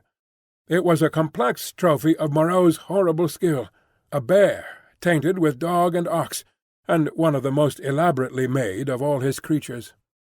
It treated Montgomery with a strange tenderness and devotion. Sometimes he would notice it, pat it, call it half-mocking, half-jocular names, and so make it caper with extraordinary delight. Sometimes he would ill-treat it, especially after he had been at the whiskey, kicking it, beating it, pelting it with stones or lighted fusees. But whether he treated it well or ill, it loved nothing so much as to be near him. I say I became habituated to the Beast People, that 1,000 things which had seemed unnatural and repulsive speedily became natural and ordinary to me. I suppose everything in existence takes its colour from the average hue of our surroundings. Montgomery and Moreau were too peculiar and individual to keep my general impressions of humanity well defined. I would see one of the clumsy bovine creatures who worked the launch treading heavily through the undergrowth, and find myself asking, trying hard to recall, how he differed from some really human yokel trudging home from his mechanical labours. Or I would meet the fox-bear woman's vulpine, shifty face, strangely human in its speculative cunning, and even imagine I had met it before in some city byway. Yet every now and then the beast would flash out upon me beyond doubt or denial. An ugly-looking man, a hunchbacked human savage to all appearance, squatting in the aperture of one of the dens, would stretch his arms and yawn, showing with startling suddenness scissor-edged incisors and sabre-like canines, keen and brilliant as knives. Or, in some narrow pathway, glancing with a transitory daring into the eyes of some lithe, white-swathed female figure, I would suddenly see, with a spasmodic revulsion, that she had slit-like pupils, or glancing down, note the curving nail with which she held her shapeless wrap about her. It is a curious thing, by the by, for which I am quite unable to account, that these weird creatures, the females, I mean, had in the earlier days of my stay an instinctive sense of their own repulsive clumsiness, and displayed, in consequence, a more than human regard for the decency and decorum of extensive costume. Chapter 16. How the Beast Folk Taste Blood. My inexperience as a writer betrays me, and I wander from the thread of my story. After I had breakfasted with Montgomery, he took me across the island to see the fumarole and the source of the hot spring into whose scalding waters I had blundered on the previous day. Both of us carried whips and loaded revolvers. While going through a leafy jungle on our road thither, we heard a rabbit squealing. We stopped and listened, but we heard no more, and presently we went on our way, and the incident dropped out of our minds. Montgomery called my attention to certain little pink animals with long hind legs that went leaping through the undergrowth. He told me they were creatures made of the offspring of the Beast People that Moreau had invented. He had fancied they might serve for meat, but a rabbit-like habit of devouring their young had defeated this intention. I had already encountered some of these creatures, once during my moonlight flight from the Leopard Man, and once during my pursuit by Moreau on the previous day. By chance, one hopping to avoid us leapt into the hole caused by the uprooting of a wind-blown tree. Before it could extricate itself, we managed to catch it. It spat like a cat, scratched and kicked vigorously with its hind legs, and made an attempt to bite. But its teeth were too feeble to inflict more than a painless pinch. It seemed to me rather a pretty little creature, and as Montgomery stated that it never destroyed the turf by burrowing, and was very cleanly in its habits, I should imagine it might prove a convenient substitute for the common rabbit in gentlemen's parks. We also saw on our way the trunk of a tree barked in long strips and splintered deeply. Montgomery called my attention to this. "Not to claw bark of trees, that is the law," he said. "Much some of them care for it." It was after this, I think, that we met the satyr and the ape-man. The satyr was a gleam of classical memory on the part of Moreau, his face ovine in expression, like a coarser Hebrew type, his voice a harsh bleat, his nether extremities satanic. He was gnawing on the husk of a pod-like fruit as he passed us. Both of them saluted Montgomery. "Hail," said they, "to the other with the whip." "There's a third with a whip now," said Montgomery, "so you'd better mind." "Was he not made?" said the ape-man. he said he was made. The satyr man looked curiously at me. "A third with the whip, he that walks weeping into the sea, has a thin white face." "He has a thin long whip," said Montgomery. "Yesterday he bled and wept," said the satyr. "You never bleed nor weep. The master does not bleed or weep." "Ollendorfian beggar," said Montgomery. "You bleed and weep if you don't look out. He has 5 fingers. He is a 5-man like me," said the ape-man. "Come along, Prendick," said Montgomery, taking my arm, and I went on with him. The satyr and the ape-man stood watching us and making other remarks to each other. "He says nothing," said the satyr. "Men have voices." "Yesterday he asked me of things to eat," said the ape-man. "He did not know." Then they spoke inaudible things, and I heard the satyr laughing. It was on our way back that we came upon the dead rabbit. The red body of the wretched little beast was rent to pieces, many of the ribs stripped white, and the backbone indisputably gnawed. At that Montgomery stopped. "Good God!" said he, stooping down, and picking up some of the crushed vertebrae to examine them more closely. "Good God!" he repeated. "What can this mean?"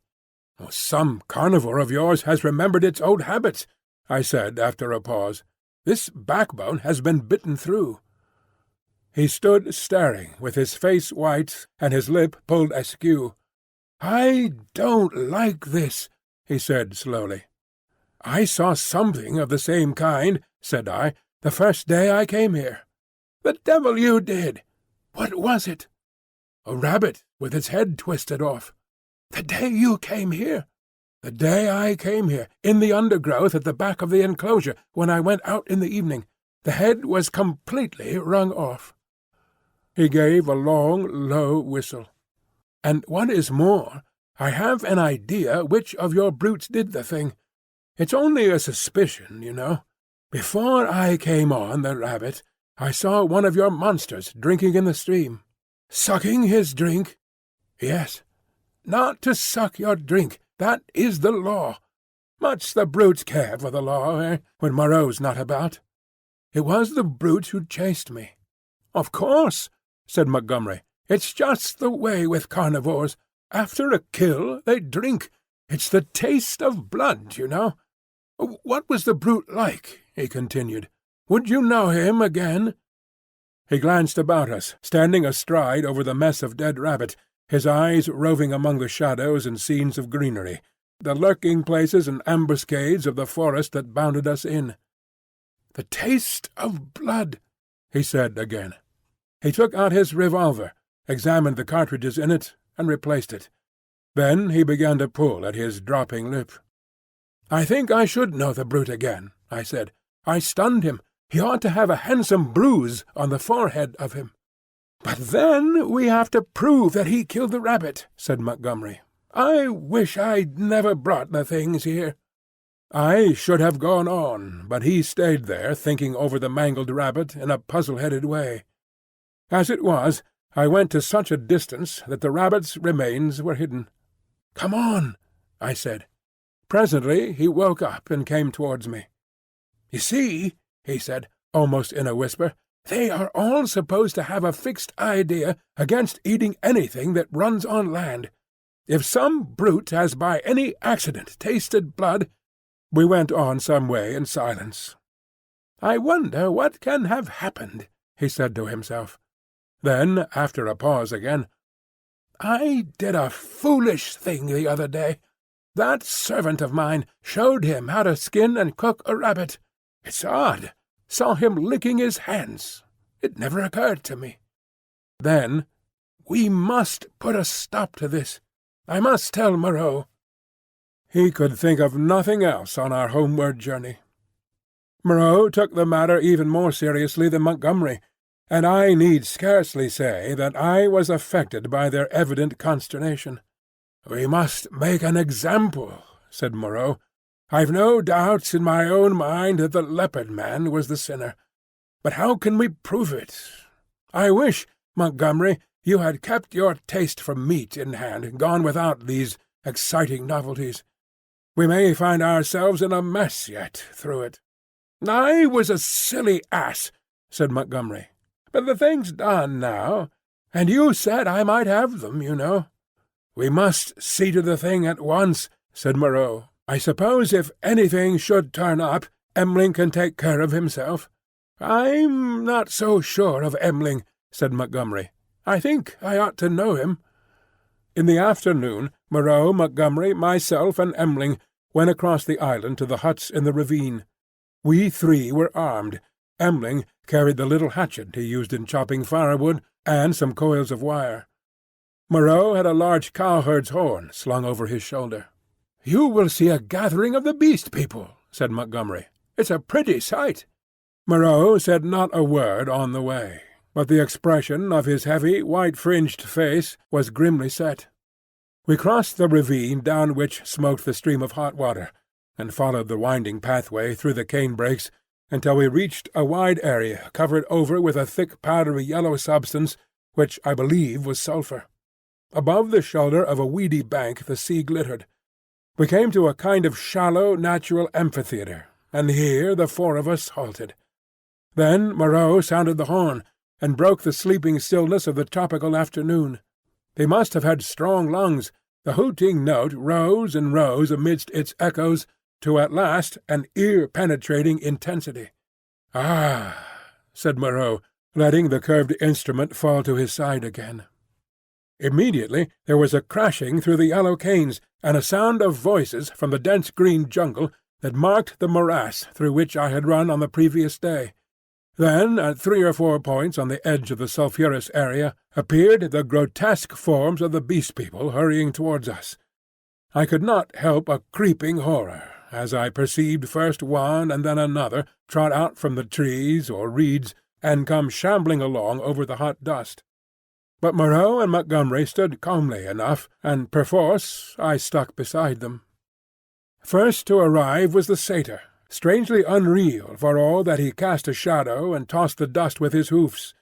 After him from the brake came a monstrous lout, a thing of horse and rhinoceros, chewing a straw as it came.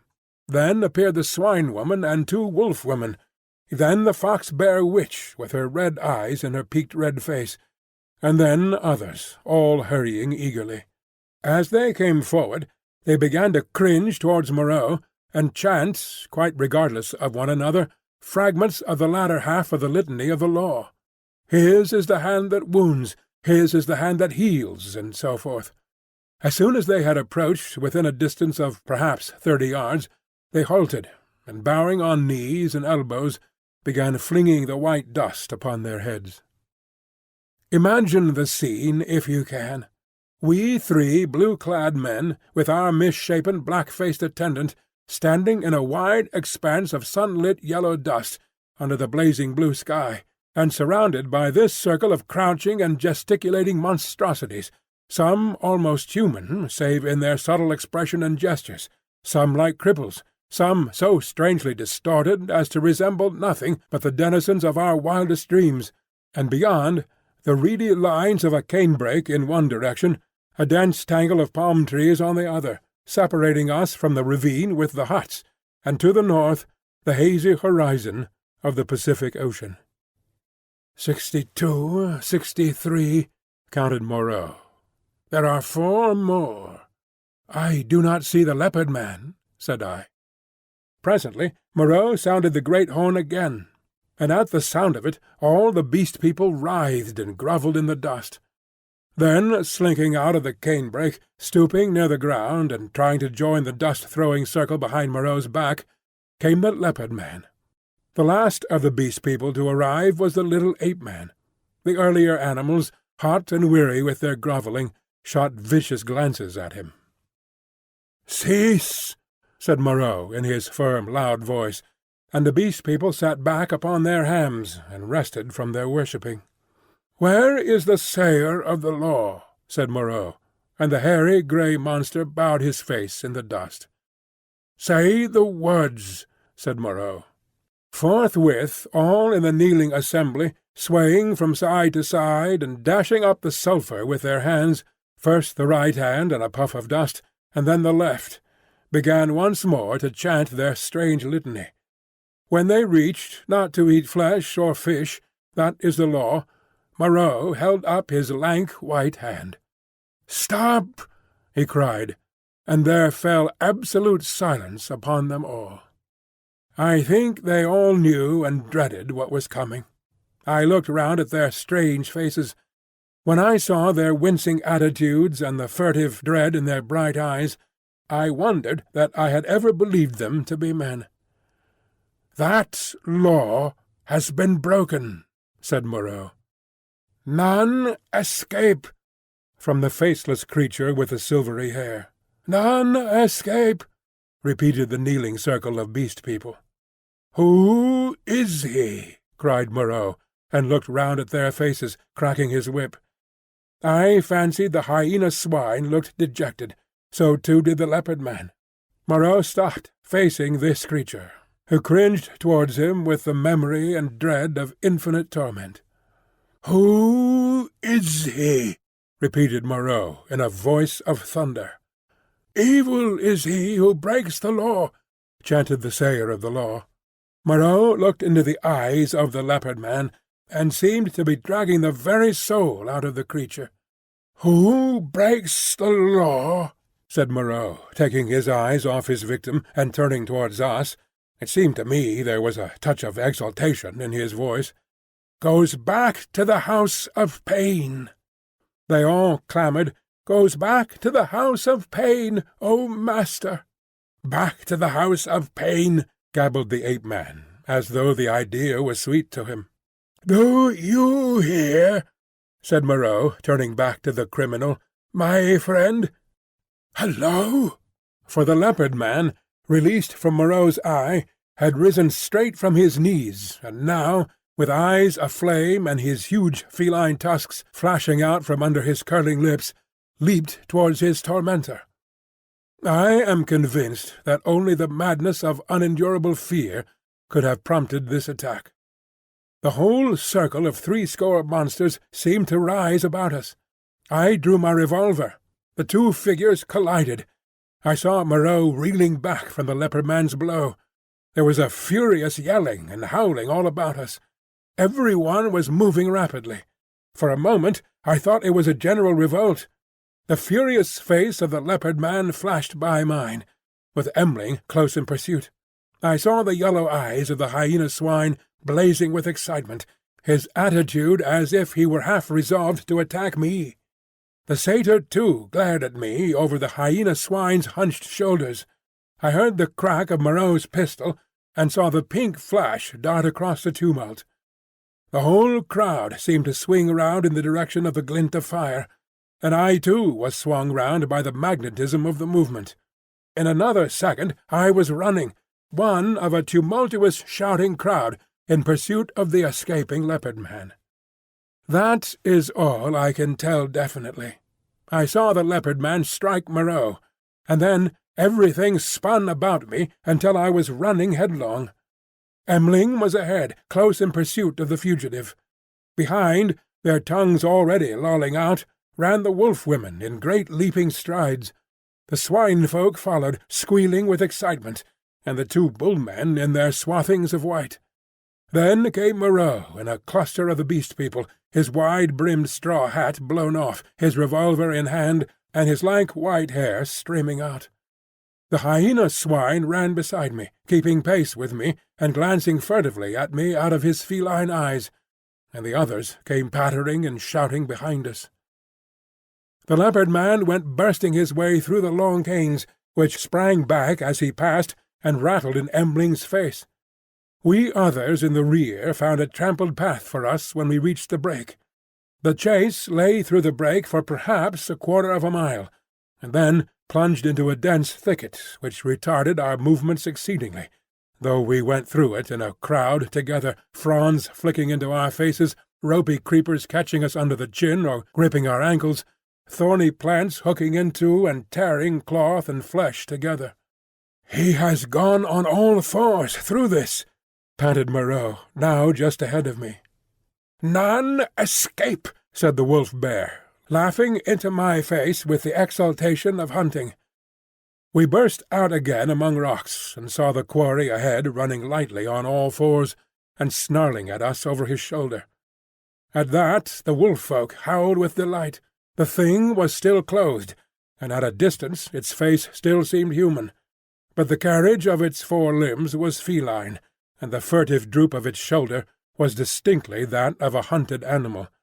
It leapt over some thorny yellow-flowering bushes and was hidden. M'ling was halfway across the space. Most of us now had lost the first speed of the chase, and had fallen into a longer and steadier stride. I saw, as we traversed the open, that the pursuit was now spreading from a column into a line. The hyena swine still ran close to me, watching me as it ran, every now and then puckering its muzzle with a snarling laugh. At the edge of the rocks, the leopard-man, realizing that he was making for the projecting cape upon which he had stalked me on the night of my arrival, had doubled in the undergrowth. But Montgomery had seen the maneuver, and turned him again. So, panting, tumbling against rocks, torn by brambles, impeded by ferns and reeds, I helped to pursue the leopard-man, who had broken the law, and the hyena swine ran, laughing savagely, by my side. I staggered on, my head reeling and my heart beating against my ribs, tired almost to death, and yet not daring to lose sight of the chase lest I should be left alone with this horrible companion. I staggered on in spite of the infinite fatigue and the dense heat of the tropical afternoon. At last the fury of the hunt slackened. We had pinned the wretched brute into a corner of the island. Moreau, whip in hand, marshalled us all into an irregular line, and we advanced now slowly, shouting to one another as we advanced, and tightening the cordon about our victim. He lurked noiseless and invisible in the bushes through which I had run from him during that midnight pursuit. "Steady!" cried Moreau. "Steady!" as the ends of the line crept round the tangle of undergrowth and hemmed the brute in. "Beware of rush!" came the voice of Montgomery from behind the thicket. I was on the slope above the bushes. Montgomery and Moreau beat along the beach beneath. Slowly we passed in among the fretted network of branches and leaves. The quarry was silent. "Back to the house of pain! The house of pain! The house of pain!" yelped the voice of the ape-man, some 20 yards to the right. When I heard that, I forgave the poor wretch all the fear he had inspired in me. I heard the twigs snap and the boughs swish aside before the heavy tread of the horse rhinoceros upon my right. Then, suddenly, through a polygon of green, in the half-darkness under the luxuriant growth, I saw the creature we were hunting. I halted. He was crouched together into the smallest possible compass, his luminous green eyes turned over his shoulder regarding me. It may seem a strange contradiction in me, I cannot explain the fact, but now, seeing the creature there in a perfectly animal attitude, with the light gleaming in its eyes and its imperfectly human face distorted with terror, I realized again the fact of its humanity. In another moment other of its pursuers would see it, and it would be overpowered and captured, to experience once more the horrible tortures of the enclosure. Abruptly I slipped out my revolver, aimed toward its terror-struck eyes, and fired. As I did so, the hyena swine saw the thing and flung itself upon it with an eager cry, thrusting thirsty teeth into its neck. All about me the green masses of the thicket were swaying and cracking as the beast people came rushing together. One face and then another appeared. "Don't kill it, Prendick!" called Moreau. "Don't kill it!" And I saw him stooping as he pushed through under the fronds of the big ferns. In another moment he had beaten off the hyena swine with the handle of his whip, and he and Montgomery were keeping away the excited carnivorous beast people, and particularly M'ling, from the still quivering body. The hair-grey thing came sniffing at the corpse under my arm.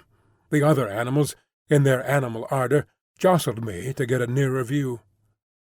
"Confound you, Prendick!" said Moreau.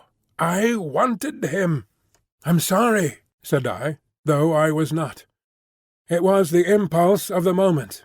I felt sick with exertion and excitement. Turning, I pushed my way out of the crowding Beast People and went on alone up the slope towards the higher part of the headland. Under the shouted directions of Moreau, I heard the 3 white-swathed bullmen begin dragging the victim down towards the water. It was easy now for me to be alone. The Beast People manifested a quite human curiosity about the dead body, and followed it in a thick knot, sniffing and growling at it as the bullmen dragged it down the beach. I went to the headland and watched the bullmen, black against the evening sky as they carried the weighted dead body out to sea, and like a wave across my mind came the realization of the unspeakable aimlessness of things upon the island. Upon the beach, among the rocks beneath me, were the ape-man, the hyena swine, and several other of the Beast People, standing about Montgomery and Moreau. They were all still intensely excited, and all overflowing with noisy expressions of their loyalty to the law. Yet I felt an absolute assurance in my own mind that the hyena swine was implicated in the rabbit-killing. A strange persuasion came upon me that, save for the grossness of the line, the grotesqueness of the forms, I had here before me the whole balance of human life in miniature, the whole interplay of instinct, reason, and fate in its simplest form. The leopard man had happened to go under. That was all the difference. Poor brute! Poor brutes!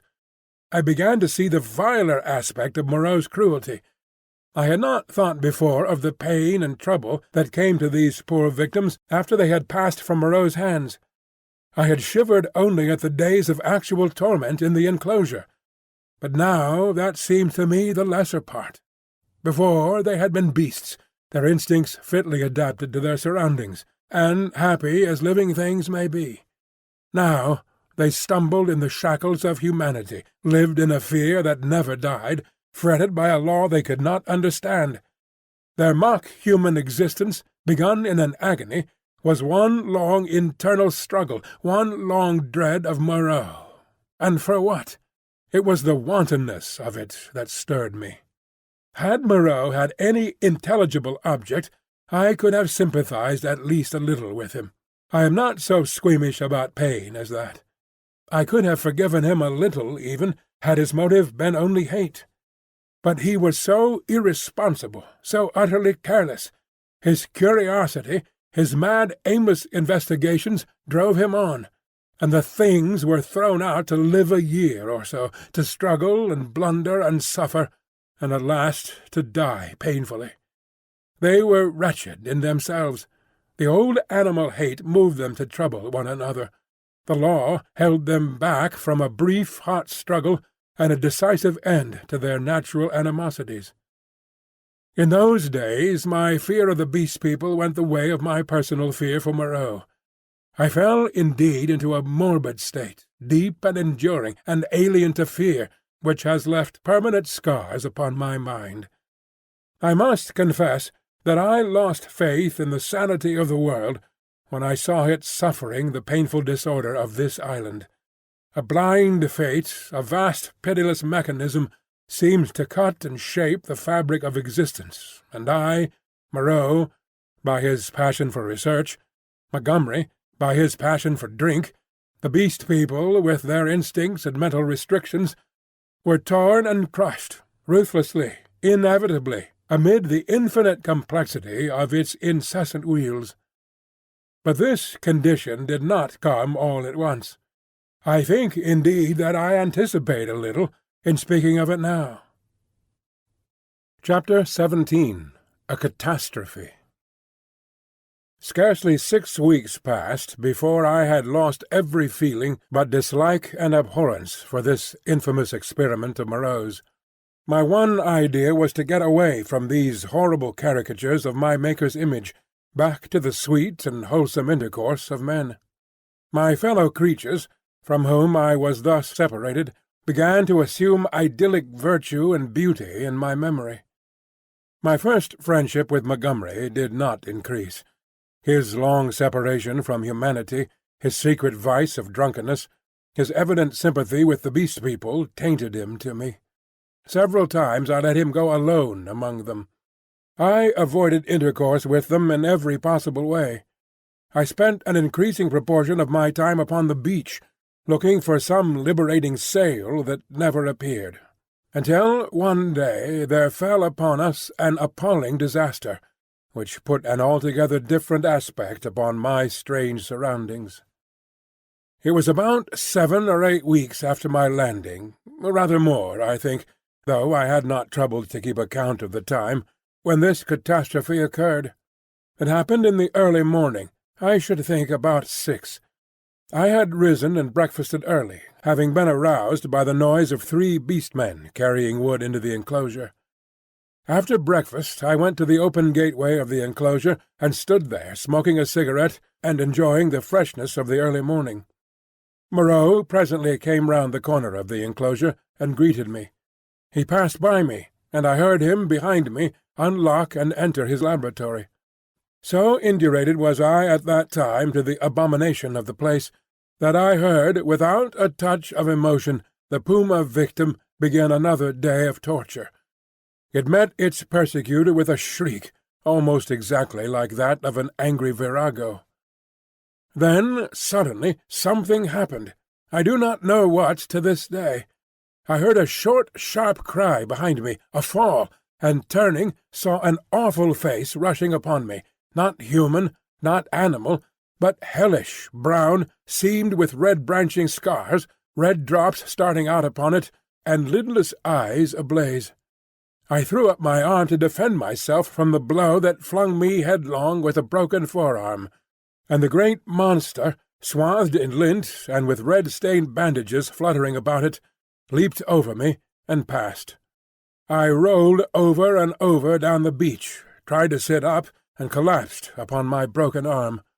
Then Moreau appeared, his massive white face all the more terrible for the blood that trickled from his forehead. He carried a revolver in one hand. He scarcely glanced at me, but rushed off at once, in pursuit of the puma. I tried the other arm, and sat up. The muffled figure in front ran in great striding leaps along the beach, and Moreau followed her. She turned her head and saw him, then, doubling abruptly, made for the bushes. She gained upon him at every stride. I saw her plunge into them, and Moreau, running slantingly to intercept her, fired and missed as she disappeared. Then he too vanished in the green confusion. I stared after them, and then the pain in my arm flamed up, and with a groan I staggered to my feet. Montgomery appeared in the doorway, dressed, and with his revolver in his hand. "Great God, Prendick!" he said, not noticing that I was hurt. "That brute's loose! Tore the fetter out of the wall! Have you seen them?" Then sharply, seeing I gripped my arm, "What's the matter?" "I was standing in the doorway," said I. He came forward and took my arm. "Blood on the sleeve," said he, and rolled back the flannel. He pocketed his weapon, felt my arm about painfully, and led me inside. "Your arm is broken," he said, and then, "Tell me exactly how it happened. What happened?" I told him what I had seen, told him in broken sentences, with gasps of pain between them, and very dexterously and swiftly he bound my arm meanwhile. He slung it from my shoulder, stood back, and looked at me. "You'll do," he said. "And now?" He thought. Then he went out and locked the gates of the enclosure. He was absent some time. I was chiefly concerned about my arm. The incident seemed merely one more of many horrible things. I sat down in the deck-chair, and I must admit swore heartily at the island. The first dull feeling of injury in my arm had already given way to a burning pain when Montgomery reappeared. His face was rather pale, and he showed more of his lower gums than ever. "I can neither see nor hear anything of them," he said. "I've been thinking he may want my help." He stared at me with his expressionless eyes. "That was a strong brute," he said. "It simply wrenched its fetter out of the wall." He went to the window, then to the door, and there turned to me. "I shall go after them," he said. "There's another revolver I can leave with you. To tell you the truth, I feel anxious somehow." He obtained the weapon and put it ready to my hand on the table, then went out, leaving a restless contagion in the air. I did not sit long after he left, but took the revolver in hand and went to the doorway. The morning was as still as death. Not a whisper of wind was stirring. The sea was like polished glass, the sky empty, the beach desolate. In my half-excited, half-feverish state, this stillness of things oppressed me. I tried to whistle, and the tune died away. I swore again, the second time that morning. Then I went to the corner of the enclosure and stared inland at the green bush that had swallowed up Moreau and Montgomery. When would they return, and how? Then, far away up the beach, a little grey beast-man appeared, ran down to the water's edge, and began splashing about. I strolled back to the doorway, then to the corner again, and so began pacing to and fro like a sentinel upon duty. Once I was arrested by the distant voice of Montgomery bawling, "Cooey, Moreau!" My arm became less painful, but very hot. I got feverish and thirsty.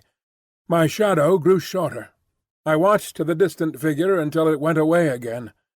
Would Moreau and Montgomery never return? 3 seabirds began fighting for some stranded treasure.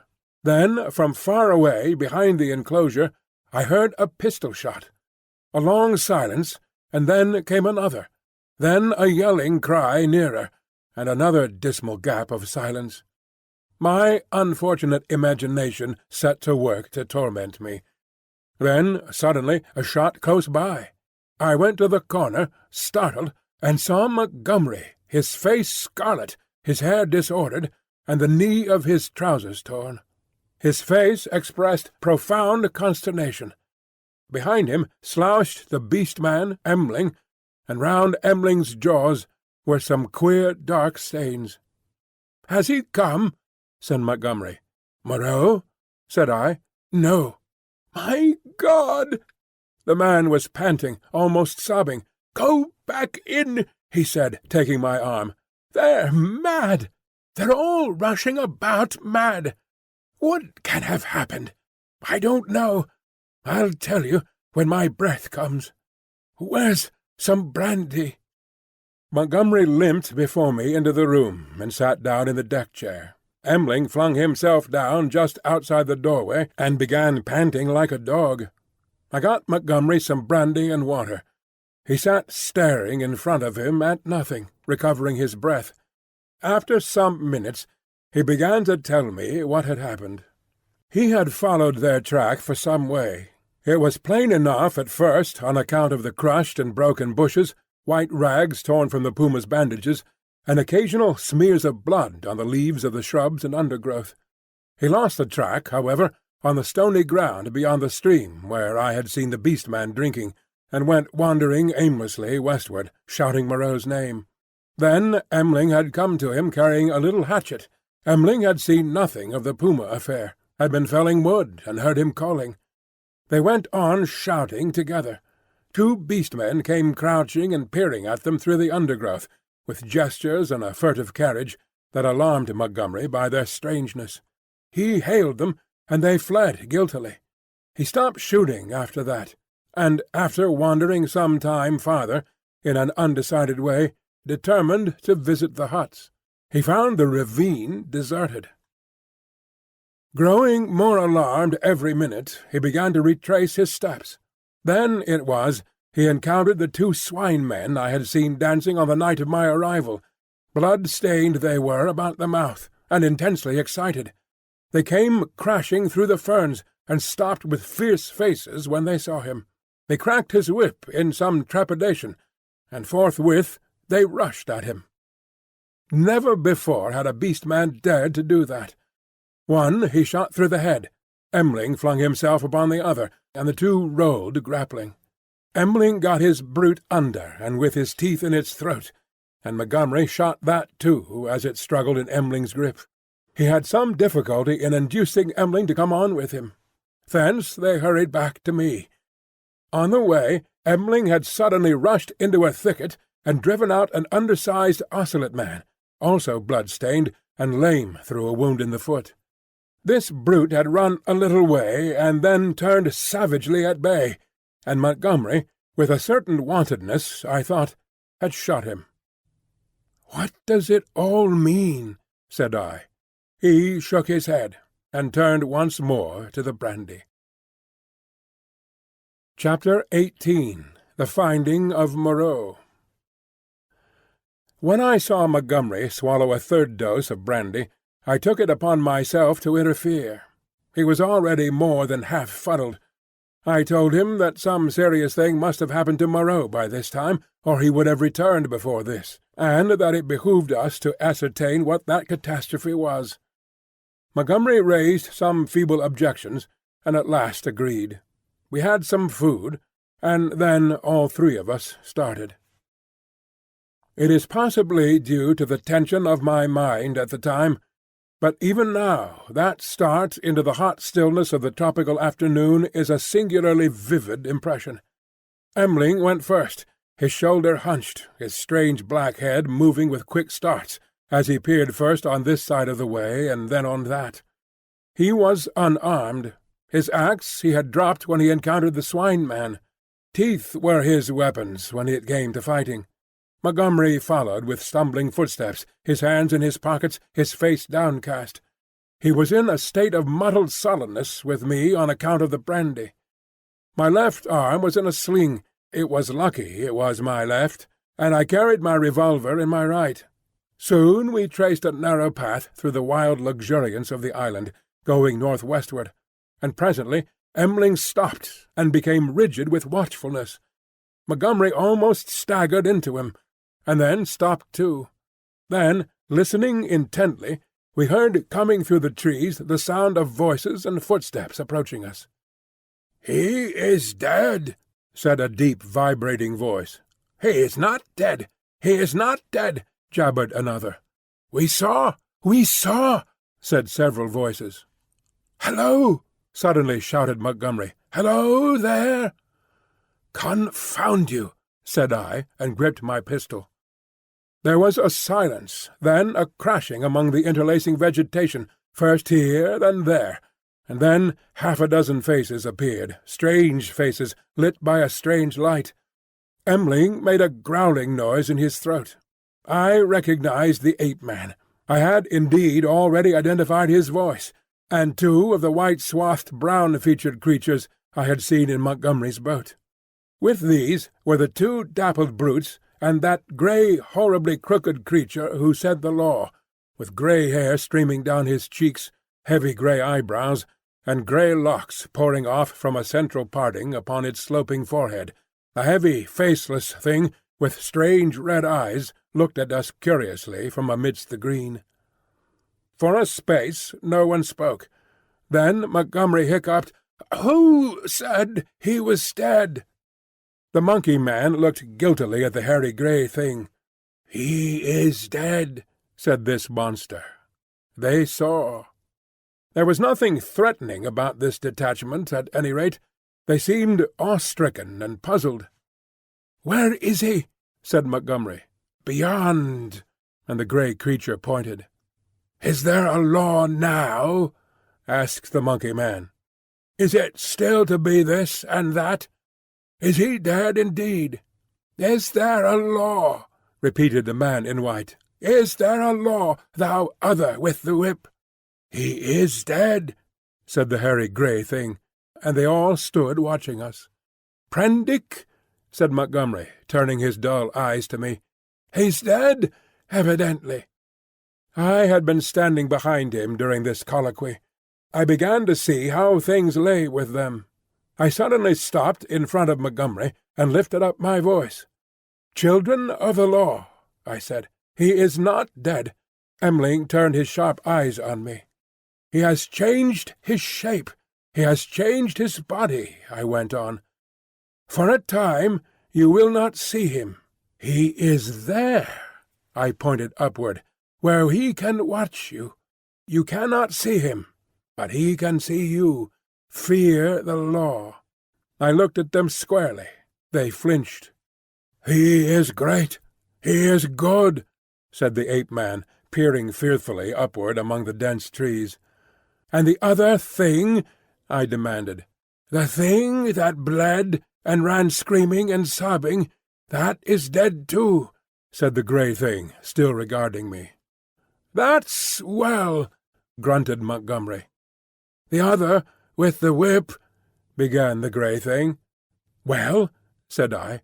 "Said he was dead." But Montgomery was still sober enough to understand my motive in denying Moreau's death. "He is not dead," he said slowly. "Not dead at all. No more dead than I am. Some," said I, "have broken the law. They will die. Some have died. Show us now where his old body lies, the body he cast away because he had no more need of it." "It is this way, man who walked in the sea," said the grey thing. And with these 6 creatures guiding us, we went through the tumult of ferns and creepers and tree-stems towards the northwest. Then came a yelling, a crashing among the branches, and a little pink homunculus rushed by us shrieking. Immediately after appeared a monster in headlong pursuit, blood-bedabbled, who was amongst us almost before he could stop his career. The grey thing leapt aside. M'ling, with a snarl, flew at it, and was struck aside. Montgomery fired and missed, bowed his head, threw up his arm, and turned to run. I fired, and the thing still came on. Fired again, point-blank into its ugly face. I saw its features vanish in a flash. Its face was driven in. Yet it passed me, gripped Montgomery, and holding him, fell headlong beside him, and pulled him sprawling upon itself in its death agony. I found myself alone with M'ling, the dead brute, and the prostrate man.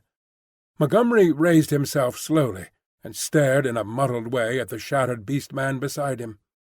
It more than half sobered him. He scrambled to his feet. Then I saw the grey thing returning cautiously through the trees. "See," said I, pointing to the dead brute, "is the law not alive? This came of breaking the law." He peered at the body. "He sends the fire that kills," said he in his deep voice, repeating part of the ritual. The others gathered round and stared for a space.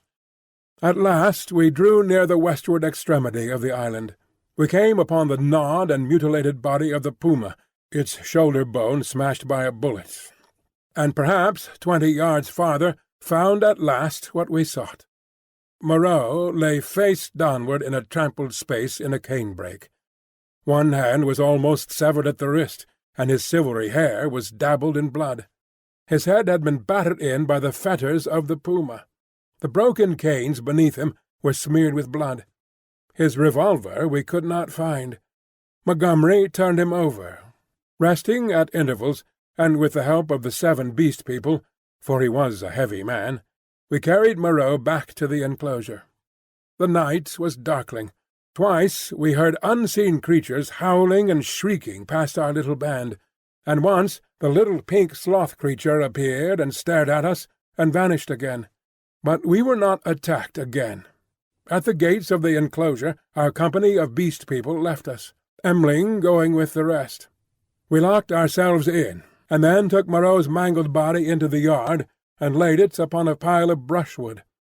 Then we went into the laboratory, and put an end to all we found living there. Chapter 19. Montgomery's Bank Holiday. When this was accomplished, and we had washed and eaten, Montgomery and I went into my little room and seriously discussed our position for the first time. It was then near midnight. He was almost sober, but greatly disturbed in his mind. He had been strangely under the influence of Moreau's personality. I do not think it had ever occurred to him that Moreau could die. This disaster was a sudden collapse of the habits that had become part of his nature in the 10 or more monotonous years he had spent on the island. He talked vaguely, answered my questions crookedly, wandered into general questions. "This silly ass of a world," he said. What a muddle it all is! I haven't had any life. I wonder when it's going to begin. 16 years being bullied by nurses and schoolmasters at their own sweet will. 5 in London, grinding hard at medicine, bad food, shabby lodgings, shabby clothes, shabby vice. A blunder. I didn't know any better, and hustled off to this beastly island. 10 years here. What's it all for, Prendick? Are we bubbles blown by a baby?" It was hard to deal with such ravings. "The thing we have to think of now," said I, "is how to get away from this island. What's the good of getting away? I'm an outcast. Where am I to join on?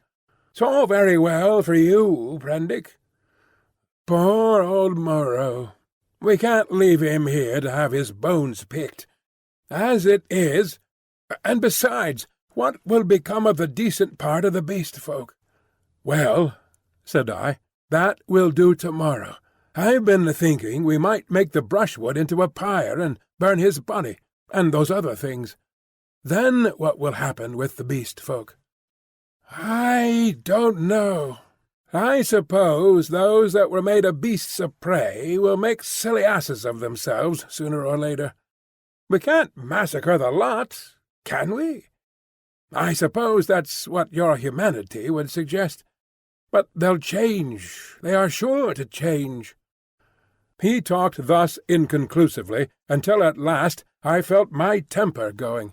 "Damnation!" he exclaimed at some petulance of mine. "Can't you see I'm in a worse hole than you are?" And he got up and went for the brandy. "Drink," he said, returning. "You logic-chopping, chalky-faced saint of an atheist, drink." "Not I," said I, and sat grimly watching his face under the yellow paraffin flare as he drank himself into garrulous misery. I have a memory of infinite tedium. He wandered into a maudlin defence of the Beast People and of Emling. Emling, he said, was the only thing that had ever really cared for him. And suddenly an idea came to him. "I'm damned," said he, staggering to his feet and clutching the brandy bottle. By some flash of intuition I knew what it was he intended. "You don't give drink to that beast," I said, rising and facing him. "Beast?" said he. "You're the beast. He takes his liquor like a Christian. Come out of my way, Prendick." "For God's sake," said I, "get out of the way," he roared, and suddenly whipped out his revolver. "Very well," said I, and stood aside, half-minded to fall upon him as he put his hand upon the latch, but deterred by the thought of my useless arm. "You've made a beast of yourself. To the beasts you may go." He flung the doorway open, and stood half-facing me between the yellow lamplight and the pallid glare of the moon. His eye-sockets were blotches of black under his stubbly eyebrows. "You're a solemn prig, Prendick, a silly ass. You're always fearing and fancying. We're on the edge of things. I'm bound to cut my throat tomorrow. I'm going to have a damned bank holiday tonight." He turned and went out into the moonlight. "Emling!" he cried. "Emling, old friend!" 3 dim creatures in the silvery light came along the edge of the wan beach, one a white-wrapped creature, the other 2 blotches of blackness following it. They halted, staring. Then I saw Emling's hunched shoulders as he came round the corner of the house. "Drink!" cried Montgomery. "Drink, you brutes! Drink and be men!" "Damn me, I'm the cleverest. Moreau forgot this. This is the last touch. Drink, I tell you!" And waving the bottle in his hand, he started off at a kind of quick trot to the westward, Emling ranging himself between him and the 3 dim creatures who followed. I went to the doorway. They were already indistinct in the mist of the moonlight before Montgomery halted. I saw him administer a dose of the raw brandy to Emling, and saw the 5 figures melt into one vague patch. "Sing!" I heard Montgomery shouting. "Sing! Shout! Sing all together! Confound old Prendick! That's right. Now again. Confound old Prendick!" The black group broke up into 5 separate figures, and wound slowly away from me along the band of shining beach. Each went howling at his own sweet will, yelping insults at me, or giving whatever other vent this new inspiration of brandy demanded. Presently I heard Montgomery's voice shouting, "Right turn!" and they passed with their shouts and howls into the blackness of the landward trees. Slowly, very slowly, they receded into silence. The peaceful splendor of the night healed again. The moon was now past the meridian and travelling down the west. It was at its full, and very bright riding through the empty blue sky. The shadow of the wall lay, a yard wide and of inky blackness, at my feet. The eastward sea was a featureless grey, dark and mysterious, and between the sea and the shadow the grey sands, of volcanic glass and crystals, flashed and shone like a beach of diamonds. Behind me the paraffin lamp flared hot and ruddy. Then I shut the door, locked it, and where Moreau lay beside his latest victims, the staghounds and the llama, and some other wretched brutes, with his massive face calm even after his terrible death, and with the hard eyes open, staring at the dead white moon above.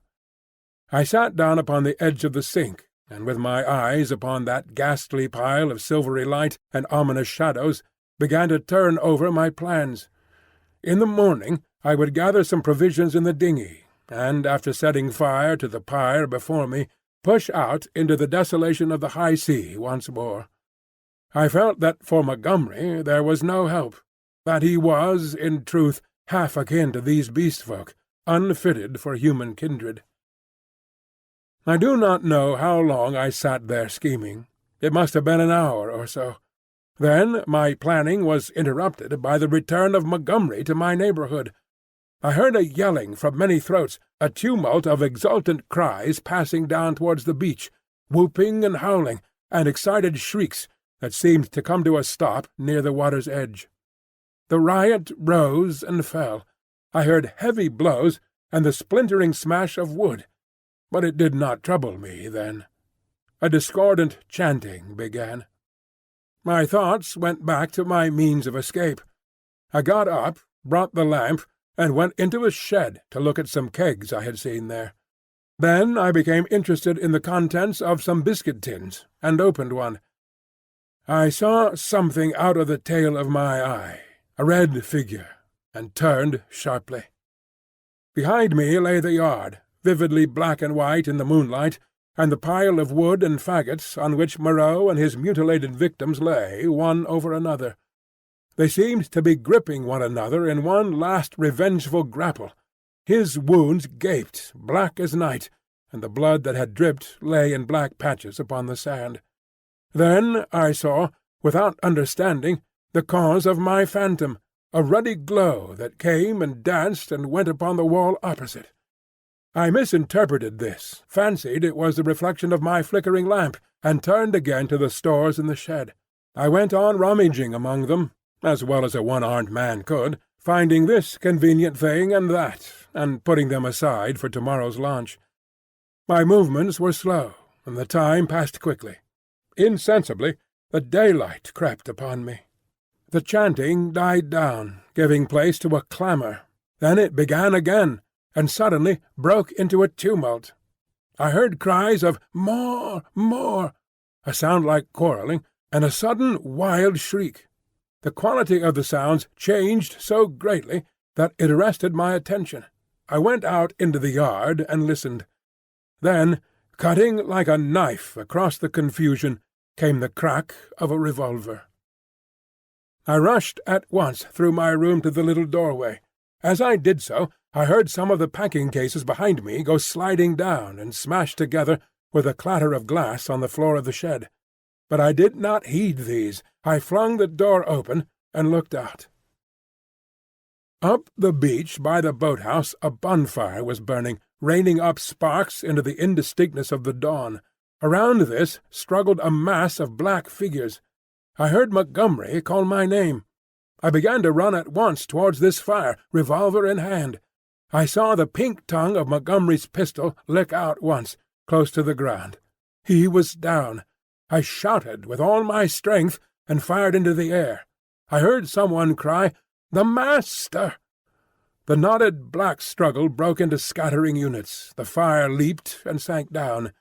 The crowd of Beast People fled in sudden panic before me, up the beach. In my excitement I fired at their retreating backs as they disappeared among the bushes. Then I turned to the black heaps upon the ground. Montgomery lay on his back, with the hairy grey beast-man sprawling across his body. The brute was dead, but still gripping Montgomery's throat with its curving claws. Near by lay Emling, on his face and quite still, his neck bitten open, and the upper part of the smashed brandy bottle in his hand. 2 other figures lay near the fire, the one motionless, the other groaning fitfully, every now and then raising its head slowly, then dropping it again. I caught hold of the grey man and pulled him off Montgomery's body. His claws drew down the torn coat reluctantly as I dragged him away. Montgomery was dark in the face and scarcely breathing. I splashed sea-water on his face and pillowed his head on my rolled-up coat. Emling was dead. The wounded creature by the fire—it was a wolf-brute with a bearded grey face—lay, I found, with the forepart of its body upon the still glowing timber. The wretched thing was injured so dreadfully that in mercy I blew its brains out at once. The other brute was one of the bull-men swathed in white. He too was dead. The rest of the Beast People had vanished from the beach. I went to Montgomery again and knelt beside him, cursing my ignorance of medicine. The fire beside me had sunk down, and only charred beams of timber glowing at the central ends and mixed with the grey ash of brushwood remained.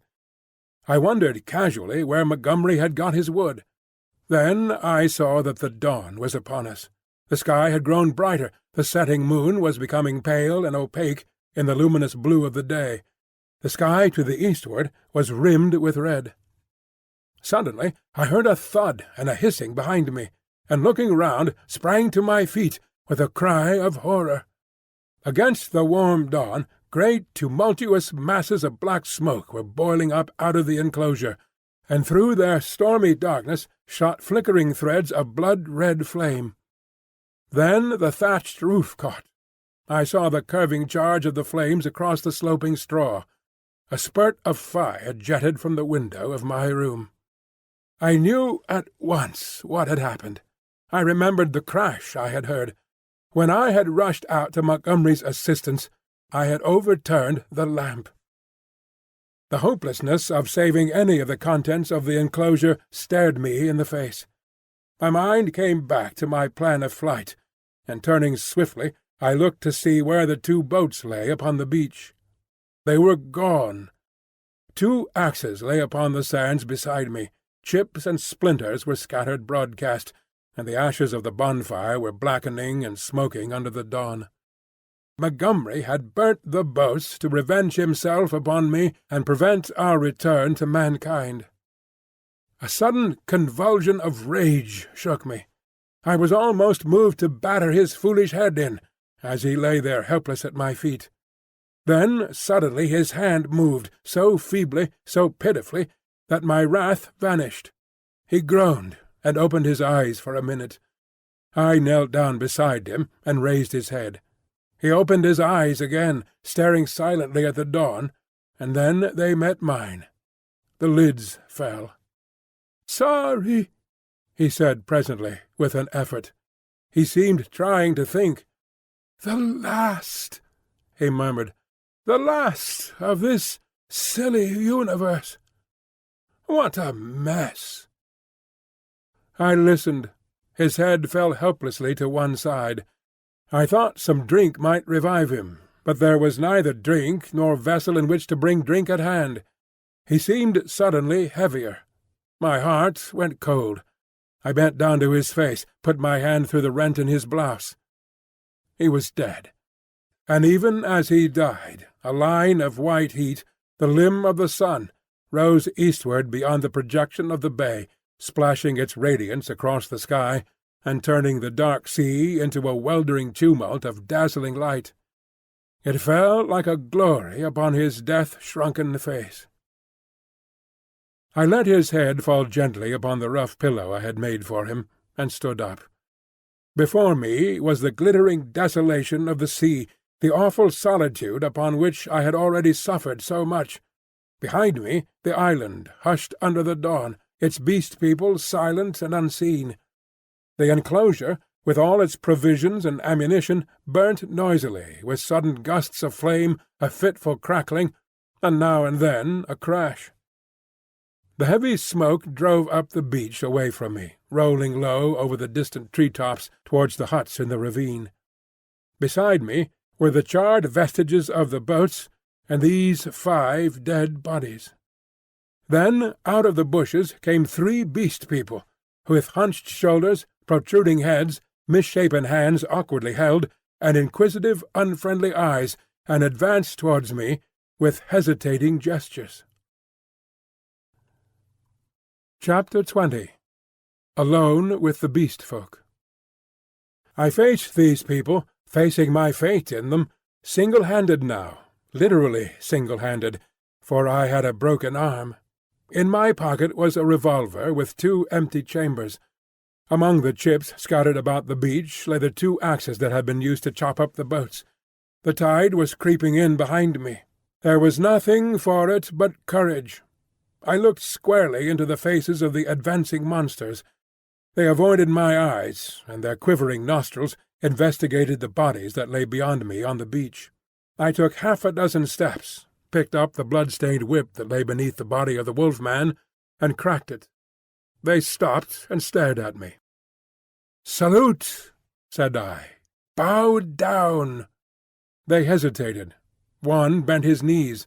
I repeated my command, with my heart in my mouth, and advanced upon them. One knelt, then the other 2. I turned and walked towards the dead bodies, keeping my face towards the 3 kneeling beastmen, very much as an actor passing up the stage faces the audience. "They broke the law," said I, putting my feet on the sayer of the law. "They have been slain, even the sayer of the law, even the other with the whip. Great is the law. Come and see." "None escape," said one of them, advancing and peering. "None escape," said I. "Therefore hear and do as I command." They stood up, looking questioningly at one another. "Stand there," said I. I picked up the hatchets and swung them by their heads from the sling of my arm, turned Montgomery over, picked up his revolver, still loaded in 2 chambers, and bending down to rummage, found 6 cartridges in his pocket. "Take him," said I, standing up again and pointing with the whip. "Take him, and carry him out and cast him into the sea." They came forward, evidently still afraid of Montgomery, but still more afraid of my cracking red whiplash, and after some fumbling and hesitation, some whip-cracking and shouting, they lifted him gingerly, carried him down to the beach, and went splashing into the dazzling welter of the sea. "On," said I, "on! Carry him far!" They went in up to their armpits, and stood regarding me. "Let go," said I, and the body of Montgomery vanished with a splash. Something seemed to tighten across my chest. "Good," said I, with a break in my voice, and they came back, hurrying and fearful, to the margin of the water, leaving long wakes of black in the silver. At the water's edge they stopped, turning and glaring into the sea, as though they presently expected Montgomery to arise therefrom and exact vengeance. "Now these," said I, pointing to the other bodies. They took care not to approach the place where they had thrown Montgomery into the water, but instead carried the 4 dead beast people slantingly along the beach for perhaps 100 yards before they waded out and cast them away. As I watched them disposing of the mangled remains of M'ling, I heard a light footfall behind me, and turning quickly, saw the big hyena swine perhaps a dozen yards away. His head was bent down, his bright eyes were fixed upon me, his stumpy hands clenched and held close by his side. He stopped in this crouching attitude when I turned, his eyes a little averted. For a moment we stood eye to eye. I dropped the whip, snatched at the pistol in my pocket, for I meant to kill this brute, the most formidable of any left now upon the island, at the first excuse. It may seem treacherous, but so I was resolved. I was far more afraid of him than of any other two of the beast folk. His continued life was, I knew, a threat against mine. I was perhaps a dozen seconds collecting myself. Then cried I, "Salute! Bow down!" His teeth flashed upon me in a snarl. "Who are you that I should?" Perhaps a little too spasmodically I drew my revolver, aimed quickly, and fired. I heard him yelp, saw him run sideways and turn, knew I had missed, and click back the cock with my thumb for the next shot. But he was already running headlong, jumping from side to side, and I dared not risk another miss. Every now and then he looked back at me over his shoulder. He went slanting along the beach, and vanished beneath the driving masses of dense smoke that were still pouring out from the burning enclosure. For some time I stood staring after him. I turned to my three obedient beast-folk again, and signalled them to drop the body they still carried. Then I went back to the place by the fire where the bodies had fallen, and kicked the sand until all the brown bloodstains were absorbed and hidden. I dismissed my three serfs with a wave of the hand, and went up the beach into the thickets. I carried my pistol in my hand, my whip thrust with the hatchets in the sling of my arm. I was anxious to be alone, to think out the position in which I was now placed. A dreadful thing that I was only beginning to realize was that over all this island there was now no safe place where I could be alone and secure to rest or sleep. I had recovered strength amazingly since my landing, but I was still inclined to be nervous and to break down under any great stress. I felt that I ought to cross the island and establish myself with the Beast People, and make myself secure in their confidence, but my heart failed me. I went back to the beach, and turning eastward past the burning enclosure, made for a point where a shallow spit of coral sand ran out towards the reef. Here I could sit down and think, my back to the sea, and my face against any surprise. And there I sat, chin on knees, the sun beating down upon my head, and unspeakable dread in my mind, plotting how I could live on against the hour of my rescue, if ever rescue came. I tried to review the whole situation as calmly as I could, but it was difficult to clear the thing of emotion. I began turning over in my mind the reason for Montgomery's despair. "They will change," he said. "They are sure to change. And Moreau, what was it that Moreau had said? The stubborn beast-flesh grows day by day back again." Then I came round to the hyena swine. I felt sure that if I did not kill that brute, he would kill me. The sayer of the law was dead. Worse luck. They knew now that we of the whips could be killed even as they themselves were killed. Were they peering at me already out of the green masses of ferns and palms over yonder, watching until I came within their spring? Were they plotting against me? What was the hyena swine telling them? My imagination was running away with me into a morass of unsubstantial fears. My thoughts were disturbed by a crying of sea-birds hurrying towards some black object that had been stranded by the waves on the beach near the enclosure. I knew what that object was, but I had not the heart to go back and drive them off. I began walking along the beach in the opposite direction, designing to come round the eastern corner of the island and so approach the ravine of the huts, without traversing the possible ambuscades of the thickets. Perhaps half a mile along the beach I became aware of one of my three beast-folk advancing out of the landward bushes towards me. I was now so nervous with my imaginings that I immediately drew my revolver. Even the propitiatory gestures of the creature failed to disarm me. He hesitated as I approached. "Go away!" cried I. There was something very suggestive of a dog in the cringing attitude of the creature. It retreated a little way, very like a dog being sent home, and stopped, looking at me imploringly with canine brown eyes. "Go away," said I. "Do not come near me." "May I not come near you?" it said. "No, go away," I insisted, and snapped my whip. Then, putting my whip in my teeth, I stooped for a stone, and with that threat drove the creature away. So, in solitude, I came round by the ravine of the Beast People, and hiding among the weeds and reeds that separated this crevice from the sea, I watched such of them as appeared, trying to judge from their gestures and appearance how the death of Moreau and Montgomery and the destruction of the House of Pain had affected them. I know now the folly of my cowardice. Had I kept my courage up to the level of the dawn, had I not allowed it to ebb away in solitary thought, I might have grasped the vacant sceptre of Moreau and ruled over the Beast People. As it was, I lost the opportunity, and sank to the position of a mere leader among my fellows. Towards noon certain of them came and squatted, basking in the hot sand. The imperious voices of hunger and thirst prevailed over my dread. I came out of the bushes, and, revolver in hand, walked down towards these seated figures. One, a wolf-woman, turned her head and stared at me, and then the others. None attempted to rise and salute me. I felt too faint and weary to insist, and I let the moment pass. "I want food," said I, almost apologetically, and drawing near. "There is food in the huts," said an ox-boar man drowsily, and looking away from me.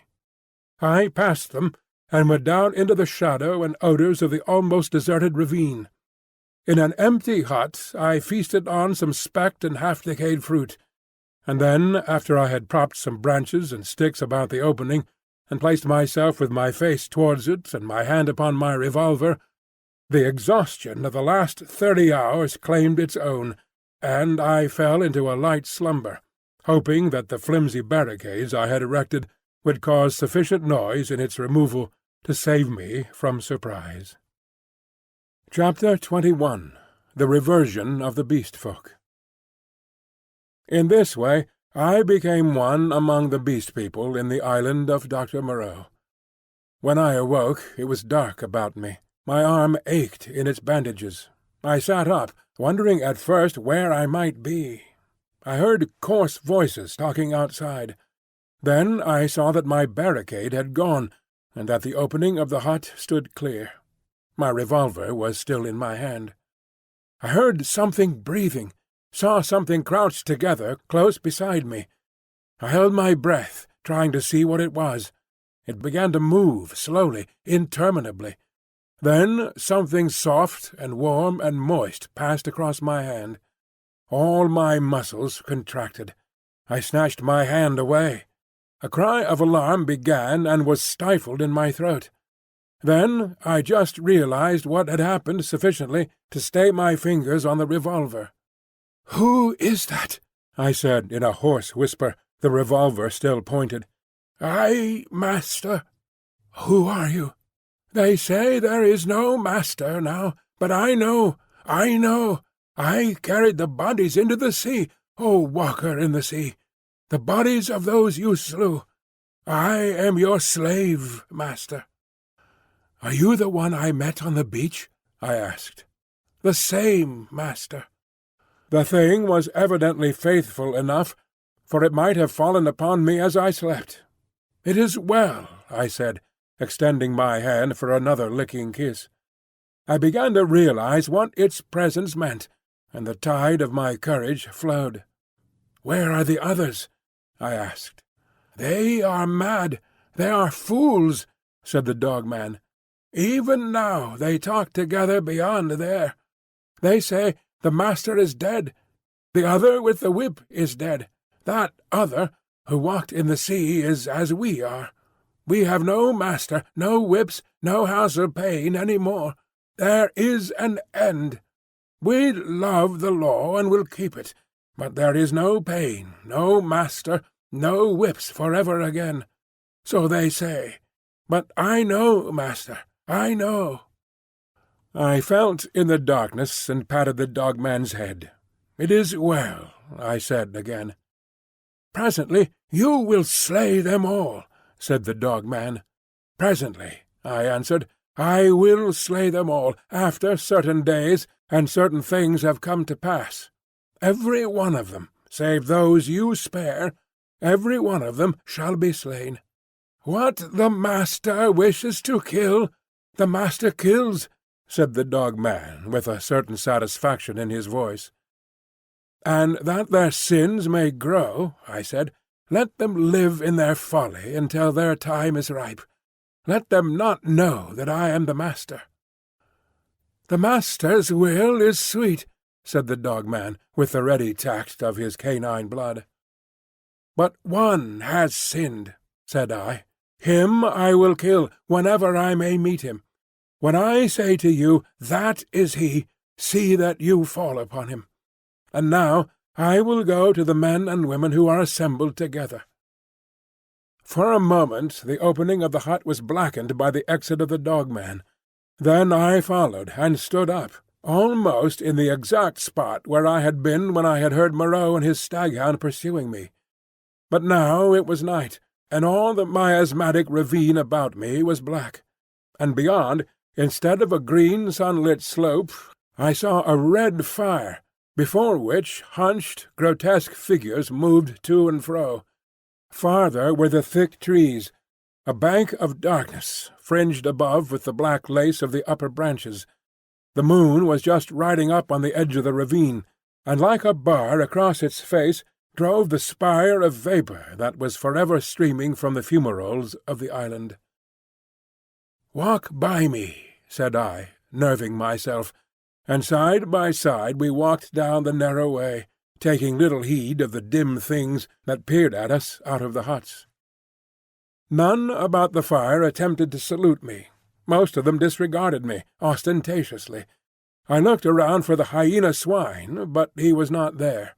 Altogether, perhaps 20 of the beast-folk squatted, staring into the fire or talking to one another. "He is dead! He is dead! The Master is dead!" said the voice of the ape-man to the right of me. "The House of Pain! There is no House of Pain." "He is not dead," said I in a loud voice. "Even now he watches us." This startled them. 20 pairs of eyes regarded me. "The House of Pain is gone," said I. "It will come again. The Master you cannot see, yet even now he listens among you." "True, true," said the dog-man. They were staggered at my assurance. An animal may be ferocious and cunning enough, but it takes a real man to tell a lie. "The man with the bandaged arm speaks a strange thing," said one of the beast-folk. "I tell you it is so," I said. "The Master and the House of Pain will come again. Woe be to him who breaks the law." They looked curiously at one another. With an affectation of indifference, I began to chop idly at the ground in front of me with my hatchet. They looked, I noticed, at the deep cuts I made in the turf. Then the satyr raised a doubt. I answered him. Then one of the dappled things objected, and an animated discussion sprang up around the fire. Every moment I began to feel more convinced of my present security. I talked now without the catching in my breath, due to the intensity of my excitement, that had troubled me at first. In the course of about an hour I had really convinced several of the beast-folk of the truth of my assertions, and talked most of the others into a dubious state. I kept a sharp eye for my enemy, the hyena swine, but he never appeared. Every now and then a suspicious movement would startle me, but my confidence grew rapidly. Then, as the moon crept down from the zenith, one by one the listeners began to yawn, showing the honest teeth in the light of the sinking fire, and first one and then another retired towards the dens in the ravine, and I, dreading the silence and darkness, went with them, knowing I was safer with several of them than with one alone. In this manner began the longer part of my sojourn upon this island of Doctor Moreau. But from that night until the end came, there was but one thing happened to tell, save a series of innumerable small unpleasant details and the fretting of an incessant uneasiness. So that I prefer to make no chronicle for that gap of time, to tell only one cardinal incident of the 10 months I spent as an intimate of these half-humanized brutes. There is much that sticks in my memory that I could write, things that I would cheerfully give my right hand to forget, but they do not help the telling of the story. In the retrospect, it is strange to remember how soon I fell in with these monsters' ways and gained my confidence again. I had my quarrels with them, of course, and could show some of their teeth-marks still, but they soon gained a wholesome respect for my trick of throwing stones and for the bite of my hatchet, and my St. Bernard man's loyalty was of infinite service to me. I found their simple scale of honour was based mainly on the capacity for inflicting trenchant wounds. Indeed, I may say, without vanity, I hope, that I held something like preeminence among them. One or two, whom in a rare access of high spirits I had scarred rather badly, bore me a grudge, but it vented itself chiefly behind my back, and at a safe distance from my missiles, in grimaces. The hyena swine avoided me, and I was always on the alert for him. My inseparable dogman hated and dreaded him intensely. I really believe that was at the root of the brute's attachment to me. It was soon evident to me that the former monster had tasted blood, and gone the way of the leopard man. He formed a lair somewhere in the forest, and became solitary. Once I tried to induce the beast folk to hunt him, but I lacked the authority to make them cooperate for one end. Again and again I tried to approach his den and come upon him unaware, but always he was too acute for me, and saw or winded me, and got away. He too made every forest pathway dangerous to me and my ally with his lurking ambuscades. The dogman scarcely dared to leave my side. In the first month or so, the beast folk, compared with their latter condition, were human enough, and for one or two besides my canine friend I even conceived a friendly tolerance. The little pink sloth creature displayed an odd affection for me, and took to following me about. The monkey man bored me, however. He assumed, on the strength of his 5 digits, that he was my equal, and was for ever jabbering at me, jabbering the most arrant nonsense. One thing about him entertained me a little. He had a fantastic trick of coining new words. He had an idea, I believe, that to gabble about names that meant nothing was the proper use of speech. He called it big things to distinguish it from little things, the sane, everyday interests of life. If ever I made a remark he did not understand, he would praise it very much, ask me to say it again, learn it by heart, and go off repeating it, with a word wrong here or there, to all the milder of the beast-folk. He thought nothing of what was plain and comprehensible. I invented some very curious big things for his especial use. I think now that he was the silliest creature I ever met. He had developed in the most wonderful way the distinctive silliness of man, without losing one jot of the natural folly of a monkey. This, I say, was in the earlier weeks of my solitude among these brutes. During that time they respected the usage established by the law, and behaved with general decorum. Once I found another rabbit torn to pieces by the hyena swine, I am assured, but that was all.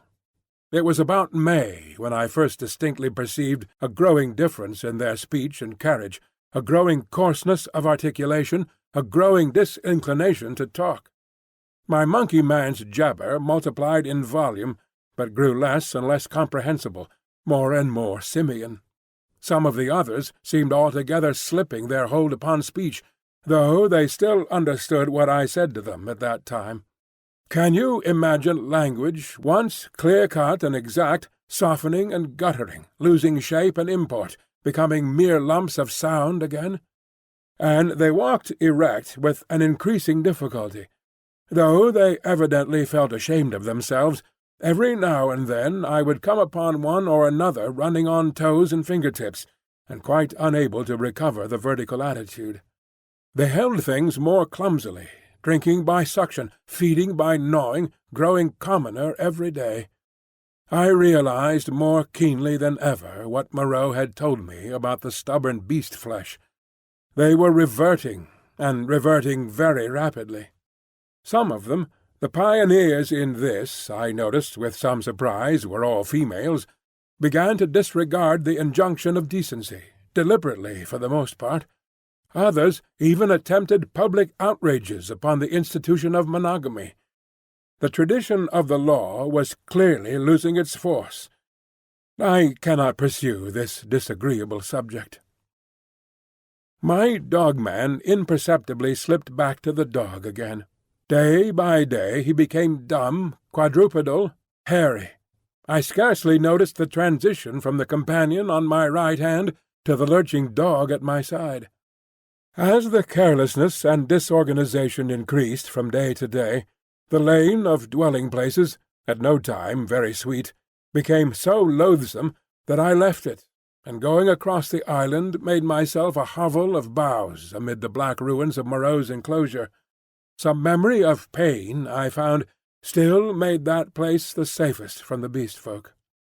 It would be impossible to detail every step of the lapsing of these monsters, to tell how, day by day, the human semblance left them, how they gave up bandagings and wrappings, abandoned at last every stitch of clothing, how the hair began to spread over the exposed limbs, how their foreheads fell away and their faces projected, how the quasi-human intimacy I had permitted myself with some of them in the first month of my loneliness became a shuddering horror to recall.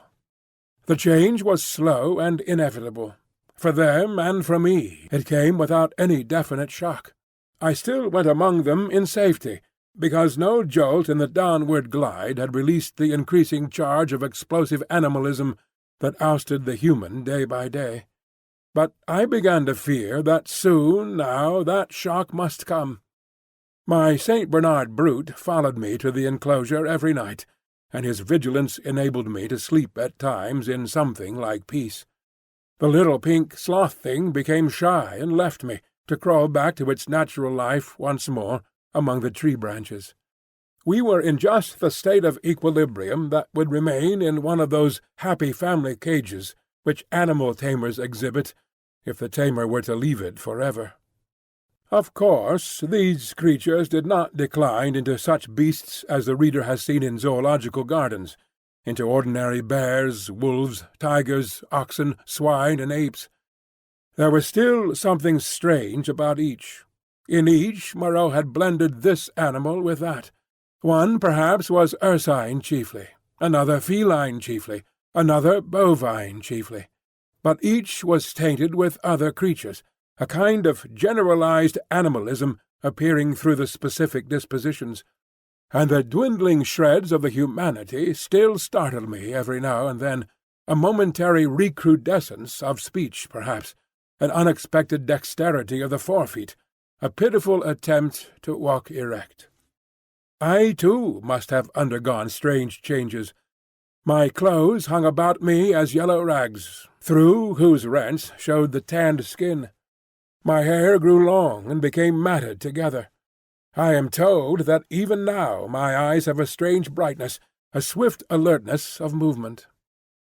At first I spent the daylight hours on the southward beach watching for a ship, hoping and praying for a ship. I counted on the Ipecacuanha returning as the year wore on, but she never came. 5 times I saw sails, and thrice smoke, but nothing ever touched the island.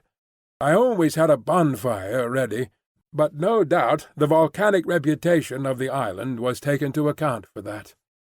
It was only about September or October that I began to think of making a raft. By that time my arm had healed, and both my hands were at my service again. At first I found my helplessness appalling. I had never done any carpentry or such-like work in my life, and I spent day after day in experimental chopping and binding among the trees. I had no ropes, and could hit on nothing wherewith to make ropes. None of the abundant creepers seemed limber or strong enough, and with all my litter of scientific education I could not devise any way of making them so. I spent more than a fortnight grubbing among the black ruins of the enclosure and on the beach, where the boats had been burnt, looking for nails and other stray pieces of metal that might prove of service. Now and then some beast creature would watch me and go leaping off when I called to it. There came a season of thunderstorms and heavy rain, which greatly retarded my work. But at last the raft was completed. I was delighted with it, but with a certain lack of practical sense, which has always been my bane, I had made it a mile or more from the sea, and before I had dragged it down to the beach, the thing had fallen to pieces. Perhaps it is as well that I was saved from launching it, but at the time my misery at my failure was so acute that for some days I simply moped on the beach and stared at the water and thought of death. I did not, however, mean to die, and an incident occurred that warned me unmistakably of the folly of letting the days pass so, for each fresh day was fraught with increasing danger from the Beast People. I was lying in the shade of the enclosure wall, staring out to sea, when I was startled by something cold touching the skin of my heel, and starting round found the little pink sloth creature blinking into my face. He had long since lost speech and active movement, and the lank hair of the little brute grew thicker every day, and his stumpy claws more askew. He made a moaning noise when he saw he had attracted my attention, went a little way towards the bushes, and looked back at me. At first I did not understand, but presently it occurred to me that he wished me to follow him, and this I did at last, slowly, for the day was hot. When we reached the trees, he clambered into them, for he could travel better among their swinging creepers than on the ground. And suddenly, in a trampled space, I came upon a ghastly group. My St. Bernard creature lay on the ground, dead, and near his body crouched the hyena swine, gripping the quivering flesh with its misshapen claws, gnawing at it, and snarling with delight. As I approached, the monster lifted its glaring eyes to mine, its lips went trembling back from its red-stained teeth, and it growled menacingly. It was not afraid and not ashamed. The last vestige of the human taint had vanished. I advanced a step farther, stopped, and pulled out my revolver. At last I had him face to face. The brute made no sign of retreat, but its ears went back, its hair bristled, and its body crouched together. I aimed between the eyes and fired. As I did so, the thing rose straight at me in a leap, and I was knocked over like a ninepin. It clutched at me with its crippled hand and struck me in the face. Its spring carried it over me. I fell under the hind part of its body, but luckily I had hit as I meant, and it died even as it leapt. I crawled out from under its unclean weight and stood up, trembling, staring at its quivering body. That danger, at least, was over. But this, I knew, was only the first of the series of relapses that must come. I burnt both of the bodies on a pyre of brushwood, but after that I saw that unless I left the island, my death was only a question of time. The Beast People by that time had, with one or two exceptions, left the ravine and made themselves lairs, according to their taste, among the thickets of the island. Few prowled by day, most of them slept, and the island might have seemed deserted to a newcomer. But at night the air was hideous with their calls and howling. I had half a mind to make a massacre of them, to build traps, or fight them with my knife. Had I possessed sufficient cartridges, I should not have hesitated to begin the killing. There could now be scarcely a score left of the dangerous carnivores. The braver of these were already dead. After the death of this poor dog of mine, my last friend, I too adopted to some extent the practice of slumbering in the daytime, in order to be on my guard at night. I rebuilt my den in the walls of the enclosure, with such a narrow opening that anything attempting to enter must necessarily make a considerable noise. The creatures had lost the art of fire, too, and recovered their fear of it. I turned once more, almost passionately now, to hammering together stakes and branches to form a raft for my escape. I found 1,000 difficulties. I am an extremely unhandy man. My schooling was over before the days of Sylvid. But most of the requirements of a raft I met at last in some clumsy, circuitous way or other, and this time I took care of the strength. The only insurmountable obstacle was that I had no vessel to contain the water I should need if I floated forth upon these untravelled seas. I would have even tried pottery, but the island contained no clay. I used to go moping about the island, trying with all my might to solve this one last difficulty. Sometimes I would give way to wild outbursts of rage, and hack and splinter some unlucky tree in my intolerable vexation. But I could think of nothing. And then came a day, a wonderful day, which I spent in ecstasy. I saw a sail to the southwest, a small sail like that of a little schooner, and forthwith I lit a great pile of brushwood, and stood by it in the heat of it, and the heat of the midday sun, watching it. All day I watched that sail, eating or drinking nothing, so that my head reeled, and the beasts came and glared at me, and seemed to wonder, and went away. It was still distant when night came and swallowed it up, and all night I toiled to keep my blaze bright and high, and the eyes of the beasts shone out of the darkness, marvelling. In the dawn the sail was nearer, and I saw it was the dirty lug-sail of a small boat. But it sailed strangely. My eyes were weary with watching, and I peered and could not believe them. 2 men were in the boat, sitting low down, one by the bows, the other at the rudder. The head was not kept to the wind. It yawed and fell away. As the day grew brighter, I began waving the last rag of my jacket to them. But they did not notice me, and sat still, facing each other. I went to the lowest point of the low headland, and gesticulated and shouted. There was no response, and the boat kept on her aimless course, making slowly, very slowly, for the bay. Suddenly a great white bird flew up out of the boat, and neither of the men stirred nor noticed it. It circled round, and then came sweeping overhead with its strong wings outspread. Then I stopped shouting, and sat down on the headland, and rested my chin on my hands, and stared. Slowly, slowly the boat drove past towards the west.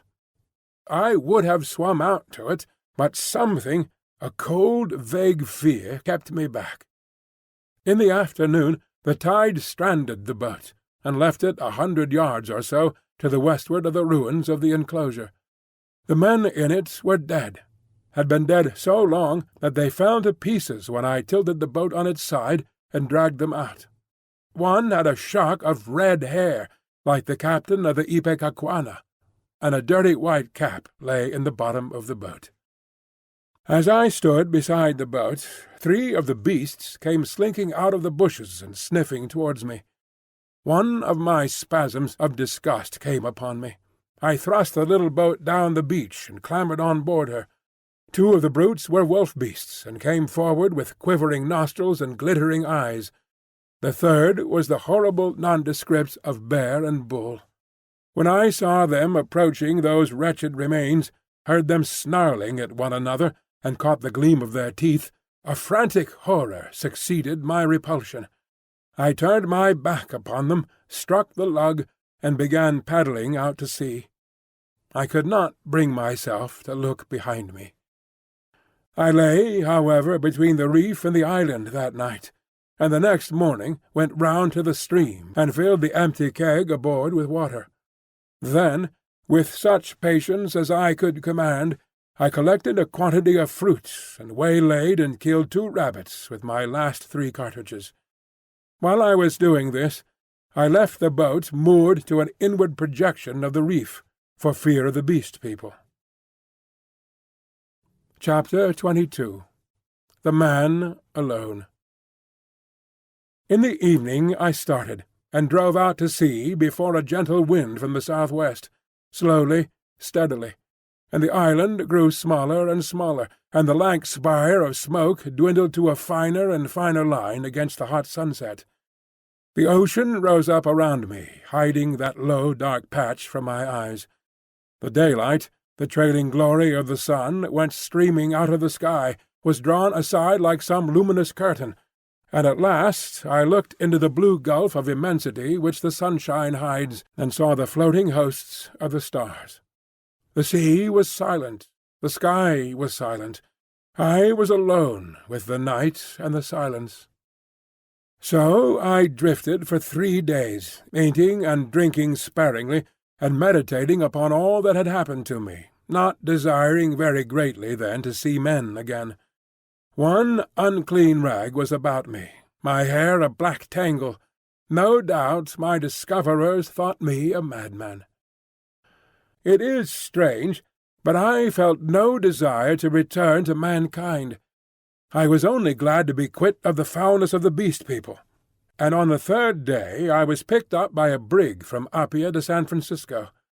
Neither the captain nor the mate would believe my story, judging that solitude and danger had made me mad, and fearing their opinion might be that of others, I refrained from telling my adventure further, and professed to recall nothing that had happened to me between the loss of the Lady Vain and the time when I was picked up again, the space of a year.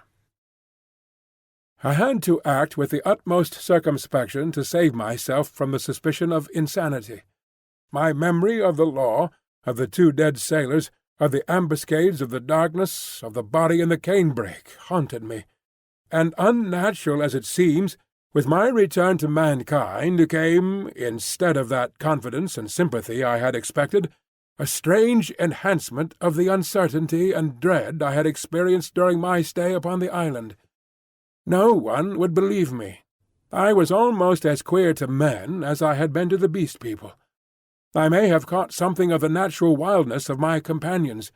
They say that terror is a disease, and anyhow I can witness that for several years now a restless fear has dwelt in my mind, such a restless fear as a half-tamed lion-cub may feel.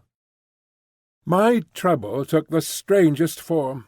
I could not persuade myself that the men and women I met were not also another beast people, animals half wrought into the outward image of human souls, and that they would presently begin to revert, to show first this bestial mark and then that.